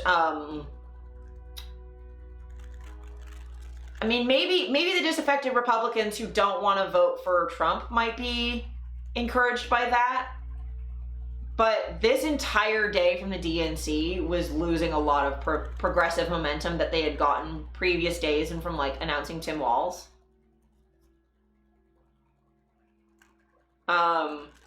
Like a lot of progressive people were encouraged by some of the positions, and then like this whole day of law and order bullshit sort of lost a lot of us. And I get that like the framing is supposed to be law and order against the criminal piece of shit, chaotic nonsense of the right, but like it really feels like the parties are flipping in some sort of weird way, and I don't super love. I don't like law and order. I like social contract and peace. Doesn't really need to be orderly. It just needs to be like not violent. At you know, ideally. Just I'm so frustrated. Reminds me of our talk the other stream about how we should be mad at Trump for what he does because the thing was bad, not disenfranchising felons. Exactly. Like, the DNC should have just kept their mouths shut and let Trump and Vance burn themselves to the ground. Yeah. I mean, the first 3 days were fantastic. That was fine. Even Biden's speech was mostly coherent. Like, Tim Walz speaking, great. The Obama speaking, great. The Bidens should have gone away. Like, all of the other speakers were fantastic. It's just this last day, they like fumbled it to hell. But yeah, like, felons should be able to vote. Felons should be able to be president. The issue is not that he's a felon. It's not that he broke a federal law. I don't care. It's that he hurts people, and whether that's illegal or not, I don't care. He was never found guilty for the shit he did to the Central Park 5. That wasn't illegal. He's not a felon for it. It should be disqualifying for a president to call for the death penalty for a bunch of kids, though. No one should ever vote for that person, ever, because they're a piece of shit and they're a scumbag. But I don't think him being found guilty, like, okay. Fraud? Maybe a recently convicted fraudster shouldn't be president. But, like, again, like, I've watched people do urbex. A lot of those people are felons because urbex is illegal. You're trespassing, and if you trespass on the wrong property, it's federal. It's a federal felon. You trespass on government property or like a school or something, you're a felon. You can be a felon for that. In the US, having a fake ID is a felony. So if you are under 21 and have a fake ID so that you can go drink, you could be a felon if you get caught. Or treason maybe, but just like weed or urbex or manslaughter even, why not? Yeah, like things happen, and it also depends on like when it happened. Was it like, you know, are you, because presidents are all old, are you 60 and you have a felony for a fake ID when you were 18? Who gives a fuck? That has nothing to do with anything. Like, I don't care. What does that have to do with your like ability to run a country? It's because like 40 years ago, you had a fake ID to go drinking with some friends. You're not even remotely the same person as you were back then, right? Like, I don't know, like, that's so silly. Or like, you know, like, all right, even treason, like some of the people who like were in January 6th, you do that as a 20-year-old. In 60 years, you're like 80. Okay, are you still that person? Like 3 times your life from now? Have you learned and grown to be a better person? I don't hold that against someone. Like, if I'm for rehabilitative recently convicted, yes. But like, you know, we can't be for rehabilitative justice if we're gonna hold people to these, like, I don't even care if you did first degree murder. Did you serve your time, learn, grow, be better? Okay. Let me hear your policies. Let me listen to you speak. I don't think it should be immediately disqualifying. Did you do first degree murder and you just got out of prison and you're immediately running for president? I don't know how you're affording that, but okay. But even then, like, okay, did you commit first-degree murder because this was someone who was abusing a child? You maybe shouldn't do that because you went against the rules, but like, oh, a serial killer, multi-offender, it's like, okay, like, why did you commit murder, right? Like, why did you do the thing that you did? Like, and like, how long ago was it? Like, you learned, okay, maybe I shouldn't go like outside the rules or whatever, or I understand that, like, you know, rehabilitative justice is a thing, and like, I shouldn't have just fucking killed the person, I should have gone through the proper channels or whatever. Like, okay, cool. I don't think being a felon is immediately disqualifying. I don't like a cop being president, though. This is, like, not my favorite thing. As president, Kamala Harris will unify our country. She will bring us together. Because our country needs a leader who will go toe-to-toe with drug cartels and being cop is a bullies. choice. And again, drug cartels, like, what?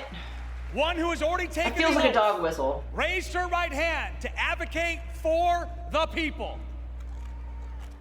I can tell you in 2020, we were able to turn a protest into a peaceful movement by walking together. Turned a protest into a peaceful movement, as if protests aren't peaceful movements, you piece of shit. Bullies also shouldn't have cops set on them. Yeah. Into a peaceful movement. We were able to turn a protest into a peaceful movement. That's like, that makes me so mad. Protests are not violent. Protests are peaceful movements. The entire part of a protest is speaking. That's peaceful. Protests are peaceful, by definition. Bullies feels like a dog whistle for Russia. Yeah, or like, Trump himself is a bit of a bully, but like, what? That seems like underplaying the seriousness of what's happening. Like, calling them a bully makes me, like, saying the word bully makes me think of like the like 7-year-olds who teased me in elementary school. That doesn't make me think of someone who like habitually sexually assaults women and fuels white supremacy. That seems weird. It doesn't make me think of a country that's currently actively invading a peaceful neighbor and committing war crimes. Those seem like different words to me, you know? But like, calling a fucking protest, being like, oh, we turned a protest into a peaceful movement. What he's saying here is they defanged it. They made it into a movement that's non-threatening. And I'm so angry. You made it ineffective. I'm so angry. I hate this shit. I'm so angry. Like, fuck off, dude. By walking together, one city, one community, and one country.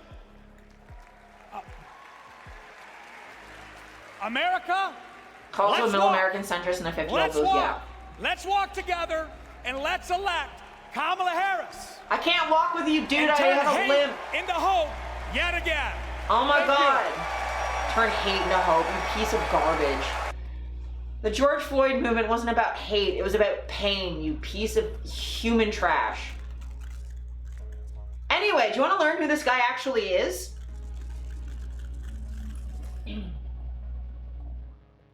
Do you want to hear who this dude fucking is? Because he sucks. Because, turns out he just actually sucks, beyond just the stupid shit he just said. Also, they called Russia imperialist, they'd have to admit to their own, yeah. That's probably part of the reason they don't really, call out the colonialism of Israel, is because they'd have to look in the mirror first. So this guy, I interviewed this sheriff around January 6th. He went on, quote, rescue ops with Tim Ballard's Operation Underground Railroad groups, and in 2020 was rolling with some sketchy Boogaloo adjacent guys doing DIY anti-sex trafficking rescues. So, for those unfamiliar, we will get into what Operation Underground Railroad is. Well, yes, and also the Israel is the military base, yes. Okay, cool. I feel like I'm losing my mind, not just a sheriff, but this sheriff at the DNC. So we're going to read these little snippets of this article because this is what's relevant to this. Members of one such group called the Covenant Rescue Group roll out in a vehicle they have promoted online as the Boogaloo Mobile. The Boogaloo are the overtly violent, extremely online group that also stormed into the Trump-enabling vanguard of the hard right in 2020. The mission of Covenant Rescue Group is to make sure those on the front lines in the fight against human trafficking are equipped to do their job. Reads an August Facebook post from the group. Always sharpening the tip of the spear. That month, the group was in Genesee County, Michigan, and reportedly assisted in an operation with the sheriff's office to rescue youth from sex trafficking. Yeah. On its own Facebook group page in August, CRG shared a photo of a pickup truck with an RV attached, commenting, "Bad guys don't know what's coming. Boogaloo Mobile ready to roll." The photo, posted by the Shooting Institute, was captioned with coronavirus denialism and featured anti-sex trafficking hashtags. With everyone freaking out about this overrated Chinese virus, we decided to stay away from hotels. They were looking forward to linking up soon with Covenant Rescue Group to help fight human trafficking. The front line of human trafficking, so farmers and air hostesses, yeah. And quite honestly, do you want to know who the front line of, at least sex trafficking? Sex workers. We actually see it.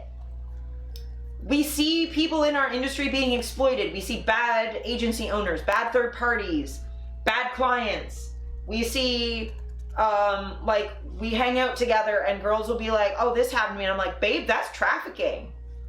Babe, your fucking boyfriend's taking all your money? That's trafficking, bud." Like, sex workers, yes, but that they would not have to be honest about sex workers. Yeah, true. But like, taxi drivers, Uber drivers, hotel concierges,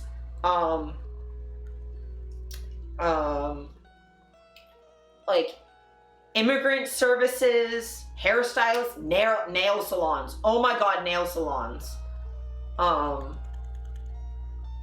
Like, honestly, like a lot of trafficking is like human trafficking is like immigration related. So like, yeah, like a good immigration services, like hairstylists, nail salons, anywhere where you'd have like a lot of immigrants hanging out together, you'll have people who know. Farm unionists, yep, farmers, and if you're expanding that to like just like labor exploitation, like break rooms at any minimum wage job. Minimum wage workers see each other get exploited all the time. Like it's really not hard. Like it's not hard. I see it all the time. Like now that I'm aware of like, God, even fucking universities. Oh my God, yes. When I used to work minimum wage jobs because I was aware of what wage theft was, I was constantly telling people like, you know, when they tell us to like work when our uniforms are on after we clock out for lunch, that's wage theft. They're exploiting us. Or when they tell us to stay late or they make us work when we can't clock in because of a power outage, that's wage theft. Or when they make us work on our lunches or whatever, or they make us work flex hours and they have us on call but they don't pay us, that's exploitation. It's just a lot of me telling people stuff. But yeah, the front lines aren't fucking police. Police are the last to know. I promise you, they're the last to know. A lot of these like anti-sex work, like sex trafficking organizations are not the ones who actually know what trafficking is. The ones that are sex worker positive, sex workers come in and keep them up to date. Covenant Rescue Group was founded by Jared Hudson, a former Navy SEAL. According to Michigan NBC affiliate story, Hudson is also, according to a story on the website of the Air Education and Training Command, part of the U.S. Air Force, the CEO of TSI, a company made up of former Navy SEALs, special operation and law enforcement individuals that travel around providing expert level firearms and tactical training. Both groups were in Genesee County, assisting local police.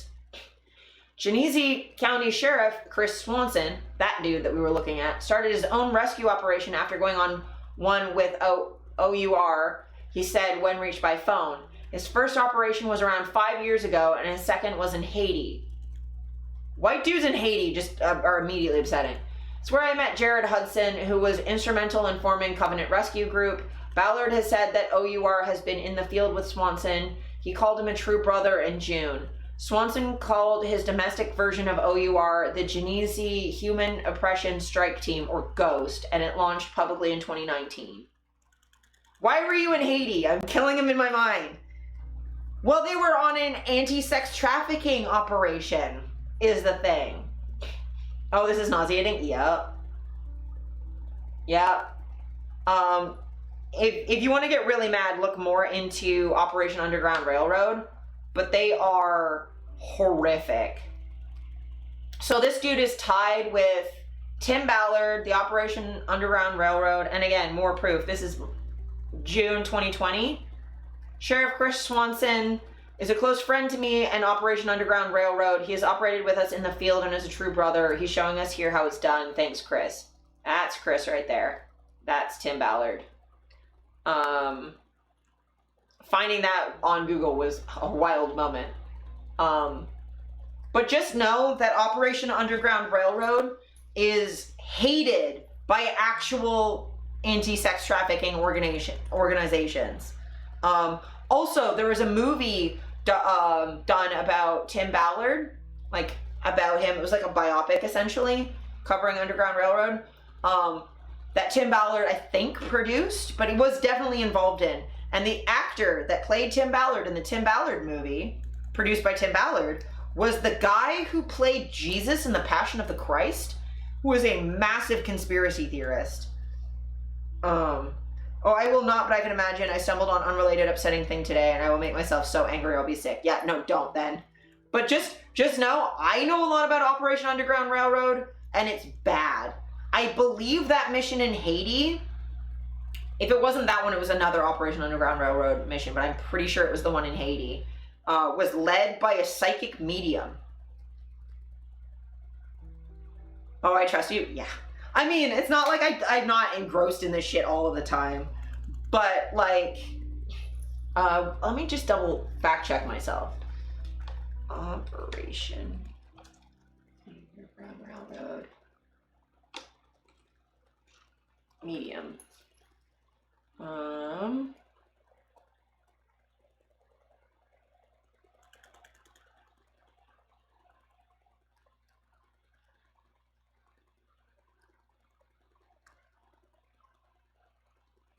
Oh yeah, that movie was Sound of Freedom. And that's why I trust you. Yeah.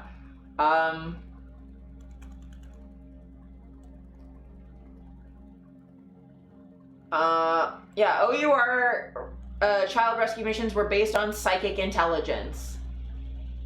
And yeah, this is the one in Haiti. A Haitian boy.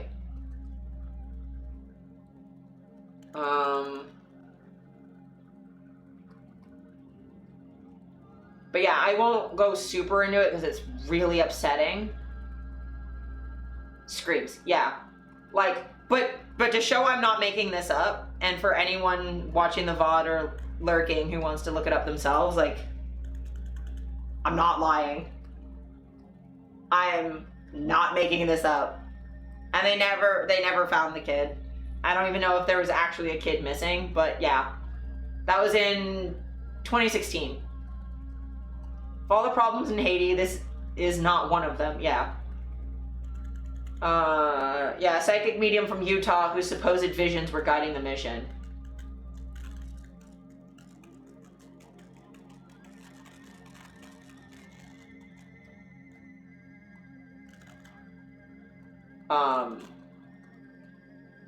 Fucking course it's Utah, yeah.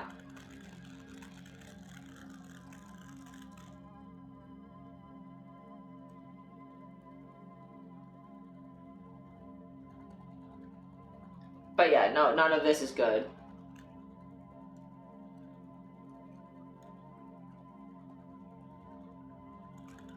Oh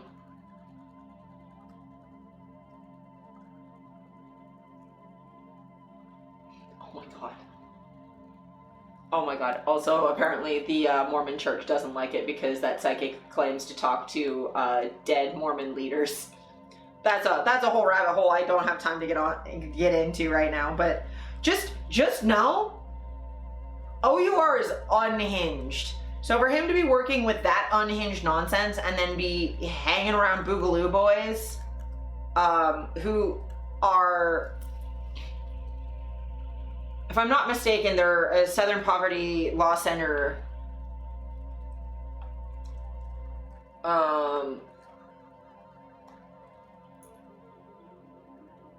Yeah, it's a far-right anti-government extremist group.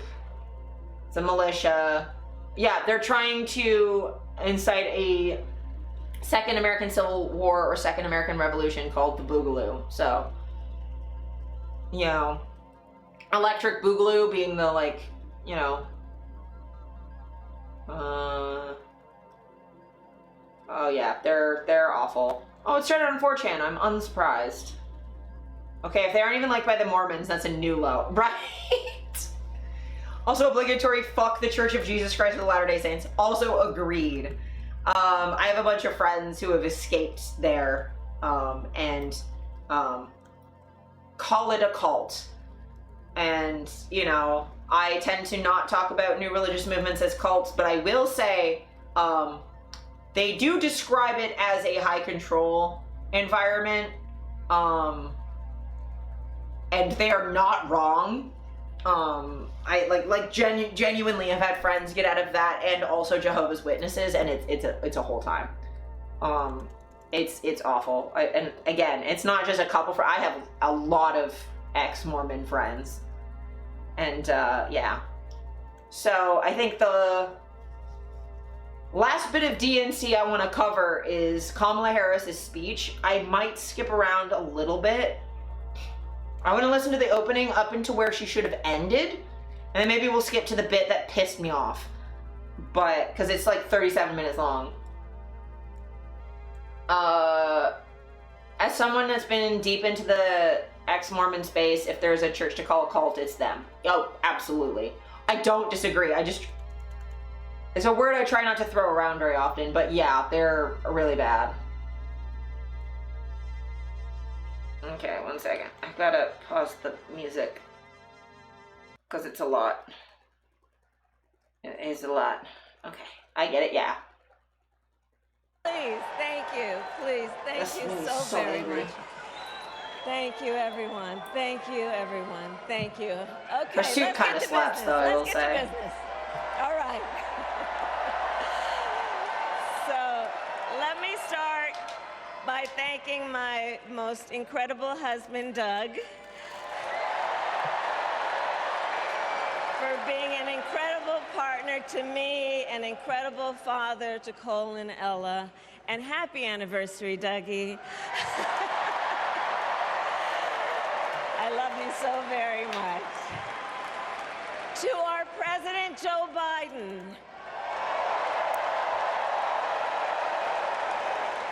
when I think about the path that we have traveled together, Joe, I am filled She can dress, with which is a gratitude. depressingly low Your bar. record Yeah. is extraordinary, as history will I mean, her show, jacket's fit. and your character Unlike is Trump's. inspiring. And Doug and I love you and Jill and are forever thankful to you both. I guess give your flowers to Biden. I guess you have to. And to Coach Tim Walz, I love Tim Walz. He looks like the grandpa from Up. Vice President. I love Tim Walz. He has done nothing to upset me this whole time. And everyone who has put your faith in our campaign, your support is humbling. So, When they've worn out, she stops wearing them? Yeah. the path that led me here in recent weeks was no doubt unexpected. But I'm no stranger to unlikely journeys. So, my mother, our mother, Shamala Harris, had one of her own. And I miss her every day. For once, how about the old white especially man right now. leading? Yeah. And I know she's looking down, smiling. I know that. So my mother was 19 when she crossed the world alone, traveling from India to California with an unshakable dream to be the scientist who would cure breast cancer. When she finished school, she was supposed to return home to a traditional arranged marriage. But as fate would have it, she met my father, Donald Harris, a student from Jamaica. They fell in love and got married, and that act of self-determination made my sister Maya and me. Which, that's very cute. Growing up, we moved a lot. I will always remember that big Mayflower truck Her mom packed sounds with awesome. all our belongings, ready to go to Illinois, to Wisconsin,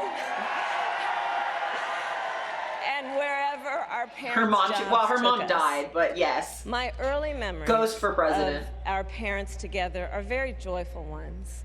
A home filled with laughter and music, Aretha, Coltrane, and Miles. At the park, my mother would say, "Stay close." But my father would say, as he smiled, "Run, Kamala, run. Don't be afraid. Don't let anything stop you." It's been so long since we've had a dead world leader. Oh my god. Right. From my earliest We really years, should do it he again. taught We should do me it a to lot. be We should do it like fearless. regularly. But the harmony between my parents did not last. When I was in elementary school, they split up. And it was mostly my mother who raised us. Before she could finally afford to buy a home, she rented a small apartment in the East Bay. In the Bay, you either live in the hills or the flatlands. We lived in the flats. A beautiful working-class neighborhood of firefighters, nurses, and construction workers, all who tended their lawns with pride. My mother, she worked long hours, and like many working parents, she leaned on a trusted circle to help raise us. Mrs. Shelton, who ran the daycare below us and became a second mother. Uncle Like, this is Sherman, great. Aunt Mary, Uncle Freddie, Like, Auntie talking about, Chris. like, None of chosen them family. family by blood, and all of them family by love. Yeah, like, this is great. Like, the understanding of, like, that we're the party of the Who family, taught but, like, the us extended how to family. Make gumbo, how to play chess, and Fuck yeah, chess sometimes even let mentioned. us win. Family who loved us. I will say, the first time I beat my parents at chess, I was like, fuck yeah. They did not let me win. Like, this bit's good. Believed in us and told us we could be anything and do anything. They instilled in us the values they personified: community, faith. She should have and the kept it at this, yes. importance of treating others as you would want to be treated. Yeah, so treat others how you'd want to be treated. Kamala, hey, would you like to be arrested for free speech, legal speech that the government just doesn't like? Kamala, would you like to be treated that way? Would you like to have the double jeopardy laws be violated because the government doesn't like you? Would you like to be debanked because the federal government decided to intimidate banks into not working with you? Would you like that, Kamala? Would you like to be completely disregarded and have by the entire establishment as a community and have your job sneered at by one of the political parties? Would you like that, Kamala? Would you like that? I don't think so. Kindness. Sorry, I can't help sassing. Respect and compassion. My mother was a You should try compassion, babe. 5-foot-tall brown woman with an accent. And as the That's fair. Yeah, I'm eldest just child- salty. But as the otherwise, eldest yes. child, I saw how the world would sometimes treat her. But my mother never lost her cool. She was tough, courageous, a trailblazer in the fight for women's health. And This she is cool. taught Maya and me a lesson that Michelle mentioned the other night. She taught us to never complain about injustice, but do something about it. Do something about it. And I love that. Mother. Like, don't just talk, do. Like, fix shit. Again, bring her ghost out, let her be president. Yeah. Actually, I think the thing that's more of an issue is that she's also wasn't born in America, and they have some weird law about that. It's the reason I can't be president. That, and I'm too young. Somehow. But, like, okay, this is great. This is great. Like, do stuff, don't just say stuff. Like, don't just complain. Be active, focus on compassion. Like, these are all good things. And she taught us, and she also taught us. That is an unjust law. She also taught us, and never do anything half-assed. And that is a direct Swearing! quote. Swearing from the president. A direct Fucking quote. funny. I grew up immersed in Full the ass. ideals of the civil rights movement. My parents had met at a civil rights gathering, and they made sure that we learned about civil rights leaders, including the lawyers like Thurgood Marshall and Constance Baker Motley. Those who battled. So you learned about the lawyers of the civil justice movement, or the civil rights movement, right? I don't think any of them were prosecutors. I'm pretty sure they were defense lawyers. And then also civil lawyers. Only your civil rights Kamala, yeah. None of them were cops. I'm pretty sure the civil rights movement had a whole thing about cops. So, like, this is like an example of, like, activism diluted by you try and change things from the inside changes you. I don't necessarily think that she is lying about her belief in the civil rights movement. I just think, like, a lot of people, especially liberals, is that you believe in this concept of rights that A, you're only focused on this narrow issue and not the wider interconnected intersectional web, but also when you get inside the system that you start going like, well, I mean, not all cops are bastards. It's like, for fuck's sake. So close. Yeah, the civil rights movement is the biggest example of that, yeah.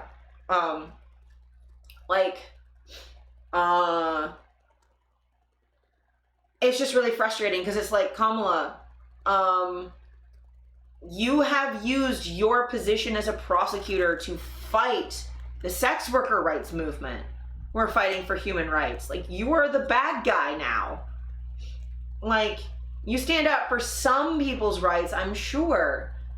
But, like, what about the human rights of people in Gaza, right? Like, do their civil rights not matter? Like, it's so frustrating to be like, you're so close to the point, but then, like, you do this weird double standard thing. Nick Red, fuck off. I'm so sorry. I'm so sorry for the ads. It's either that or I have pre-rolls, so. And I don't want people getting, like, I don't know, pre-rolls I think are more annoying. This at least reduces the amount of them.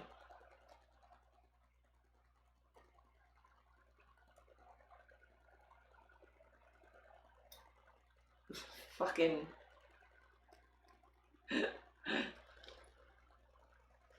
The Nicorette ad heard me talking about drug policy earlier.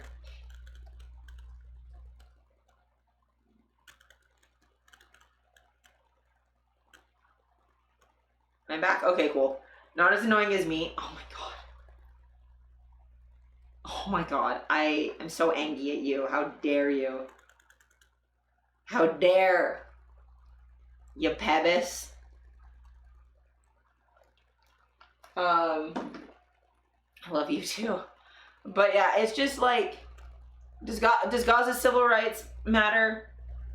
Does sex workers' civil rights matter? Or are you so narrowly focused on one or two issues that you can't see the whole? Not as annoying as people on Reddit. I could never be as annoying as people on Reddit.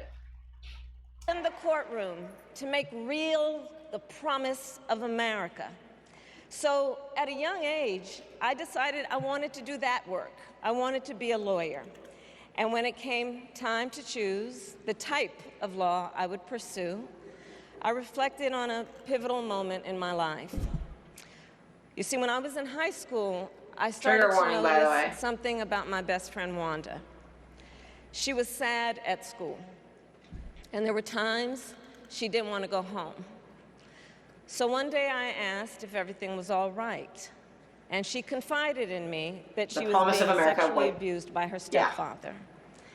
And I immediately told her she had to come stay with us, and she did.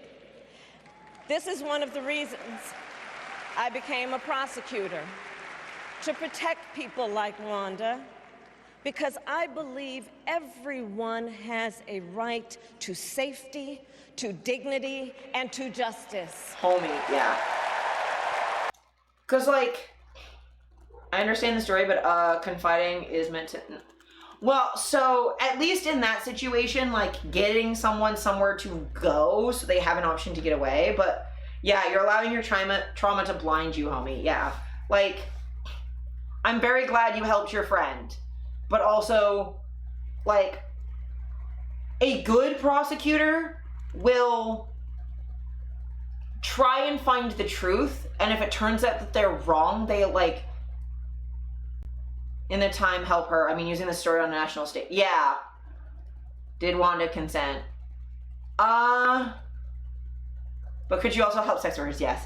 I think Wanda did. I can't remember, but I think she was on stage earlier that night. But I might be wrong. There was a lot of people on stage talking about being sexually assaulted because of this story. But I get what you mean. Like, it's weird to weaponize that. You can just say that, like, I had a friend and this happened and not name.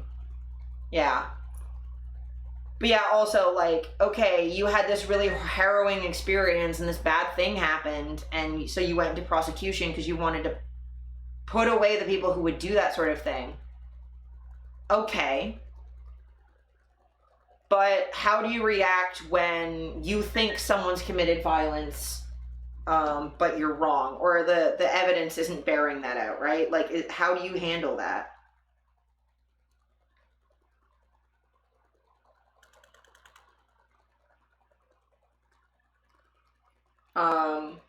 Like that, it's important to know, like, because some prosecutors will do what they did in the Lacey case, where they'll just, like, make shit up, or push for shit, and, like, push for punishments that don't fit the crime, because they're too focused on punishment and not enough on finding the truth. Prosecutors are supposed to present evidence and express their case, and not, like, ideally you're supposed to still be, you're trying to present your case and your evidence, and the defense is saying, okay, but, you know, that doesn't prove this. Or it's supposed to be like a philosophical debate back and forth using, like, evidence and reason.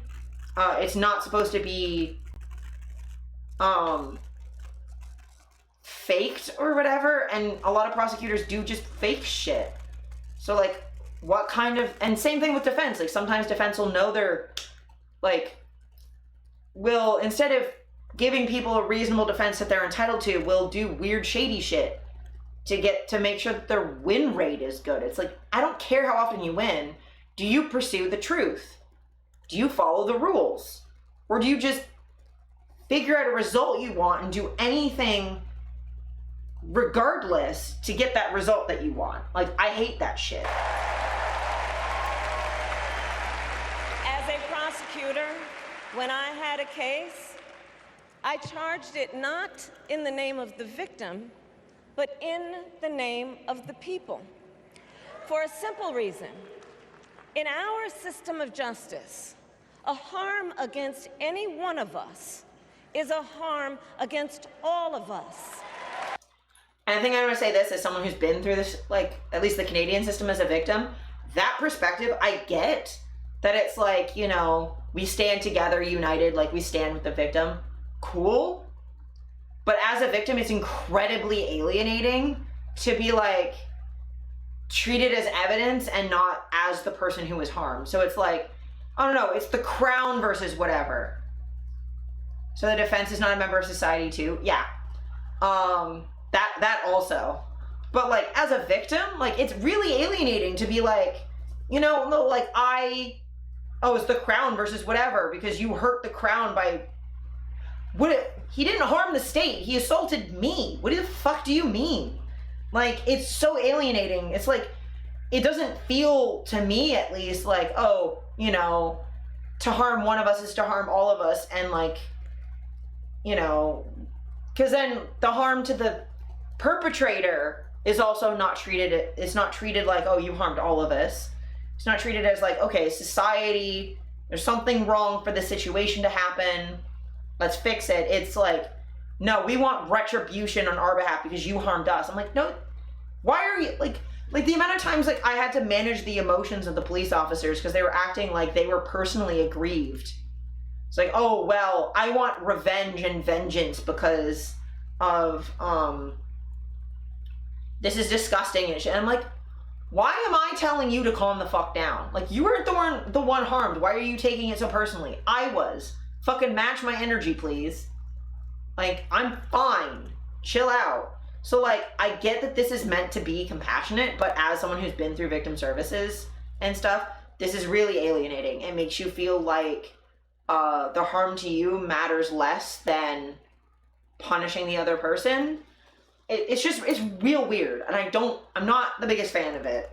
I would rather be like, hey, you harmed me. How are you going to make it up to me? How are you going to not do this to someone else in the future? How are you going to make me whole and feel... Personifying the state never helps well. Yeah, that is also true. Like, the state wasn't harmed. The state is just a collection of us. It's so annoying. Stop. So we're not even the part that actually made me mad. This is just annoying. And I would often explain this to console survivors of crime, to remind them no one should be made to fight alone. We are all in this together. And I get that's supposed to be compassionate, but... In the courtroom, I stood proudly before a judge and I said 5 words. Kamala Harris for the people.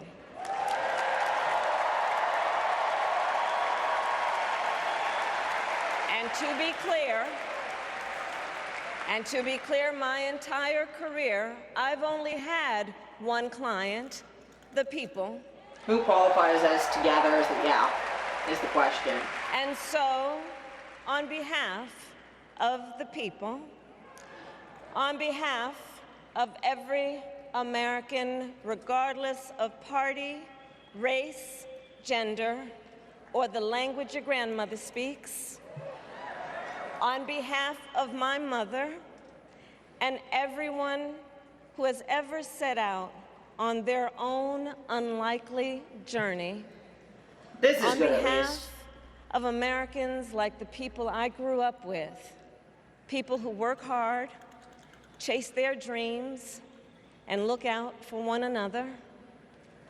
On behalf of everyone whose story could only be written in the greatest nation on earth. You're not the greatest nation on earth. I accept your fucking nomination America. to be President of the United States. And it should end here. It should have ended here. You did your weird jingoistic American bullshit. Great. Nations aren't great. No, they're not. But also America is not the greatest. Please chill. With this election. Also, you're right. Yeah, it should have ended there. But notice, it did not end there. It did not end there. This is all so much. These little blips are not encouraging either. And with this election, our nation with this election has a precious, fleeting opportunity People are clip grabbing. Oh, to you move best believe they are. past the bitterness, cynicism, and divisive battles of the past, a chance to chart a new way forward. Like, this isn't bad either. Not as members of any one party or faction, but as Americans. And let me This is say, also fine. I know there are people of various political views watching tonight, and I want you to know, I promise to be a president for all Americans. You can always trust me to... Also, why would I trust you? You can trust me. Everyone who's ever in my entire life said, don't worry, you can trust me, I couldn't fucking trust them. I don't trust politicians. Earn my trust. If she had said, like, oh, you can trust me because the words are fine, the context is yikes, yeah, like, you can always trust me. No, I can't. Also, I'm a sex worker, so I absolutely the fuck can't, but what? Country above party and self. To hold sacred America's fundamental principles, from the rule of law to free and fair elections to the peaceful transfer of power. No, this is contrasting Trump. So oh, I will put the country before me and party, contrasting Trump, like, cool, but Jesus. Who unites us around our highest aspirations. A president who leads and listens, who is realistic, practical. You don't listen to sex has workers. Common sense. Common sense isn't a thing. And always fights for the American people. I hate the phrase common sense because sense isn't common. There's common understanding in a specific context and community, but actual common sense isn't a thing. You know how anyone here who lives in a city, it's common sense to look both ways before you cross the street, right? Not if you live in the middle of nowhere and it's a dirt road. Why the fuck would you do that? You could hear a car coming for miles. There's a car anywhere near you, you can hear it. It's actually safer to walk in the middle of the road because there's probably not a bear there or fucking poison ivy. Walk in the middle of your dirt road. If a car comes, you can move over. You'll hear it coming. It's not going to be going very fast. Common sense isn't a thing. Politicians should not be trusted. They should be held to the highest standard at all time and watch for any corruption or abuse. Yes. I will never trust a politician. I don't trust Tim Walz either. I'm encouraged. I like his positions. I'm excited. But I don't trust him. He's gonna disappoint me at some point. He's a fucking human being. He's not gonna be perfect. But Jesus Christ, man. From the courthouse to the White House, that has been my life's work. As a young courtroom prosecutor in Oakland, California, I stood up for women and children against predators who abuse them. As Attorney General of California, I took on the big banks, delivered $20 billion for middle-class families who faced foreclosure, and helped pass a homeowner bill of rights, one of the first of its kind in the nation. But like most of this is like fine, I'm just being nitpicky, but like and students being scammed by big for-profit colleges. This is good. For workers who are being cheated out of their wages, the wages they were due. This is really good. For seniors facing elder abuse. I fought against the cartels who traffic in guns and drugs and human beings, who threaten the security of our border and the safety of our communities. Oh, And border maybe is a thing. These fights were not easy, and neither were the elections that put me in those offices.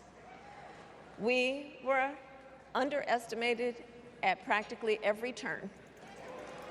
Just being sensitive to the asterisks, I can hear it. Yeah. Because the future is always worth fighting for. Especially in a presidential campaign, like, The fight we are in nitpicking right is now, good. A fight for America's future. All of our nitpicking, though, is like, where are we going to have to protest for the next couple of years? Americans, this election is not only the most important of our lives, it is one of the most important in the life of our nation. She's probably right. Middle class reductions are cool, but what about growing the middle class? Yeah. Donald Trump is an unserious Growing in both man. directions, actually. What we can do is we can make the middle class the only class by making all poor people middle class and all wealthy people middle class. How about we do that? We'll just do that. We'll just meet in the middle. But the consequences of putting Donald Trump back in the White House are extremely serious. This is very, like, Consider shit. Not only the chaos and calamity when he Give was me Musk's in investments, office, yeah. but also the gravity of what has happened since he lost the last election. Donald This Trump is good to be talking tried about, to throw too. away your votes. When he failed, he sent an armed mob to the United States Capitol where they assaulted law enforcement officers. When I do dislike the, like, well, the DNC is very centrist, yeah. Oh, he assaulted law enforcement as if that's different than assaulting regular people. As if that's different than, like, fucking Charlottesville where, like, actual fucking citizens were being assaulted. Like, fuck, I hate. I know why. Also, they did both. They did do both. So annoying. Politicians in his own party begged him to call off the mob and send help, he did the opposite. He fanned the flames. And now, for an entirely different set of crimes, he was found guilty of fraud by a jury of everyday Americans and separately found liable for committing sexual abuse. And consider what he intends to do if we give him power again. Consider his explicit intent to set free violent extremists who assaulted those law enforcement officers at the Capitol. His explicit intent to jail journalists, political opponents, and anyone he sees as the enemy. This is fair to point out, that's for sure. Intent to deploy our active duty military against our own citizens. Consider the power he will have, especially after the United States Supreme Court just ruled that he would be immune from criminal prosecution. Just imagine Donald Trump with no guardrails.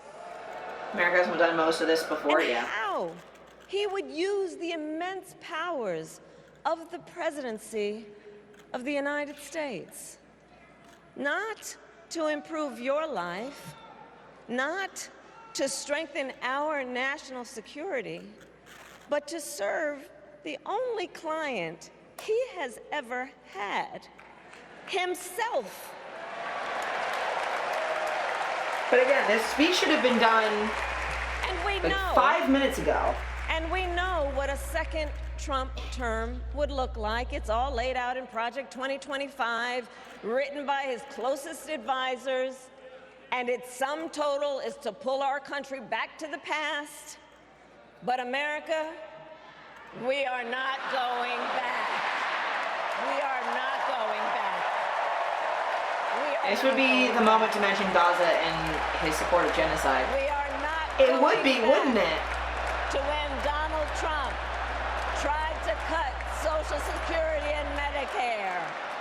We are not going back to when he tried to get rid of the Affordable Care Act, when insurance companies could deny people with pre-existing conditions.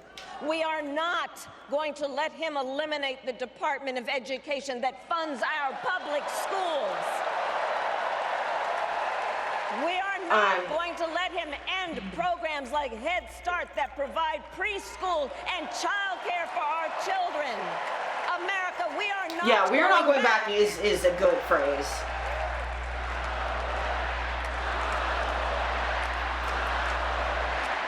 It's a good one. We are charting a new way forward.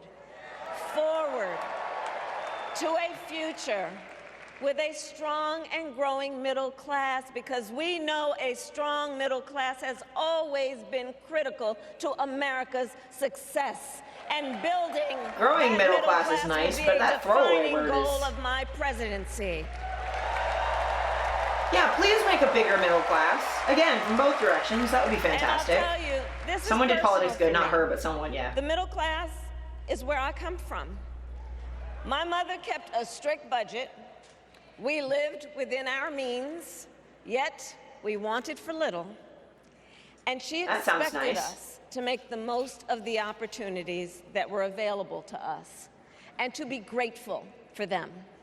Because, as she taught us, opportunity is not available to everyone.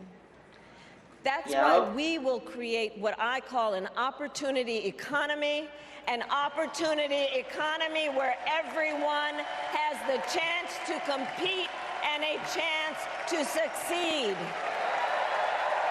I mean, yay, but also I'm disabled, so. You live in a rural area, small town, or big city.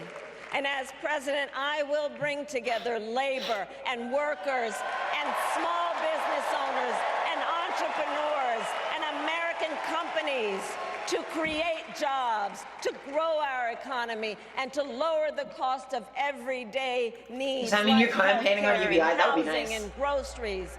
We will provide access to capital for small business owners and entrepreneurs and founders. And we will end America's housing shortage. I don't trust you, but okay. And protect Social Security and Medicare. Okay. And that would be good. Now compare that to Donald Trump, because I think everyone here knows he doesn't actually fight for the middle class. He doesn't actually fight for the middle class. Instead, he fights for himself and his billionaire friends. And he will give them another round of tax breaks that will add up to $5 trillion Mark that down for a later to the reference. national debt. And all the while, he intends to enact what in effect is a national sales tax, call it a Trump tax, that would raise prices. Doing the Trump tax as a flip to all of them always saying Obamacare and all that other shit, like, that's funny, but also, like, I need you to be serious for a sec, ma'am. On middle-class families by almost $4,000 a year. Well, instead of a Trump tax hike, we will pass a middle-class tax cut that will benefit more than 100 million Americans.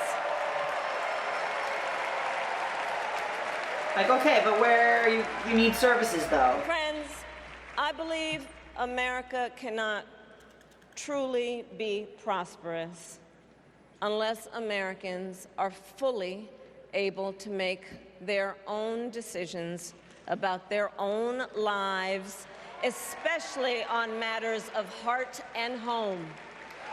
That's okay. I'm happy about this but one. Tonight, in America, too many women are not able to make those decisions. I'm happy about this. Let's be clear about how we got here. Donald Trump hand-picked members of the United States Supreme Court to take away reproductive freedom. And now he brags about it. In his words, quote, "I did it and I'm proud to have done it," end quote. Well, I'll tell The quote's you, a nice touch. over the past 2 years, I've traveled across our country, and women have told me their stories. Husbands and fathers have shared theirs.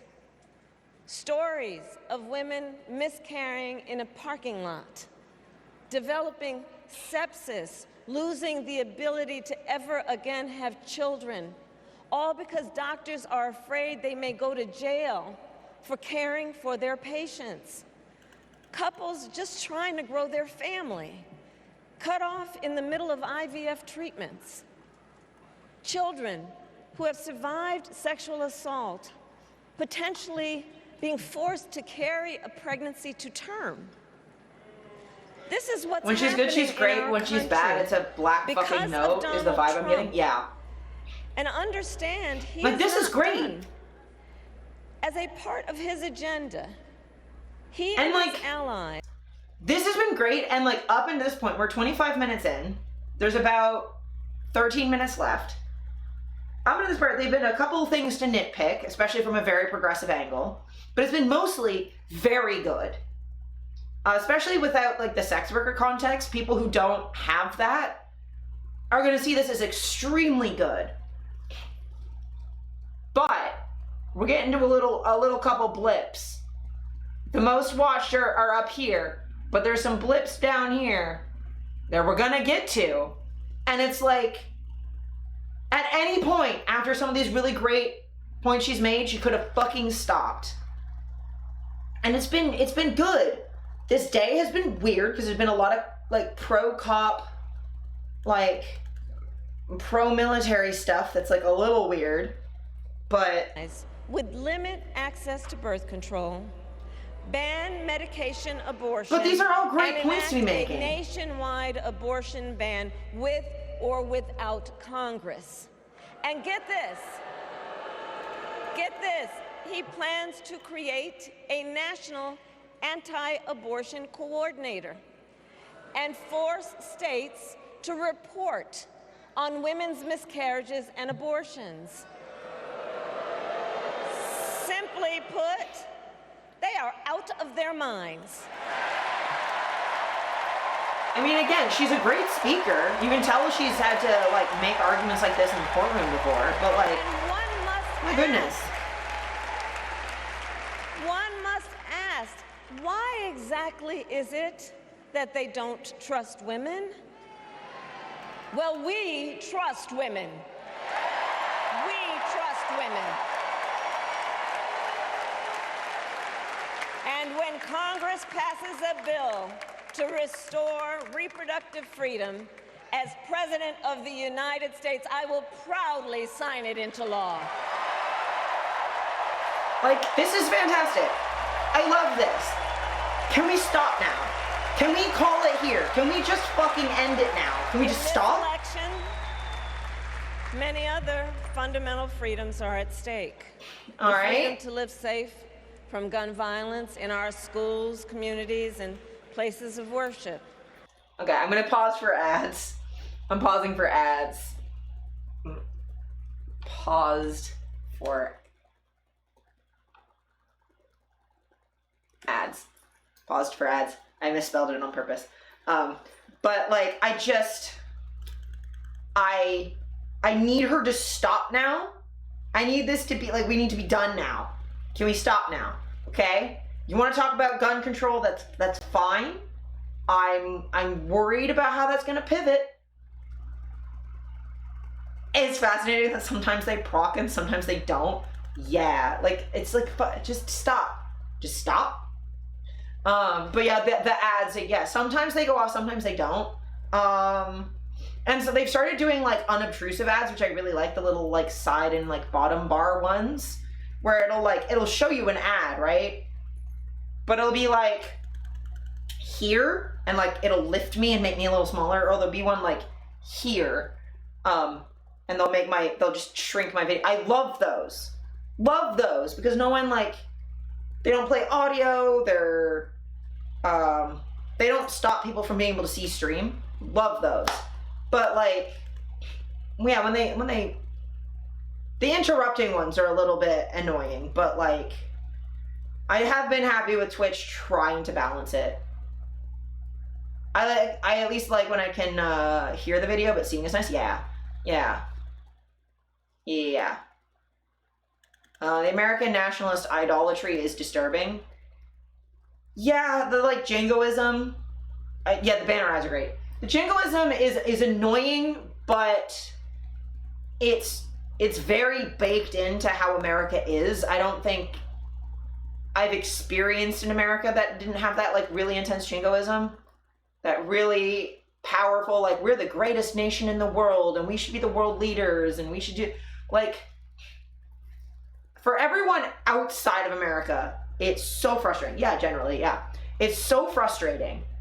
But like, I don't have hope that I'm gonna see in America that grows past that, because like the rest of the world doesn't do that. I've never heard Trudeau say Canada's the greatest country in the world and we should be a world leader. Like, at most he said, like, I want to be a good example for the rest of the world, or we are really good at this one thing and we can set an example for the rest of the world. Like, that's cool. Like, we want to do this so well that the rest of the world goes, yeah, that's a good idea, let's do that. That's fine. This, like, we're the best and no one can come. It's like, we're all better at reading than you, please.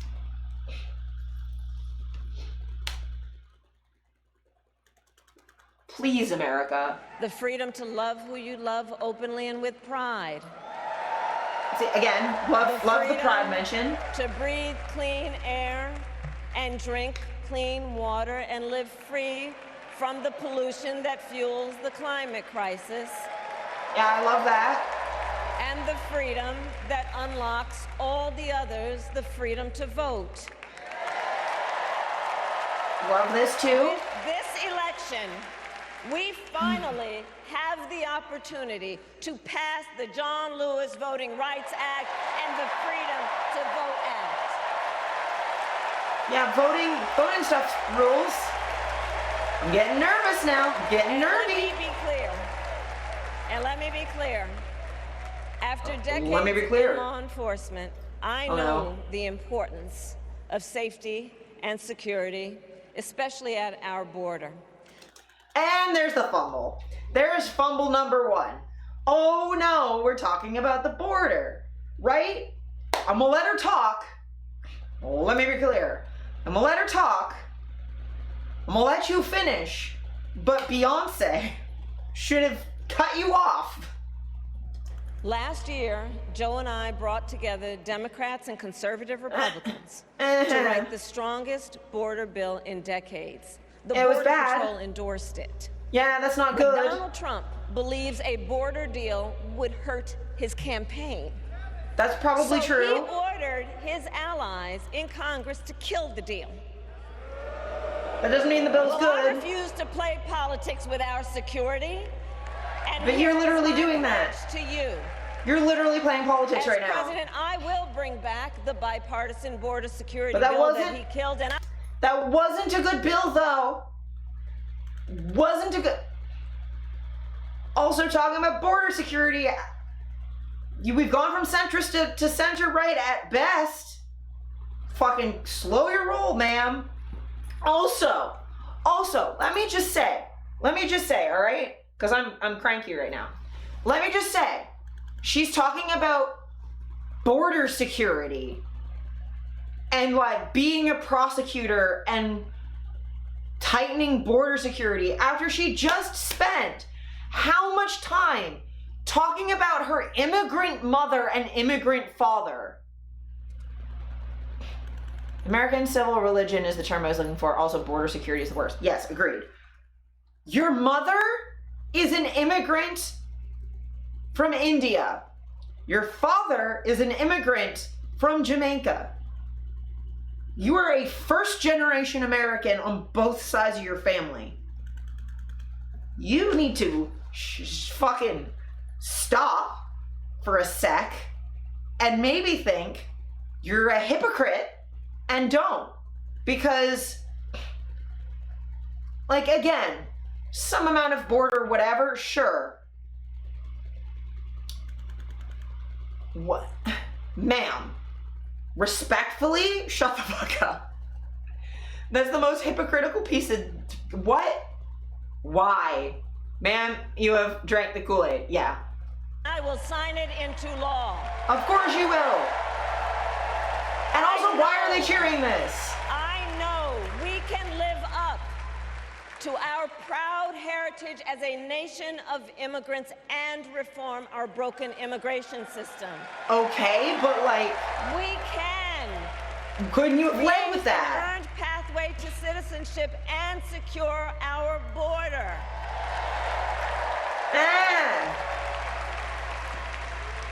Ma'am, secure your border and have an earned oh my god. So cranky. And America, we must also be steadfast in advancing our security and values abroad. The DNC is centrist leader. Yeah, well, wait. Security abroad. Oh my god, don't talk foreign policy, miss. Little miss ma'am. Take your little really nice suit and you should have left 5 minutes ago. Yeet yourself out the door. Someone get one of those really funny like candy cane like canes and just go yoink. Just yoink her off stage, please. Stop talking. This is about to get very bad because I have seen this. This is about to get very bad. Talking about national security. There's the imperialism. Yeah, fucking national security. Fuck off, lady. As No. Vice President, I have confronted threats to our security, negotiated Coming in a choosing violence moment. Oh, welcome in, Okari. Oh my god, yeah. with foreign leaders, strengthened our alliances, and engaged with our brave troops overseas. As Commander-in-Chief, Oh my god, I will shut ensure up. America always has the strongest, most lethal fighting force in the world. Why? Oh my god, speaking of lethal, oh my god, Pint, have a good one. Thanks for joining. Welcome on in, Okari. We're covering this dumpster fire. What? Most lethal. Why? Of all the words to choose, lethal, right? You didn't choose effective. You didn't choose like fucking any other word. Lethal. So your goal isn't to achieve goals. Your goal isn't to fight for peace, as weirdly nonsensical as that is. Your goal is to be lethal. Why do you need to be lethal? You just spent so much time talking about like protecting people and you want to be lethal? The fuck are you on, lady? And I will fulfill our sacred obligation to care for our troops and their families, and I will always honor and never disparage their service and their sacrifice. Sure, great. Vets need support. They deserve fucking to be taken care of. The fuck are you talking about, lady? Oh my god, the USA chant. You can't USA chant after she said lethal.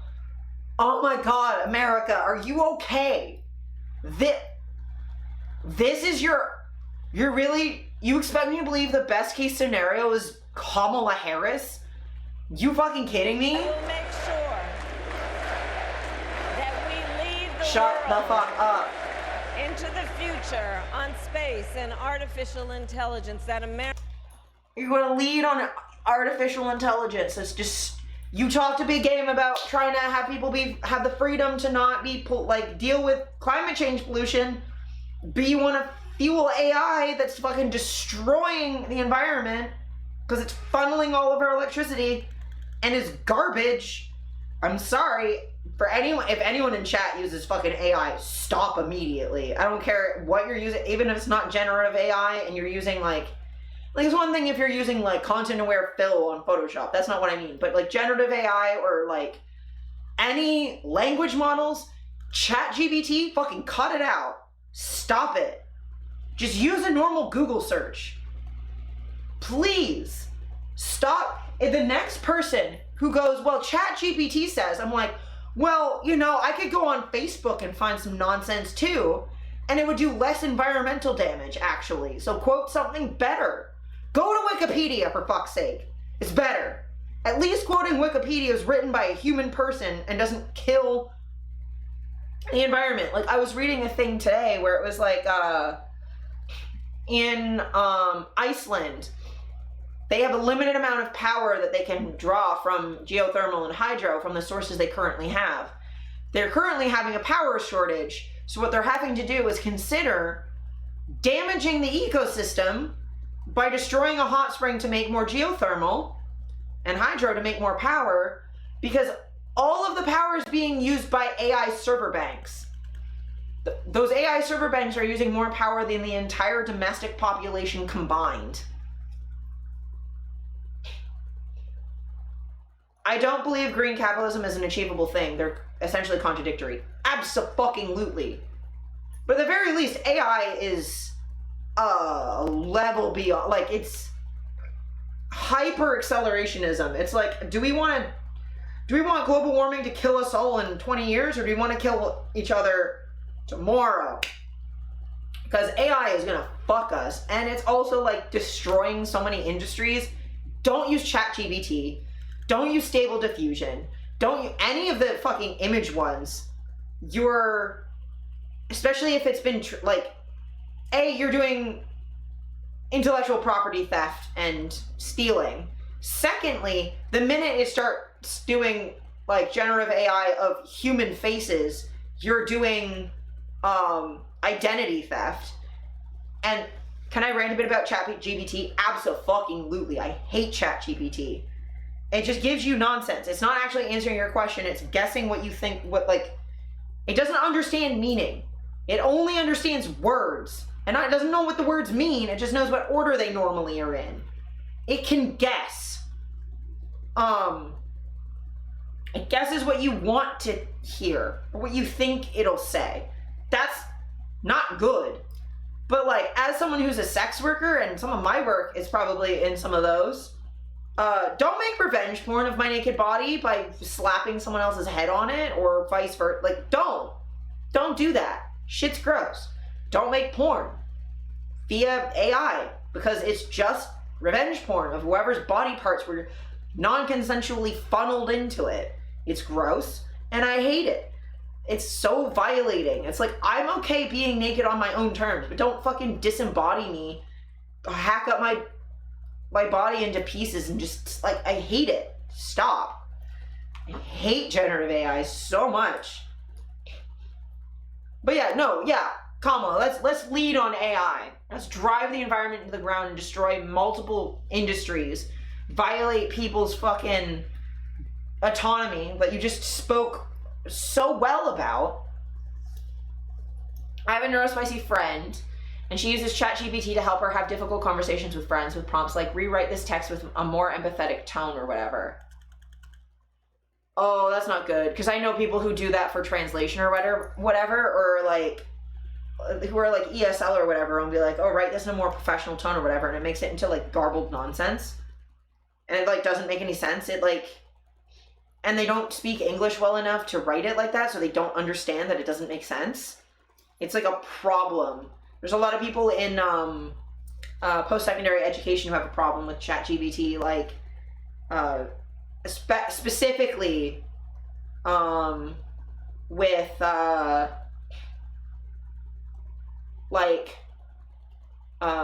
foreign students. She tried to force me to accept her using it with me by trying to force an anti-ableist perspective on the whole thing. I do get her point. Yeah, I would say anti-ableism is not you using a environment destroying piece of tech that doesn't even actually do what you think it does. Because it's just going to spit out garbled nonsense, right? Like, it's not actually going to do it right. No, you're good. Real anti-ableism would be to not expect a specific anti-ableist tone or empathetic tone in the first place. It would be not expecting everyone to perform empathy to the same degree. Again, I am autistic. I struggle with empathetic tones sometimes. I do. I can be very compassionate, but like tone, I struggle with. And like, if I'm not with another neurospicy person, it's very, very difficult to communicate or like know what they need from me in that moment. And anti-ableism for me is not expecting me to do everything over text in a way where I can get a tool to convert it for me. Because the tool doesn't even do the thing right. And like, I would rather someone be blunt with me than go, well, I can't be empathetic to you, so I told a machine to. It's like, I would rather you just do it. And it's different if you're like, if you're nonverbal using like, AAC, like alternative communication tools or whatever, like, I don't think you're a bad person for using adaptive technology. ChatGPT just is not that. It's not designed for that. It cannot actually do that. And relying on it to do something, like, she's basically doing with the language of empathy or the tone of empathy what these ESL students are doing with ChatGPT. She's not fluent in the language of empathy, which me neither. Not calling her out on it. I'm like, it's fucking hard sometimes.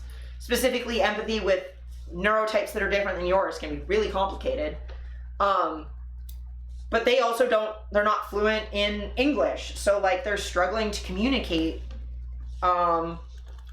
And using ChatGPT just means that when ChatGPT makes errors, because it will make errors, you don't understand well enough to like catch the errors. And if you're relying on it entirely, like, I get it, but also like, I don't know. I feel like there's better options than just saying like, oh hey, yeah, I'm just gonna spit stuff into ChatGPT. I'd rather her try to do communication work and figure things out together. Like, I wouldn't mind if someone like doesn't know it right off the bat, but just like, tell me stuff. If you don't get it right, that's fine. I've had that happen before. But yeah, I have a thing. I'm gonna have to BRB in like a couple minutes, but I want to get through this bit. This makes me mad. China wins the competition for the 21st century, and that we strengthen, not abdicate, our global leadership. Trump, on the other hand, threatened to abandon NATO. He encouraged Putin to invade our allies, said Russia could, quote, do whatever the hell they want. 5 days before Russia attacked Ukraine, I met with President Zelensky to warn him about Russia's plan to invade. I helped mobilize a global response, over 50 countries, to defend against Putin's aggression. Lovely. That's good. Can you stop talking now? President, I will stand strong with Ukraine and our NATO allies. Lovely. Could you not say lethal, please? And stop talking. Foreign policy is not a good time right now.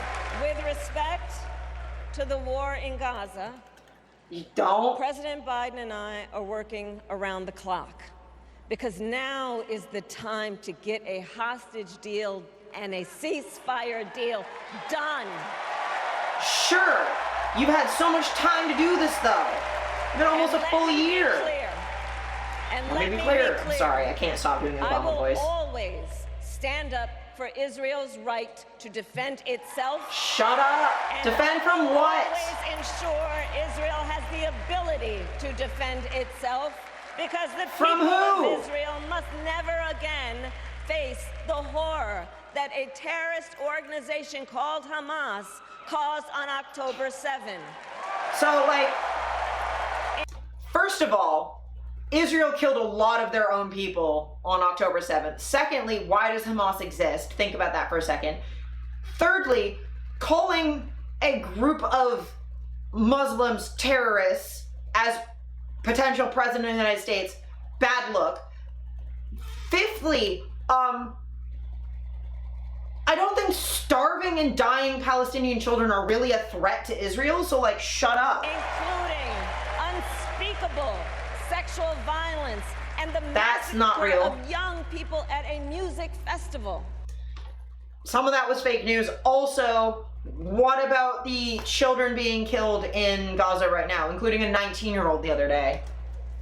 At the same time, what has happened in Gaza over the past 10 months is devastating. Well, yeah, but you can't both So sides it many now. Innocent lives lost.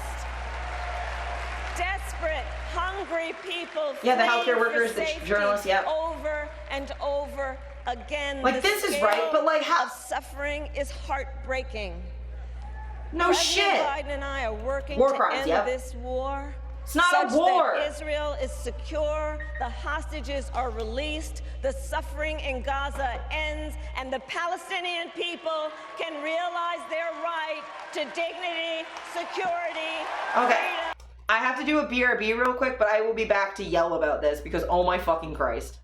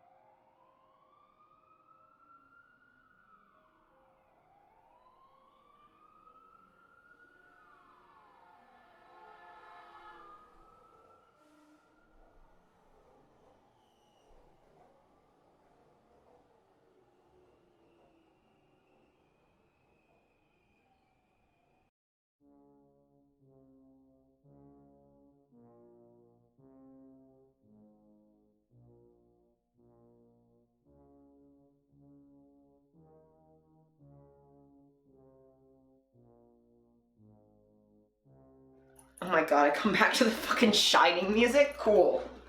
I had to grab work phone and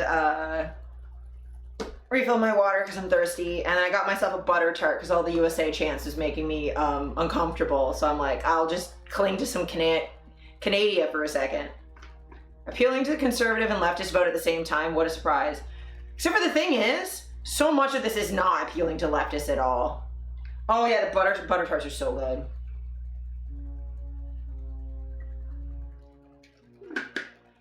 These ones are from the Rabba convenience stores. I'm like, where'd my fingers go? I took them off so I could pee. Can't pee with fingers on, don't you know? My diet is gonna be in shambles. Yeah. I'm so excited for Thanksgiving. Are you coming home for Thanksgiving, by the way? Because I'm gonna be there, and I'm also bringing both my partners, and I believe Lucy and possibly Max. So I'm excited. Yeah, probably. Fuck yeah. Anyway, let's... Oh, that's not the button I wanted. That button. Let's get back to this absolute fucking travesty shit show. Let's pause the Shining music for a quick moment. This shit, I'm so angry. I'm so angry. I'm about to get immediately angry again. Is it the 5th or the weekend after? It's the weekend after. It's the second weekend.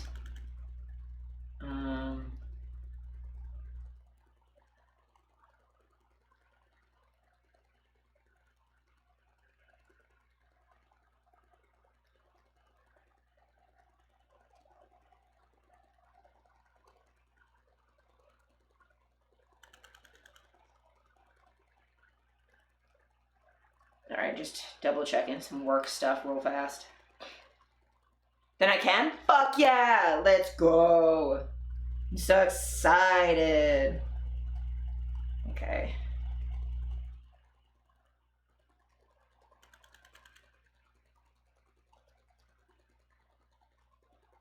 Okay, cool. I'm also working. I'm like, I can stream and work at the same time. That's fine.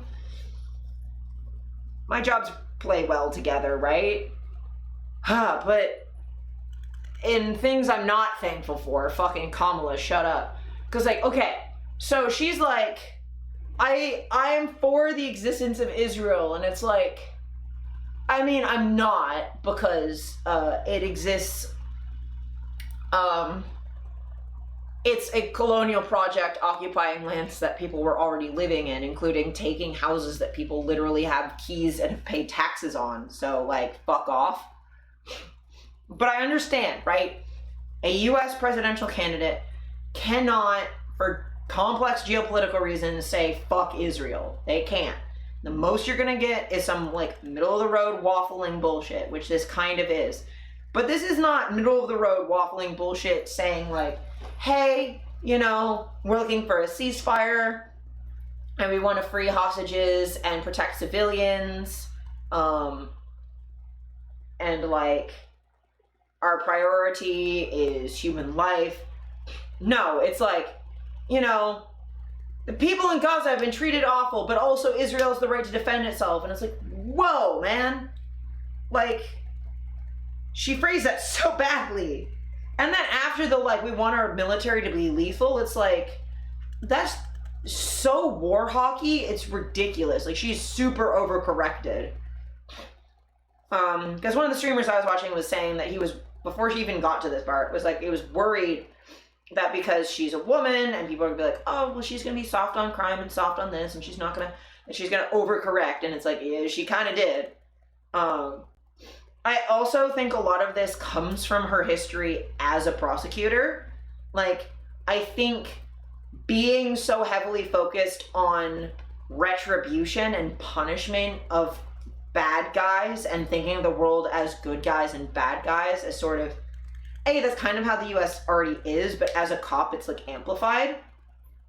So her being like, oh, you know, like, what happened, like, you know, Israel has a right to exist and to protect itself, and I will always make sure they have the ability to protect themselves. It's like, all right, like, I get it, but also, she's then like, oh, and then the acts in Gaza were horrific, and Hamas are terrorists, and they're horrific, and like, this like really emotive language, rather than calming sentiments, she's kind of inflaming both sides of like, people in Palestine are gonna be upset about the like Israel has a right to exist thing, and then being like, oh, it's heartbreaking what's happening in Gaza is going to, like, it's just inflammatory language, rather than being like, hey, we need to like be calm and compassionate, empathetic to all innocents in this scenario, and like, you know, fanning this and not agreeing to a ceasefire is making this worse. Because the thing is, like, Hamas has tried to give the hostages back, has agreed to multiple, like, terms of, like, negotiation, and it's Israel and Netanyahu who keeps saying no. Because, like, they bombed their own hostages. Like, there was one hostage that was freed and said, no, the injuries I got weren't from Hamas, they were treating me great. It was a wall that fell on me after Israel bombed the building I was in. You care about hostages, you don't carpet bomb the area. Like, that clearly doesn't care about innocent lives if you're just bombing cities. So, like, she fucked this up about as hard as she could have, and this is why her speech should have ended 15 minutes ago. And, like, so then saying that, like, the people in Gaza have a right to self-determination after you've already said that, like, Hamas are terror, like my go-to example, right, for this, so that people can, like, I don't want to see her fucking face on my screen anymore. Even though she's giant over there, I don't want to see that many of her. So the example I go to, right, as someone who is Irish, I have Irish heritage, right? My example is Ireland, okay? Ireland was colonized by the English. They were probably the first to be colonized by the English. They've been genocided by the English. There are more people like me with Irish heritage in diaspora who do not live in Ireland than there are people living in Ireland. The potato famine was a purposeful genocide of the Irish people. And by the time the Troubles started, where Northern and the rest of Ireland were clashing because it got separated into the Irish Republic that was free, and then the Northern Ireland that was still under British colonial rule. When the Troubles started happening and the IRA were bombing everybody, like, yes, is it bad that the IRA was bombing civilians? The same way it's bad that Hamas is doing that. Abso-fucking-lutely. However, the conditions that created Hamas and the IRA are multifaceted, but really come down to the results and consequences of colonization and genocide. If you didn't want the IRA to exist, and if you didn't want Hamas to exist, maybe don't be genocidal, colonizing pieces of shit, and they wouldn't be there. Now, does that make what Hamas and the IRA did good? No. They fucking, I don't know why I have to say this, but I am against terrorism. I'm against harming civilians of any kind, of any nationality. Point blank, period. Don't fucking kill people, especially non-combatants and children. Don't hurt children. Don't hurt anybody. Don't bomb hospitals. This should not be complicated. But it becomes way easier to understand the situation by comparing it to Ireland because it's so similar. Like, it's obviously not exactly the same, but it's so similar. And it's like, you know, I can't understand the IRA and then not understand Hamas. I can't understand people of in Ireland and not understand Palestinians. It's the same thing. It's the reason that the Irish always stand up when they see genocide. The Irish people have stood up for Gaza. They've stood up for the indigenous Americans and the indigenous Australians when they've been treated like garbage. They've stood up for African Americans who've been treated like garbage. The Irish know and have known for thousands of years what genocide looks like and what colonization looks like and what it does. So, like, that's how I understand the situation, right? I compare the two and go like, okay, this is similar to what my ancestors have gone through. Then, like, how could I condemn them for responding, even if they're responding in ways that are not ideal? And again, the vast majority of people in Gaza aren't Hamas and are against Hamas, and Hamas harms them too. Same thing with the IRA harming all people in Ireland. That wasn't a good situation. But, like, you know, the colonizing power is fueling all this shit. So, like, my real gripe is with Israel, the state, and the settlers that are colonizing. You move to Israel, I'm sorry, you're a piece of shit. I might understand why you're doing it, right? Like, you're fleeing anti-Semitism, maybe. And I can understand that, right? Same way I can understand Hamas and the IRA. They're doing awful things, and I can understand what fueled them to do it. A settler in Israel is the exact same thing in my mind. You know, you're facing atrocity that doesn't give you the excuse to harm other people. That's where my brain goes, right? And I don't think I'm being, having any sort of double standard. I try and hold everybody to the same standard. I could be fucking wrong. I could be talking out my ass. However, that's kind of how I feel about it, right? And I also, and I hate that I have to say this, but I obviously do, right? I'm against anti-Semitism. I don't think that the Israeli government represents all Israelis even, let alone, because there are people who are born in Israel. It's not their fucking fault. They have nothing to do with it. There are Israelis that are over there that are against what's happening. Let alone all Jewish people across the world. You didn't vote for them. That's not your fault. It has nothing to do with you. Same thing, like, if I don't hold Americans at fault for every action that their government takes, I can't do that for Israelis, let alone Jewish people, right? Like, I don't think, like, if the fucking Irish government does something shitty, that has nothing the fuck to do with me. I don't live there. I've never lived there. It's nothing to do with me. I might be of Irish heritage, but the government's not my fucking problem. I have no say in that. I live here. And, like, my government here in Canada, I'm not responsible for everything they do. I do my part to protest and to vote and to make my voice heard. But if they don't listen to me, that's not my fucking fault. I'm against the war in Gaza as much as my government keeps fucking funding that too and helping that too. So, like, support for Palestine should never be anti-Semitic. And if you're acting like it is, either because you're a pro-Palestinian activist or you support Palestine and you're being anti-Semitic, fucking cut it out. Cut it out. You want to be anti-genocide? Be anti-genocide. Jewish people have faced that too. They're still fucking facing shit. Fucking cut it out. And if you're Jewish and you're acting like any speaking against this genocide is attacking you, you're calling yourself out. If you think someone saying there shouldn't be genocide is attacking you specifically, that is a call out of you. That says more about you and how you feel about things than it says about the people fighting genocide. Zionism isn't Judaism. Exactly.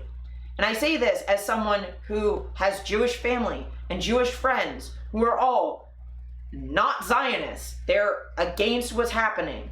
And they may even believe that, not all of my Jewish friends, but I definitely have some Jewish friends that believe that Israel should exist.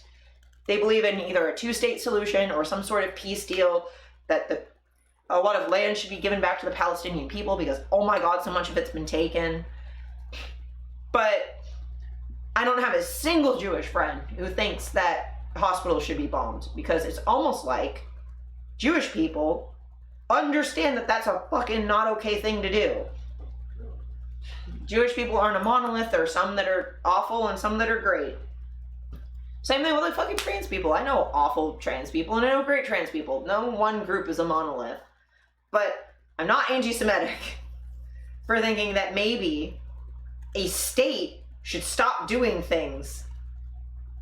Anytime I criticize a state, that's criticizing power. That's not criticizing the people who live under it. Different things. But like, fuck, man.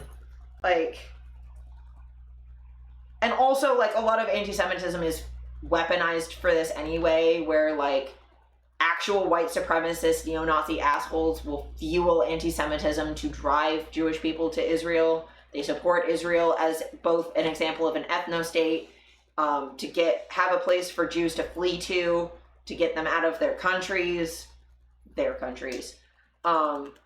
And also because of, if they're Christian, some fucking post-apocalyptic bullshit.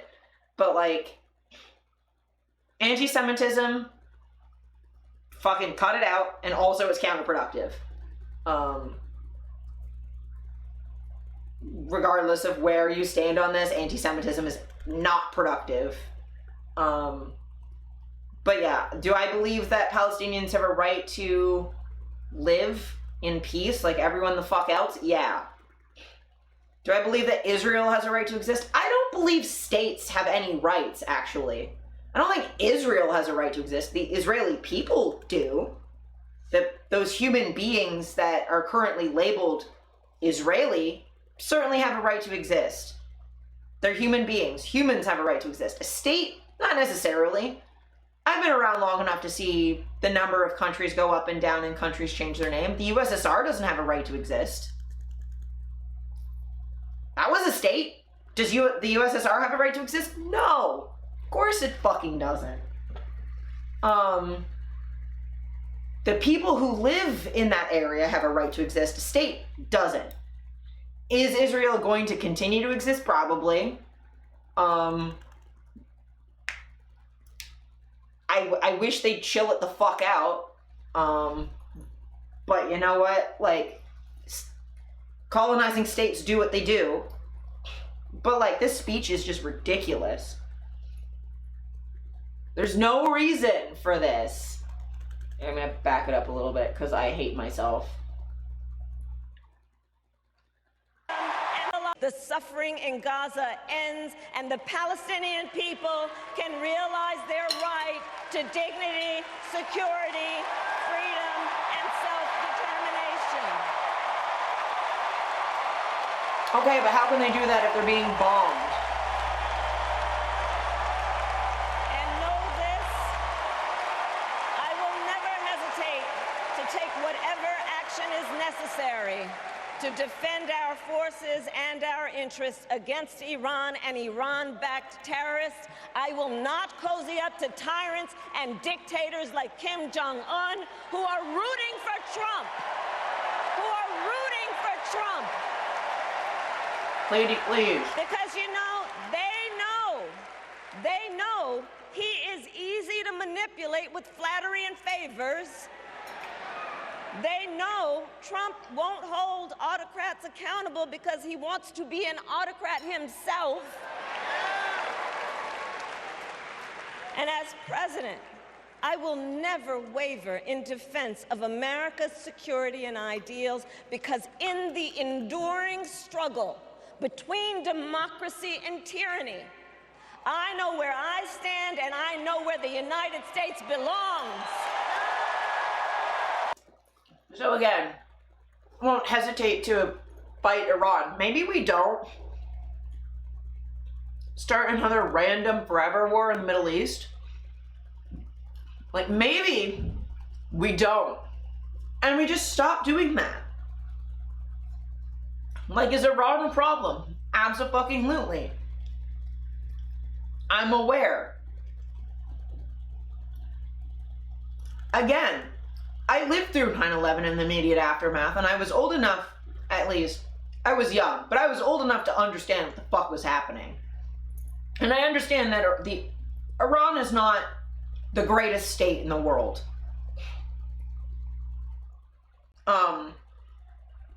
Especially the women in Iran deserve a lot better. Minority people in Iran deserve a lot better.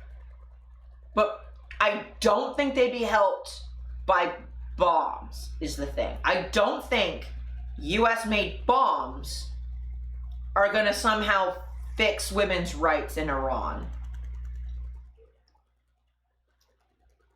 So, like, whatever's necessary, sure. I don't think the bombs are necessary. But your weird comment about most lethal military in the world, more lethal than the Israeli military that's currently decimating children, more lethal than the Russian military that has been committing war crimes against Ukrainian people for, how long have my tits been gone? Like 2.5 years now? Almost 3 years? More than 3? I can't fucking remember how long my tits have been gone. But I got my tits yeeted the same goddamn day. So however long I haven't had boobs, Russia's military has been lethal the fuck enough. More lethal than I need them to be, actually. So ma'am, maybe cut it out. You're not standing on the side of freedom against tyranny when you're killing people. How are they gonna vote if you're dead? Stop chanting USA, oh my God. Fellow Americans, I love our country with all my heart. Everywhere I go, in everyone I meet, I see a nation that is ready to move forward, ready for the next step in the incredible journey that is America. I see an America where we hold fast to the fearless belief that built our nation and inspired the world. That here, in this country, anything is possible. That nothing is out of reach. And America... Healthcare is out of reach. What are you talking about?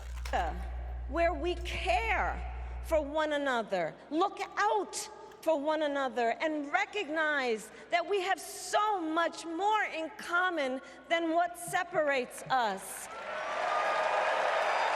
Yeah, this part's great. She could have just not talked foreign policy. That would have been great. None of us has to fail for all of us to succeed. Lady, please. And that in unity there is strength. You know, our opponents in this race are out there every day denigrating America, talking about how terrible everything is. Well, my mother had another lesson she used to teach. Never let anyone tell you who you are. You show them who you are. America,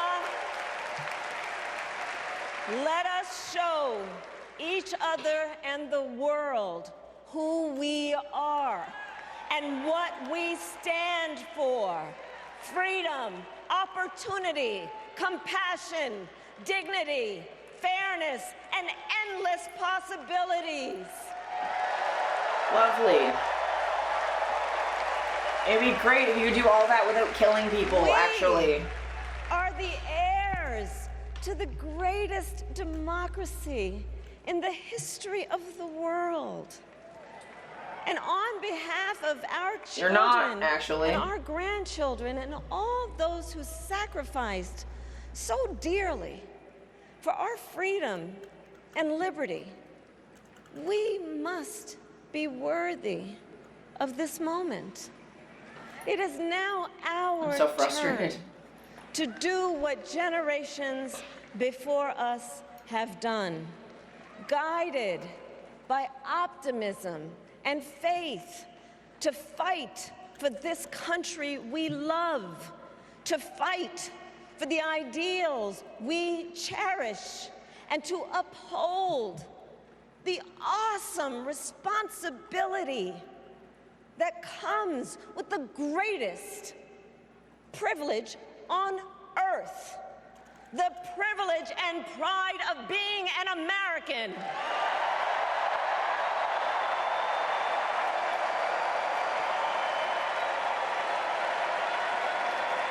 So let's get out there, let's fight for it, let's get out there, let's vote for it, and together, let us write the next great chapter in the most extraordinary story ever told. Oh my God, shut up. God bless you, and may God bless the United States of America. Or we could not. I'm so annoyed. Like, look. The rest of her speech was pretty good. There were nitpicks, right? But as soon as she's like lethal and then Israel, and I'm like, no, please, please stop. I don't need that from you, ma'am. I need the opposite from you, please. Just let Tim speak for the rest of the forever, please.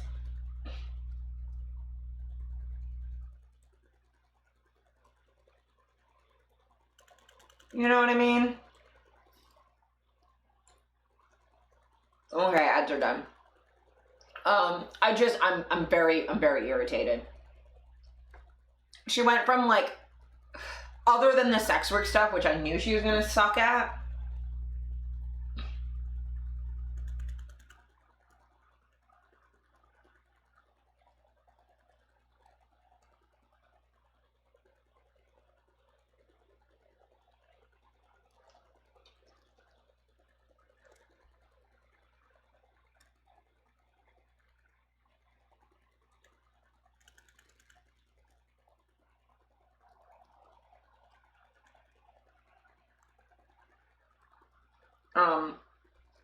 I'm very frustrated.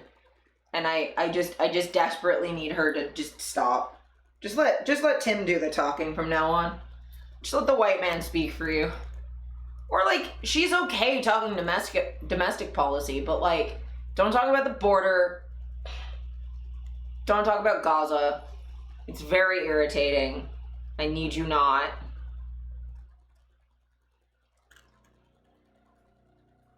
It's so irritating. Anyway, let's talk about some stuff.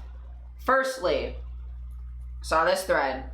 I don't believe that people are implying it was wink wink, nod nod, not really going to do that when Kamala Harris used the word lethal to describe what her support for the US military will cause after committing to continued financial and weapons support for Israel. The stock price for Lockheed increased because of her speech. Cops delivered speeches praising increased funding and lower crime. We are already living in more police violence and death today than in years previous.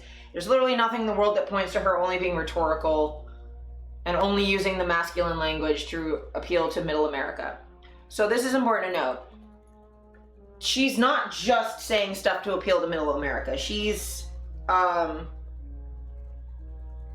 committing to things that are a problem.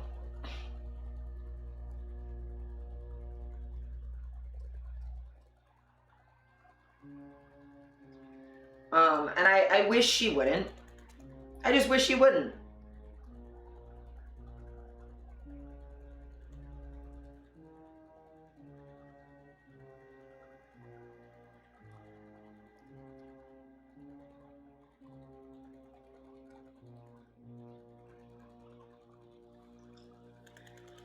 So, like, yeah, I just can't. I just can't with her.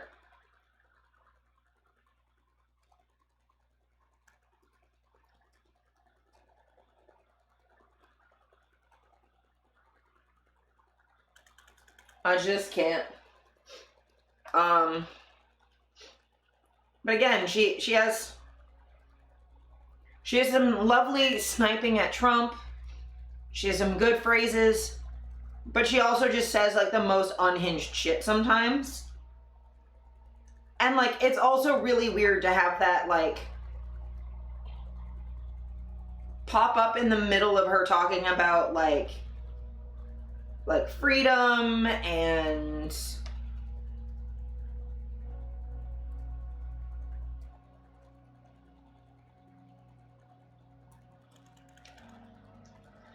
like, you know, human rights and shit. And she goes straight into the like, well, we're gonna fucking kill brown people though, is the thing.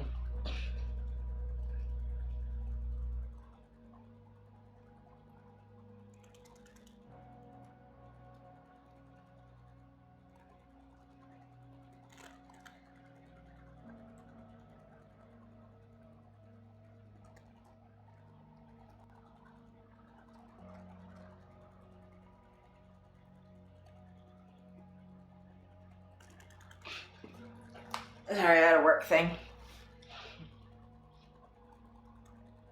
So many work things.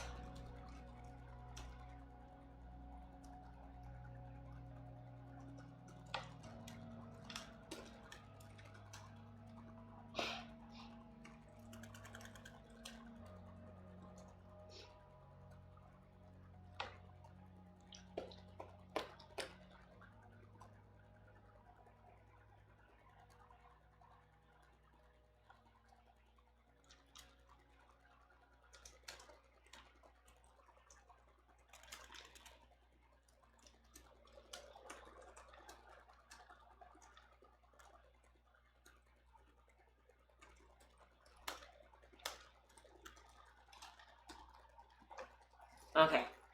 The downside to me multitasking. But yeah, I just... If Lockheed Martin likes what you're doing, that's probably a bad sign, you know? I just don't think you should do that.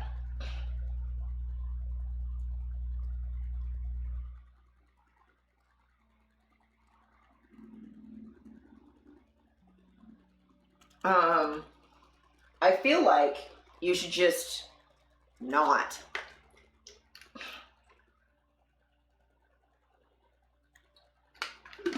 But I still have some hope because, right? You know who understands how to talk about genocide better than Kamala Harris's weird "we stand with Israel" nonsense? Fucking Tim Walz. He wrote a master's thesis on Holocaust education. So let's read through this. Let's read how we fucking view genocides properly. In Judy Augustine's freshman year at Mankato West High School, her teacher instructed her to wear a yellow star. It was part of a Holocaust curriculum at the school located in a remote area of Minnesota with barely any Jews. For a week, freshmen were asked to wear the yellow stars, which were reminiscent of the ones Nazis made the Jews wear. Seniors played the part of the Gestapo charged with persecuting the Jews. Unlike everyone else in her class and in the 2001-2002 school year, Augustine was Jewish. The experience was incredibly hurtful and offensive and scary, she recalled on Tuesday. Her father complained to the district and wrote a letter to the local paper decrying the lesson. In response, she recalled, a teacher intervened. That teacher, according to recollection, current vice presidential nominee Tim Walz. When Tim Walz found out about it, he squashed it real quick, and as far as I understand, they never did it again.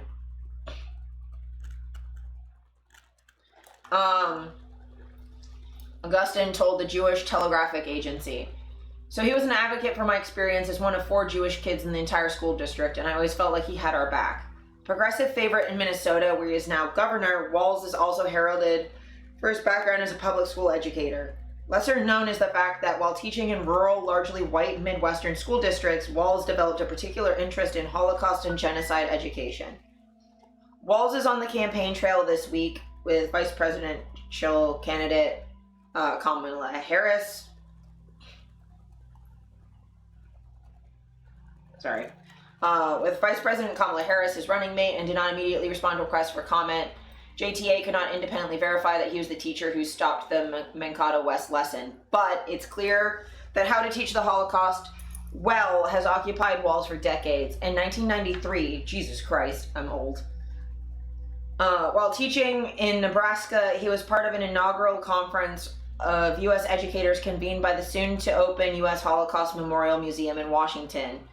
8 years later, after moving to Minnesota, he wrote a thesis arguing for changes in Holocaust education. And as governor, he backed a push to mandate teaching about the Holocaust in Minnesota schools. Through it all, Walz modeled and argued for careful instruction that treated the Holocaust as one of multiple genocides worth understanding. Schools are teaching about the Jewish Holocaust, but the way it's traditionally being taught is not leading to increased knowledge of the causes of genocide in all parts of the world. Walz wrote in his thesis, submitted in 2001.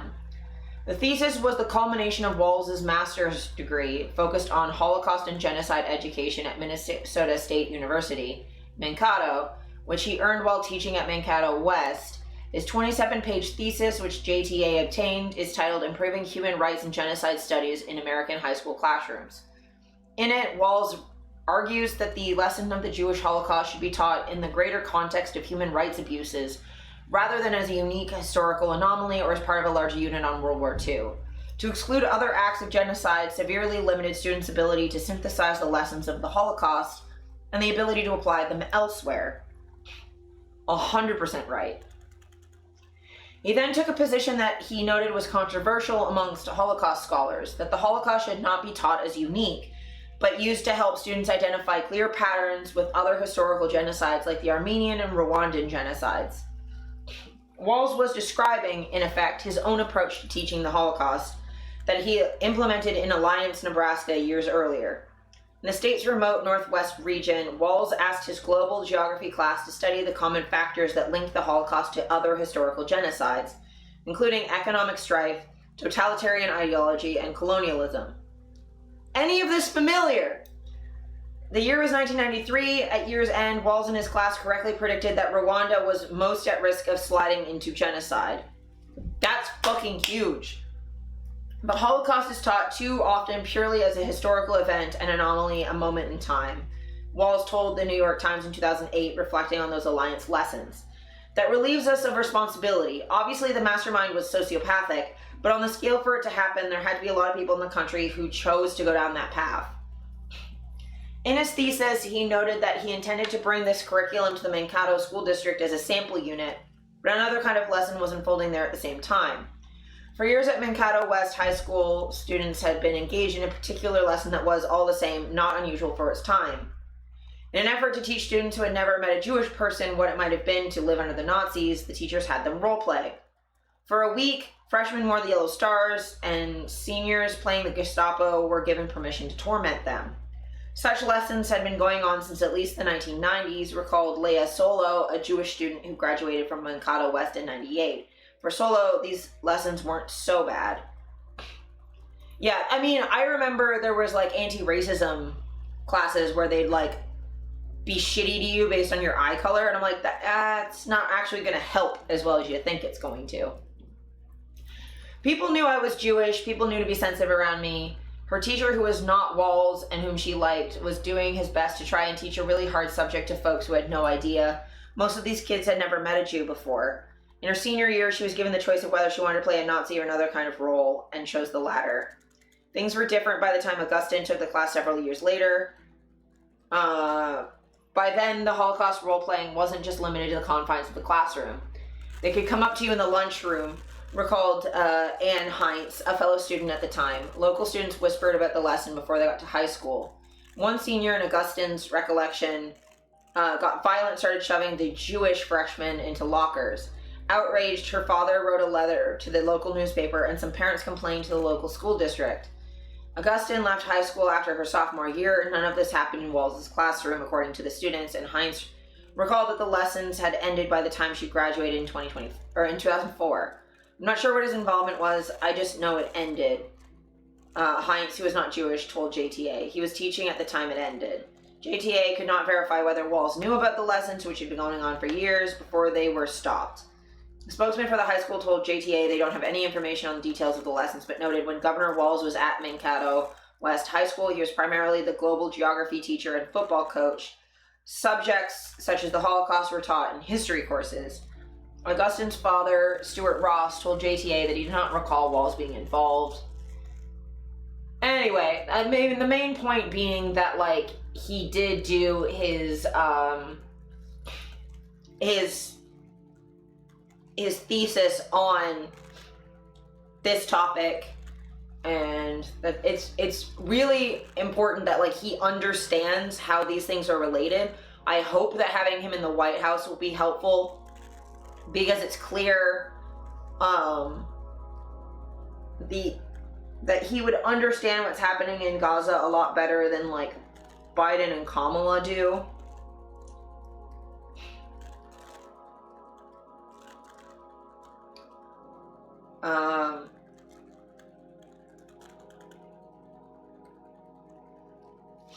A working group for the curriculum hit snags earlier this summer when a pro-Palestinian activist was removed from the committee amid debates on whether Israel's conduct in Gaza constitutes genocide. Oh my good God.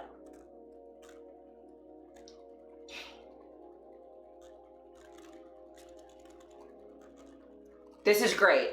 Also, I am really, really happy that this is like again, Jewish people mostly are against the genocide in Gaza, but it's nice to have like this kind of reporting in a Jewish paper as well.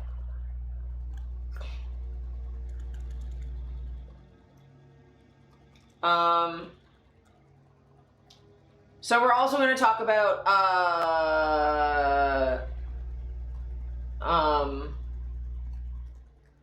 Trump's bullshit.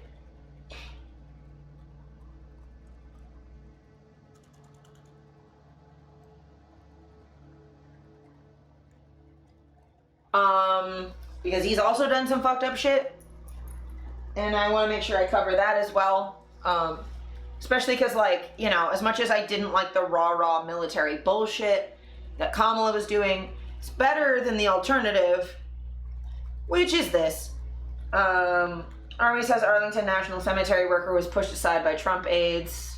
This is from yesterday, last night. The U.S. Army said an employee at Arlington National Cemetery tried to ensure adherence to the rules that prohibit political activities at the cemetery was abruptly pushed aside, but that the employee decided not to press charges against the Trump campaign staffers who allegedly pushed her. Participants in the August 26th ceremony and subsequent Section 60 visit were made aware of federal laws, Army regulations, and Department of Defense policies which clearly prohibit political activities on cemetery grounds. An ANC employee who attempted to ensure adherence was abruptly pushed aside. Consistent with the decorum expected at ANC, this employee acted with professionalism and avoided further disruption. The incident was reported, but the employee declined to press charges. Therefore, the Army considers the matter closed. The incident is unfortunate. It's unfortunate the ANC employee and her professionalism has been unfairly attacked. Federal law prohibits Army employees from being involved with any political campaign. The staff at the cemetery did not deal directly with the Trump campaign about his visit. The cemetery staff worked with staff of the Republican Congressman Brian Mast of Florida, who joined him.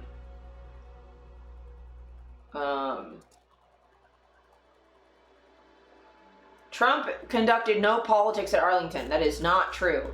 Statement comes a day after Trump shared a TikTok video, including footage from ANC that likely violates a federal law. It's not the first time Trump has been accused of politicizing the military, but the campaign is seeking to downplay what happened in the aftermath. He was at Arlington to commemorate the 3rd anniversary of an attack on Afghanistan that killed 13 U.S. service members amid the disastrous withdrawal of troops. Trump and other Republicans have blamed Biden and Harris for the chaos and loss of life.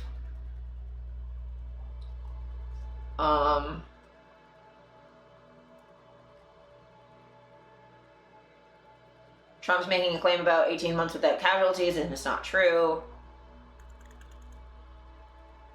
The 18-month period from February to August saw no combat-related deaths, with part of that when Biden was in office. So, yeah, you're not supposed to campaign there.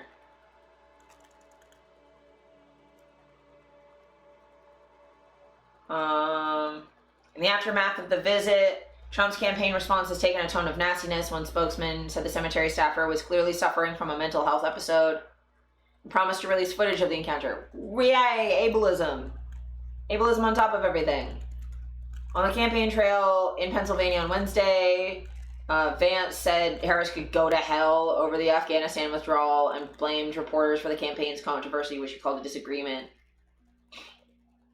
You guys act like Donald Trump filmed a TV commercial at a gravesite. He was there providing emotional support. There happened to be a camera in there and someone gave him permission to have that camera there. That's not fucking true.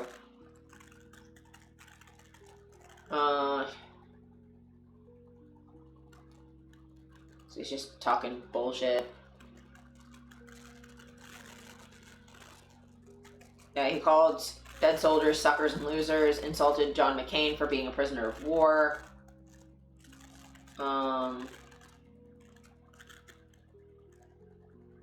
Yeah, he just sucks. He's shitty to the military, he's shitty to the dead.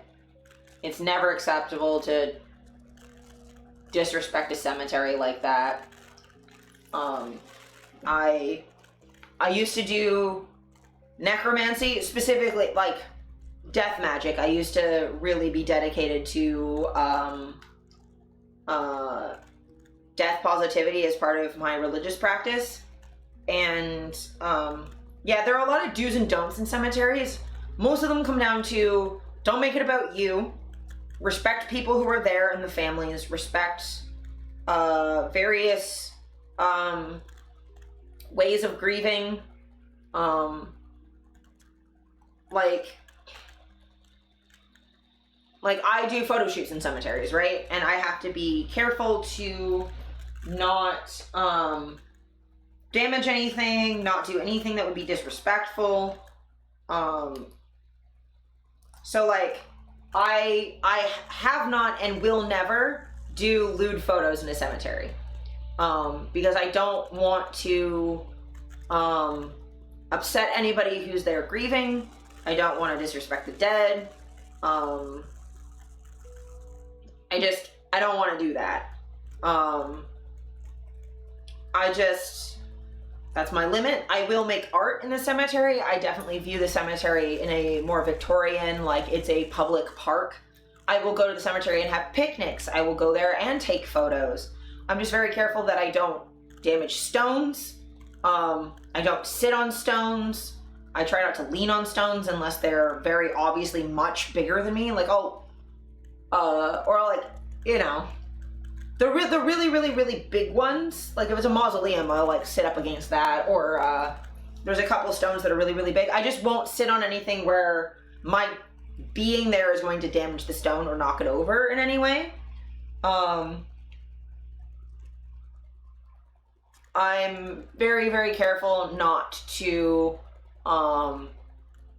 make content out of the names of anyone on the stones. I don't go out of my way to censor them, but I will, especially because I'm usually taking photos in historic cemeteries, so the names are old. Also, like, if you got your name on a public building in Toronto, I don't really think it matters if I have your name in one of my photos from your grave. Also, if your grave monument is more expensive than a year rent for me, I can take photos in front of it. I'm thinking mostly of like Massey, because the Massey grave is gorgeous, but their name is also on like 8 million things in the city. But like, you know, I try my best to be respectful. You don't politicize it because everyone should feel safe to be in that cemetery. You can't make anyone feel unwelcome to grieve. You can't, yeah, there's a lot of stuff you just should not do in a cemetery. But for the most part, are you just like don't litter, don't break stuff, don't damage stones, don't do anything that would make someone uncomfortable if they're there mourning.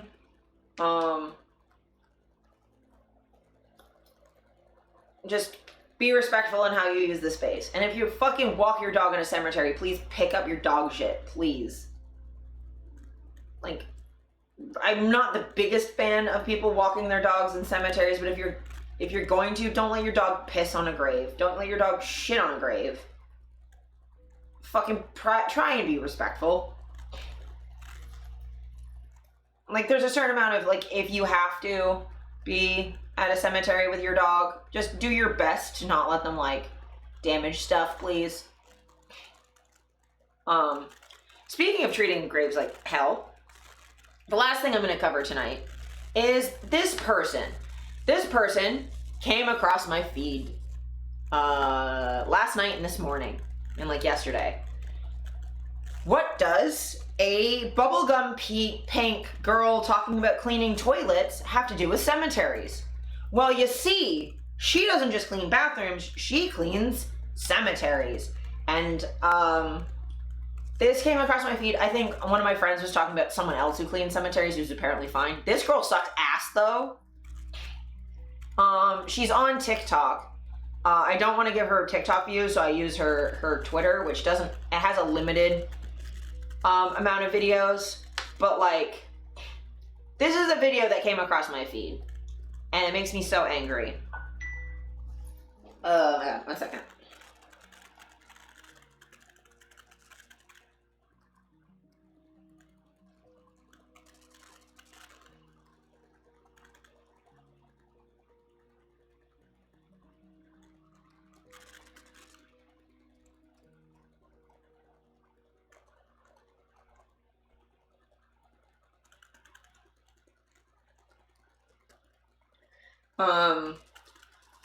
Yeah, she drives me absolutely insane. Let's clean a random grave.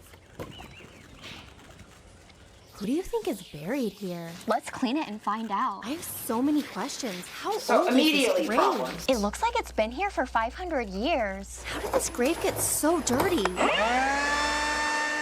Look, there's a tree growing out of it. I love plants. This transformation is extremely hard for me, but I believe everyone deserves a beautiful grave. Okay, so I did some research. A woman is buried here, and she has 2 brothers, just like me. I need to make her family proud. This is so satisfying. I wish I could live in the graveyard. Are you ready to find out who's buried here?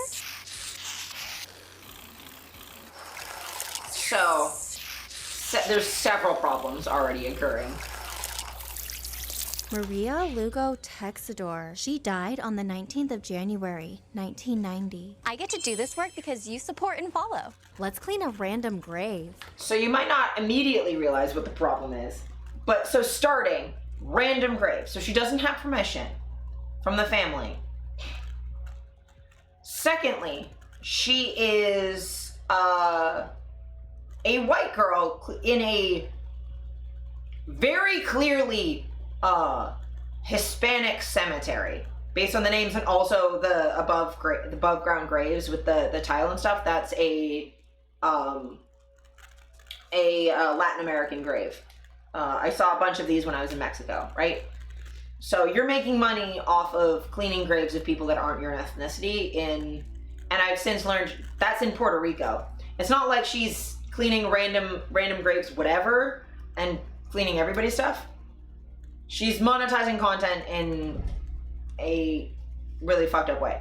Secondly, that pink foam that she's using is her personal brand cleaning stuff, which she advertises and product placements, which is uncool. Secondly, it's a all-purpose cleaner. It is not meant for cleaning graves. Now, the tile parts probably aren't going to be damaged by it. The very delicate limestone with carvings in it, she is damaging. Ripping plants out can actually damage the graves as well. Using a vacuum cleaner, unacceptable. You should not be doing that. Never, ever, ever use a fucking vacuum cleaner on someone's grave. Are you kidding me? Also, like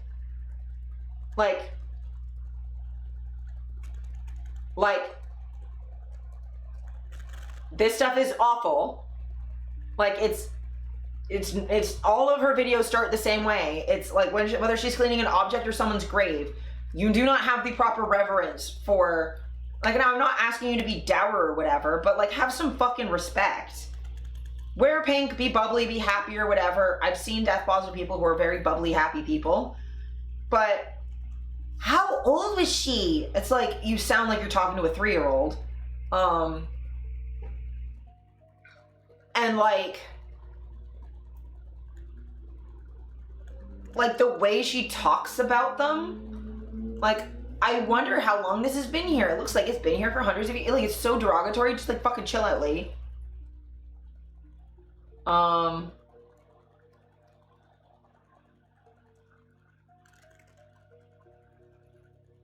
this is one of the ones that like really pissed me off.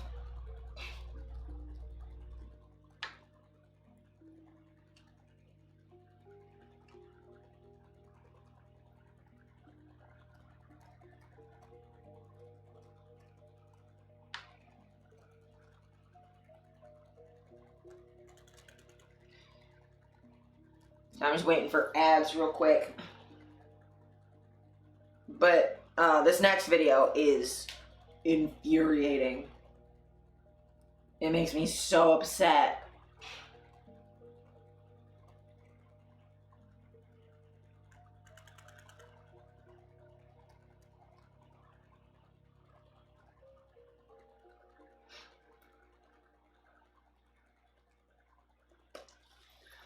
I just don't understand making money off of this stuff. Like, I will say, so she's gotten in shit for cleaning store bathrooms without permission.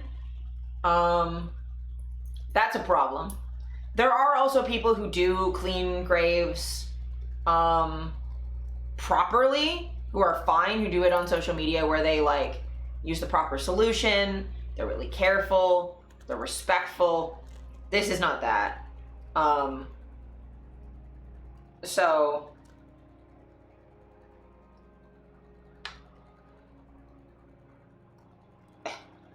here we go. So this video made me very upset. I'm at the graveyard at night. Cleaning this abandoned grave? I wonder who's buried here. And why is their grave so dirty? I need to crack this So using mystery. a pick on this is not good. A mango just fell out of the tree and scared me. But I can't give up. It's already 4:30 a.m. I need to hurry. I'm gonna test out a cleaning hack the internet told me. Watch this. Hydrogen peroxide, dish No. soap. I love science. No. Bad news, this foam is impossible to clean. But good news, pretty colors. Now let's reveal the name. Felix Perez, born 1903, and he died don't put 1984. peroxide on a he was a grave. war veteran. He deserves so much respect. Thank you, Felix. It's a moo cow. I can't wait to see what these graves look like in the morning. Thanks for following. So, I'm at the graveyard. You probably didn't catch it because she spent so much time talking like a child.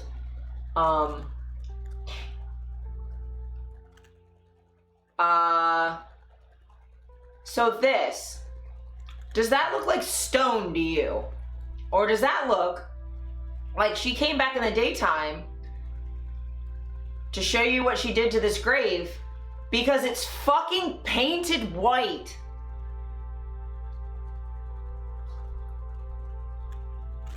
It starts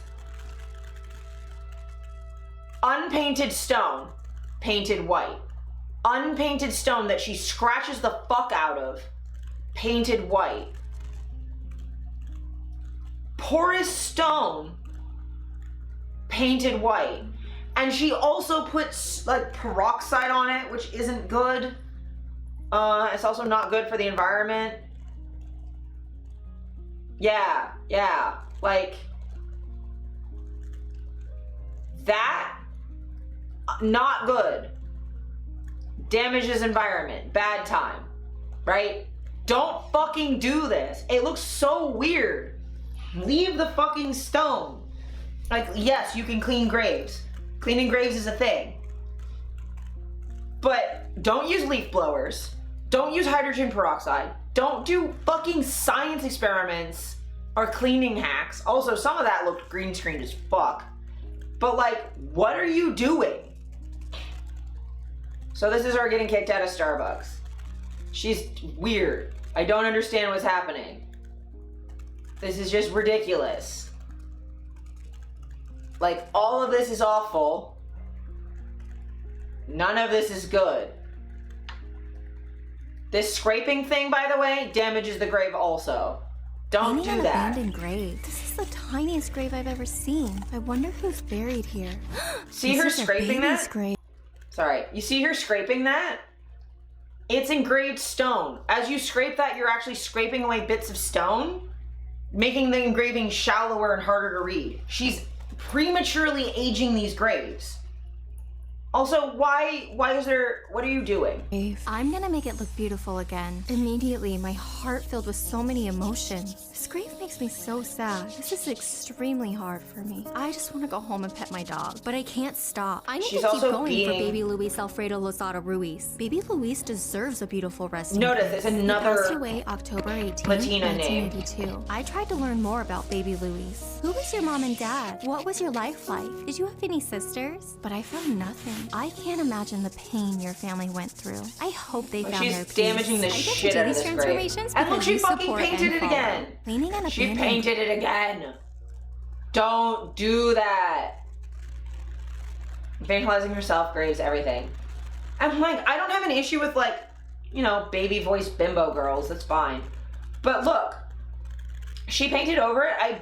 Like, what is this? Why did you paint over it like that? Why did you do that?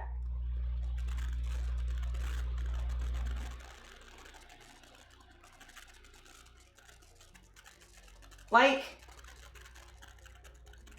that looks like she Sharpied in the holes. That doesn't look right. Did she fucking Sharpie or paint that on? Because that doesn't look the same as, like... Did you have any sisters? But I found nothing. I can't imagine the pain your family faced. I get to do these transformations because you support. Like, this doesn't look right to me.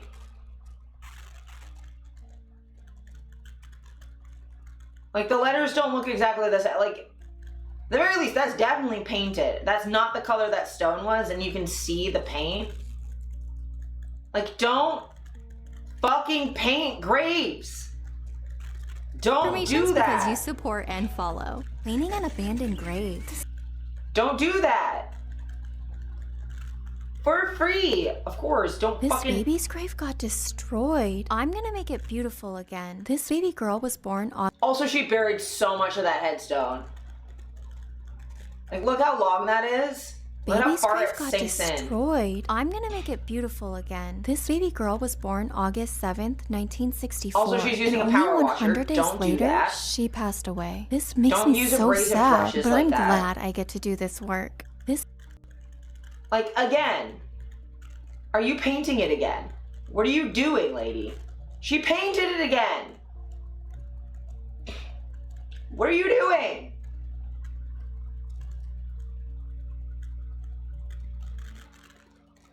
Stop painting them. That one might not be painted, but it feels like it is.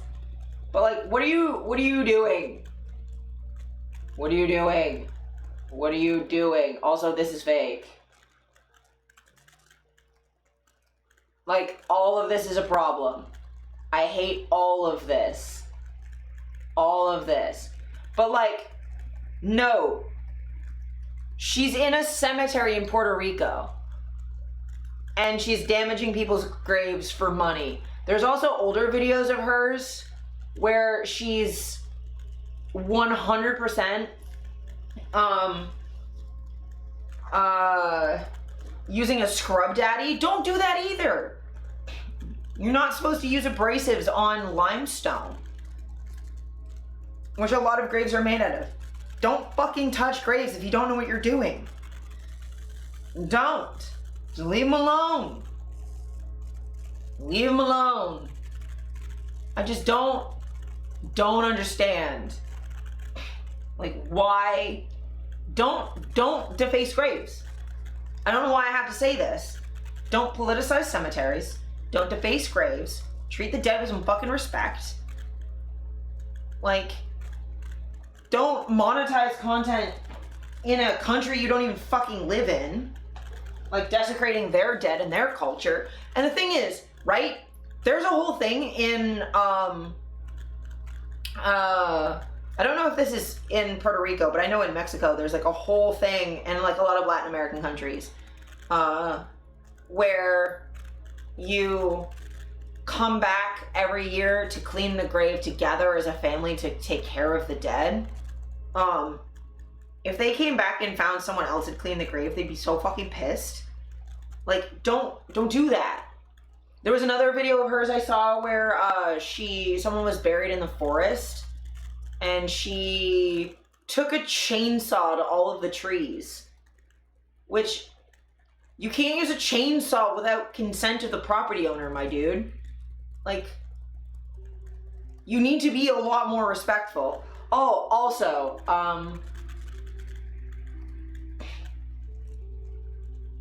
it generally amazes me the things you gotta clarify. Yeah, I mean, same. I don't understand why I have to. But here we fucking are, and I have to tell people to not desecrate graves for some fucking reason. Like, why? Hi, Chef, welcome in. But yeah, just don't. I mean, if anyone thought that maybe what she was doing was harmless, hopefully seeing her painting them would be a step far enough that people can see that that's not okay. Right? Like, she's 100% damaging those graves for money. And it's so bad. I saw another one where she painted over it and she did definitely write on it with Sharpie.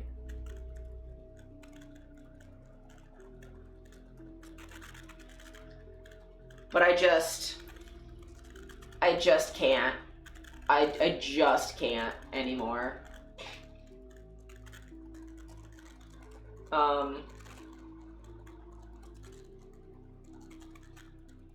I think it's ridiculous.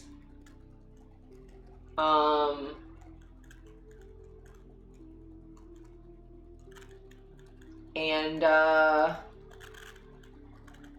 yeah, I'm not pleased about it.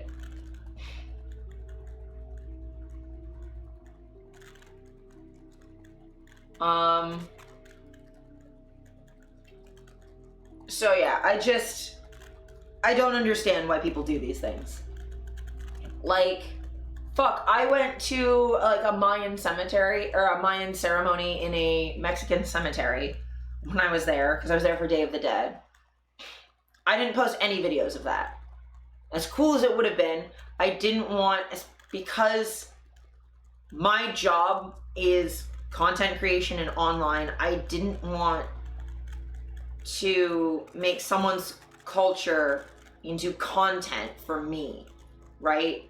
Like, I probably could have and it would have been fine, but I just don't ever want to cross that line where I'm treating other people as content for myself. If I'm gonna make content, it's gonna be either like sharing other people's creations when I do like react stuff, and I try and do that because I think something's really good, and I want to share it because it's really funny, and like I'm sharing it because I'm hoping that people like check out more of their content, and I always make sure to credit them. Or I'm like, they're making like a really good political point that I want to build off of, right? I'm having like a dialogue. I always want to do that. Or if it's content, it's my own, right? I never want to be just making content of other people, or out of other people's cultures. And then that's a line that I think once you start crossing, it's really difficult to come back from. And that, like, if you're gonna make content around death and dying, you have to be really careful to be respectful. Like, I've started doing paranormal stuff. It should be coming out eventually, but like, I try really, really, really hard that when we're doing investigating, that we are respectful, and I do a lot of research. Like, we filmed 1 episode so far, and I want to do more. I really want to do more. We just haven't had time. And we don't want to start adding like a backlog before we have the first one done. But I really, really, really want to make sure that when we're doing these investigations that I thoroughly research the locations ahead of time. I know the history so that I can be responsive, right? So like, the history of the location is a bunch of people survived via the Underground Railroad, right? I want to be really, really cognizant that if like certain context comes up, or like if I'm in an asylum or something, I want to be aware of that. I want to be aware of the kinds of history of the like the locations, both so that like if something comes through, not that I believe in ghosts, but like, you know, I at the very least, just in case, I want to be respectful. And if for nothing less than just like someone could be watching of that identity, and I want to make sure that I'm respectful of that too. Roman Catholics, especially in Poland, as far as I know, we have All Saints' Day, November 1st, which is older than Halloween. And it's traditionally the day all Polish families go out to visit their family graves with candles, little pictures of figures, and anything else. Yeah. Yeah. Like, All Saints' Day, Halloween, or like the older version of Samhain, or Dia de la Muerte. I'm not good at foreign language. I'm not good at languages. But Dios de la Muerte is like, that's like a whole week-long thing. It's not just Day of the Dead, but it's like a whole bunch of ceremonies and festivals. But like, if I'm going to be doing paranormal investigating, right? Like, I'm going to be respectful of the human who was there. They might not still be around. I'm willing to be proven wrong. But whether they're still there to hear me or not, I want to be respectful of that person. I want to be respectful of their family and their ancestors that they've left behind. I want to be respectful of people going through similar experiences today. And like, we investigated somewhere where luckily like a lot of the history was reasonably okay. Because only one family has ever lived there, as far as like post-colonization. So like, and they were reasonably okay people as far as that goes. But like, I always want to be respectful of that, right? And like, I mostly use paranormal investigation as a excuse to teach history and to share history, especially those like smaller, lesser known stories that a lot of people don't hear. And researching for that taught me so much about the city that I didn't know. I know so much about just that small sliver of Toronto history now that I'm like super excited about. I've also gone on cemetery tours that a friend of mine hosts a couple times a year, which I absolutely love. Every Halloween I make sure to go at minimum. I try and make other ones too, but at least Halloween I go every year. And she teaches about like the history of the city through the dead, and talks about like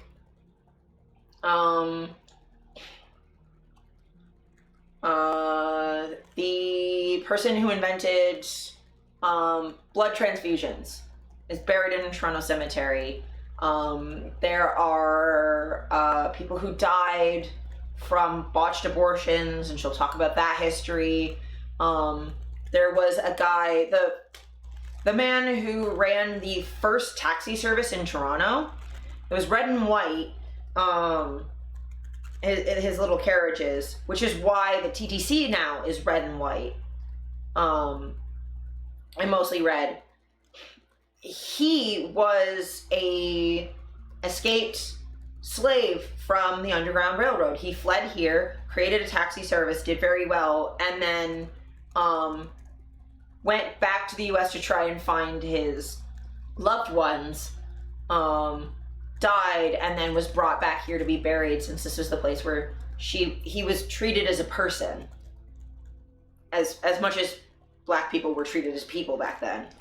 She's got like white Barbie girl and main character syndrome, because she clearly thinks anything she does is okay for her content, using very sus cleaning products that are all pink / foam. Seems like she's yeah, it's also annoying because there was like one where she was like eating a cupcake in the middle of it. It definitely seems like it's both it's like half fetishy, like disguised fetish content, and half like appealing to children, which is like a really uncomfortable mix.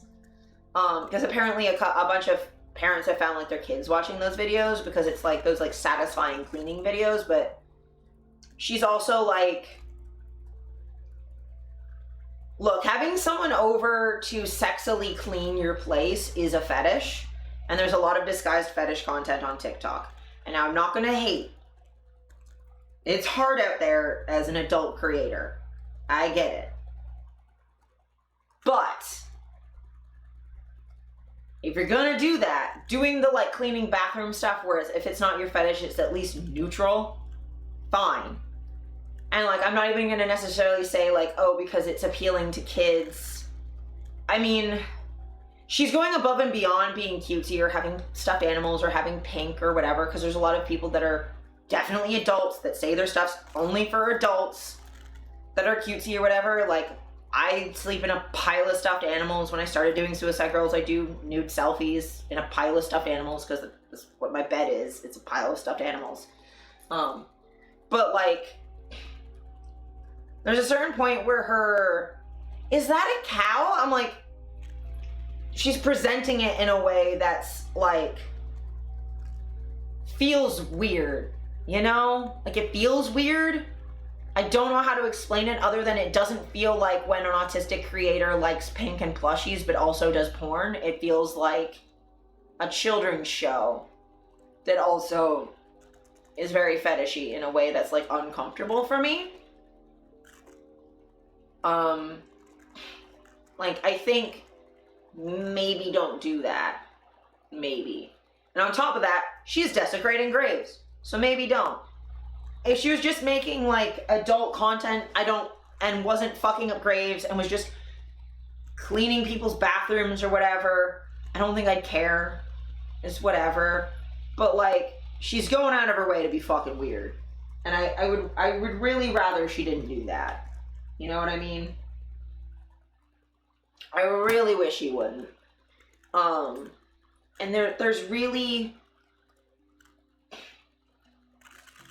no excuse for it either, because like, the easiest thing to do as a content creator is to not desecrate the dead.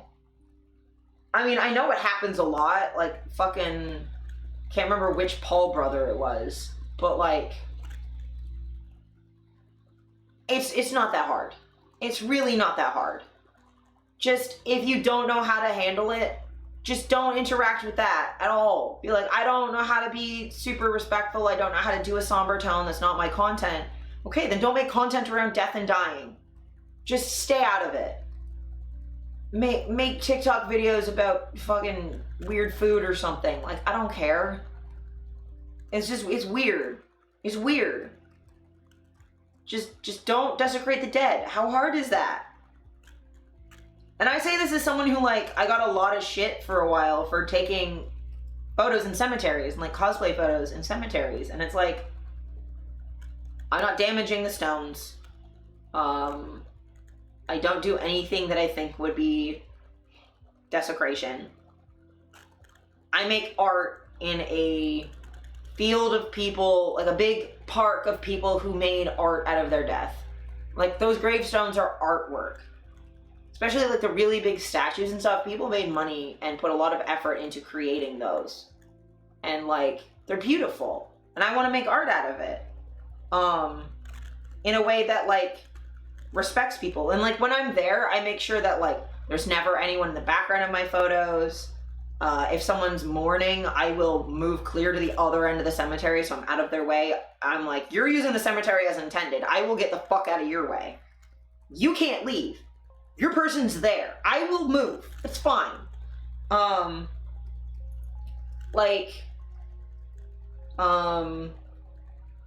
do my level best to treat people with respect. And maybe that's why I'm not that successful as a content creator, because I would rather be poor and have fucking ethics and values that I stand behind than be rich and be a piece of shit. That's why I can never be a politician, Respect is hot. I appreciate that. But I couldn't be a politician either, because like I am 100% who I am at all times. I stand by my values no matter what, even if it isn't popular. And there's definitely been times I've had to argue with friends because like I felt some sort of strong way about something that they didn't. And like, you know, if we're close enough in agreement, sure, but like I'm gonna call out people if I think they're saying something transphobic. I'll call out my uncles if I think they said something racist. I'm gonna call out my friends if they, you know, say something I don't think is okay. Or if I think they're doing something I don't think is okay. And I hope they do the same for me, because like, I'm not perfect. I definitely fuck up, and I would really, really appreciate people tell me if I'm doing a shitty thing. Because that's the only way we learn, right? Is by like having that support and stuff. And having people to like hold us accountable and let us know when something we're doing is like has room for improvement, you know? Oh my god, what's happening?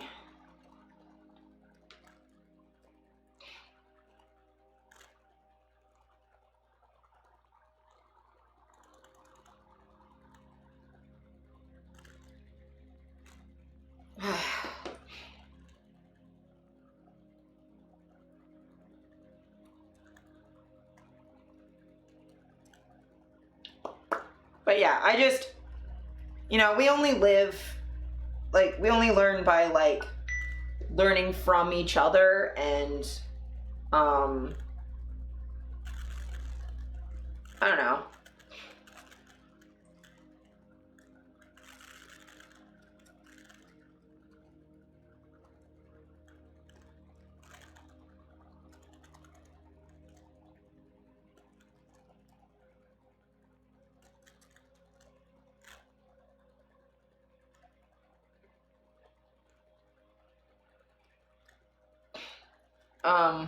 But yeah, I just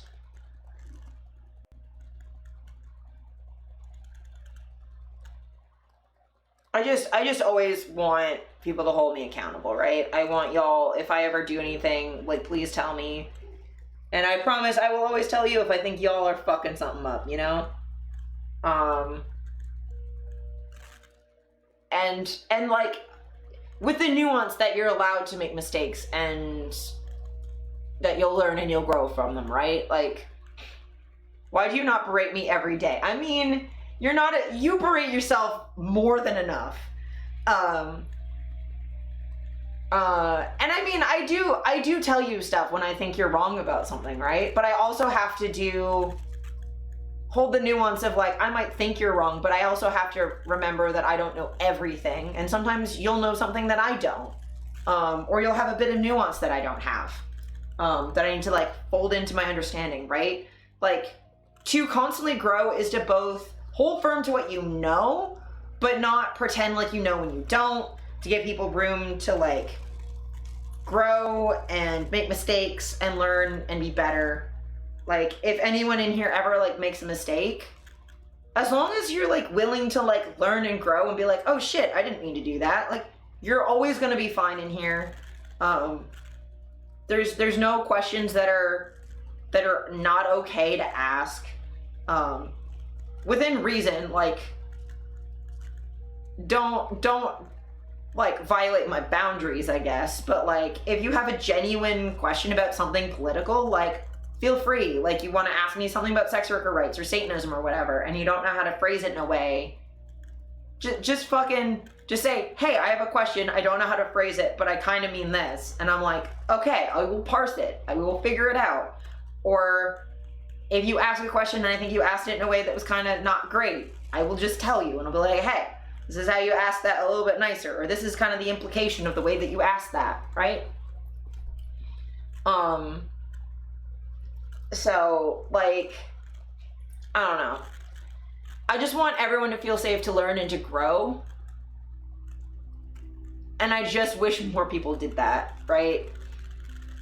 But, so I have to go. I have been streaming for almost 7 hours, 6.5 hours. I'm very tired. Oh my God, why? Why is there an ad break right now? Okay, I'll wait for ads. Yeah, bye friends. I'm gonna raid out though. I appreciate y'all stopping by. We're gonna raid a dear friend of mine. And by friend, I mean parasocially. He's doing a paranormal investigation, and you'll see how Respecting the Dead works in real time, where you can be happy and funny and in a good mood without being a dickhead and without painting people's graves, because what the fuck? I'm so sorry that this ad went off right as I'm trying to end.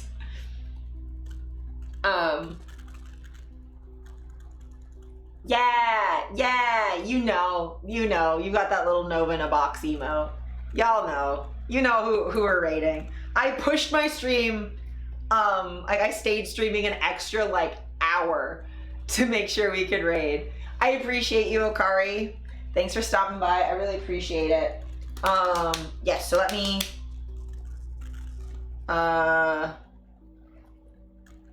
figure out a raid message real quick. I have 12 seconds. Oh no, I'm not good under pressure.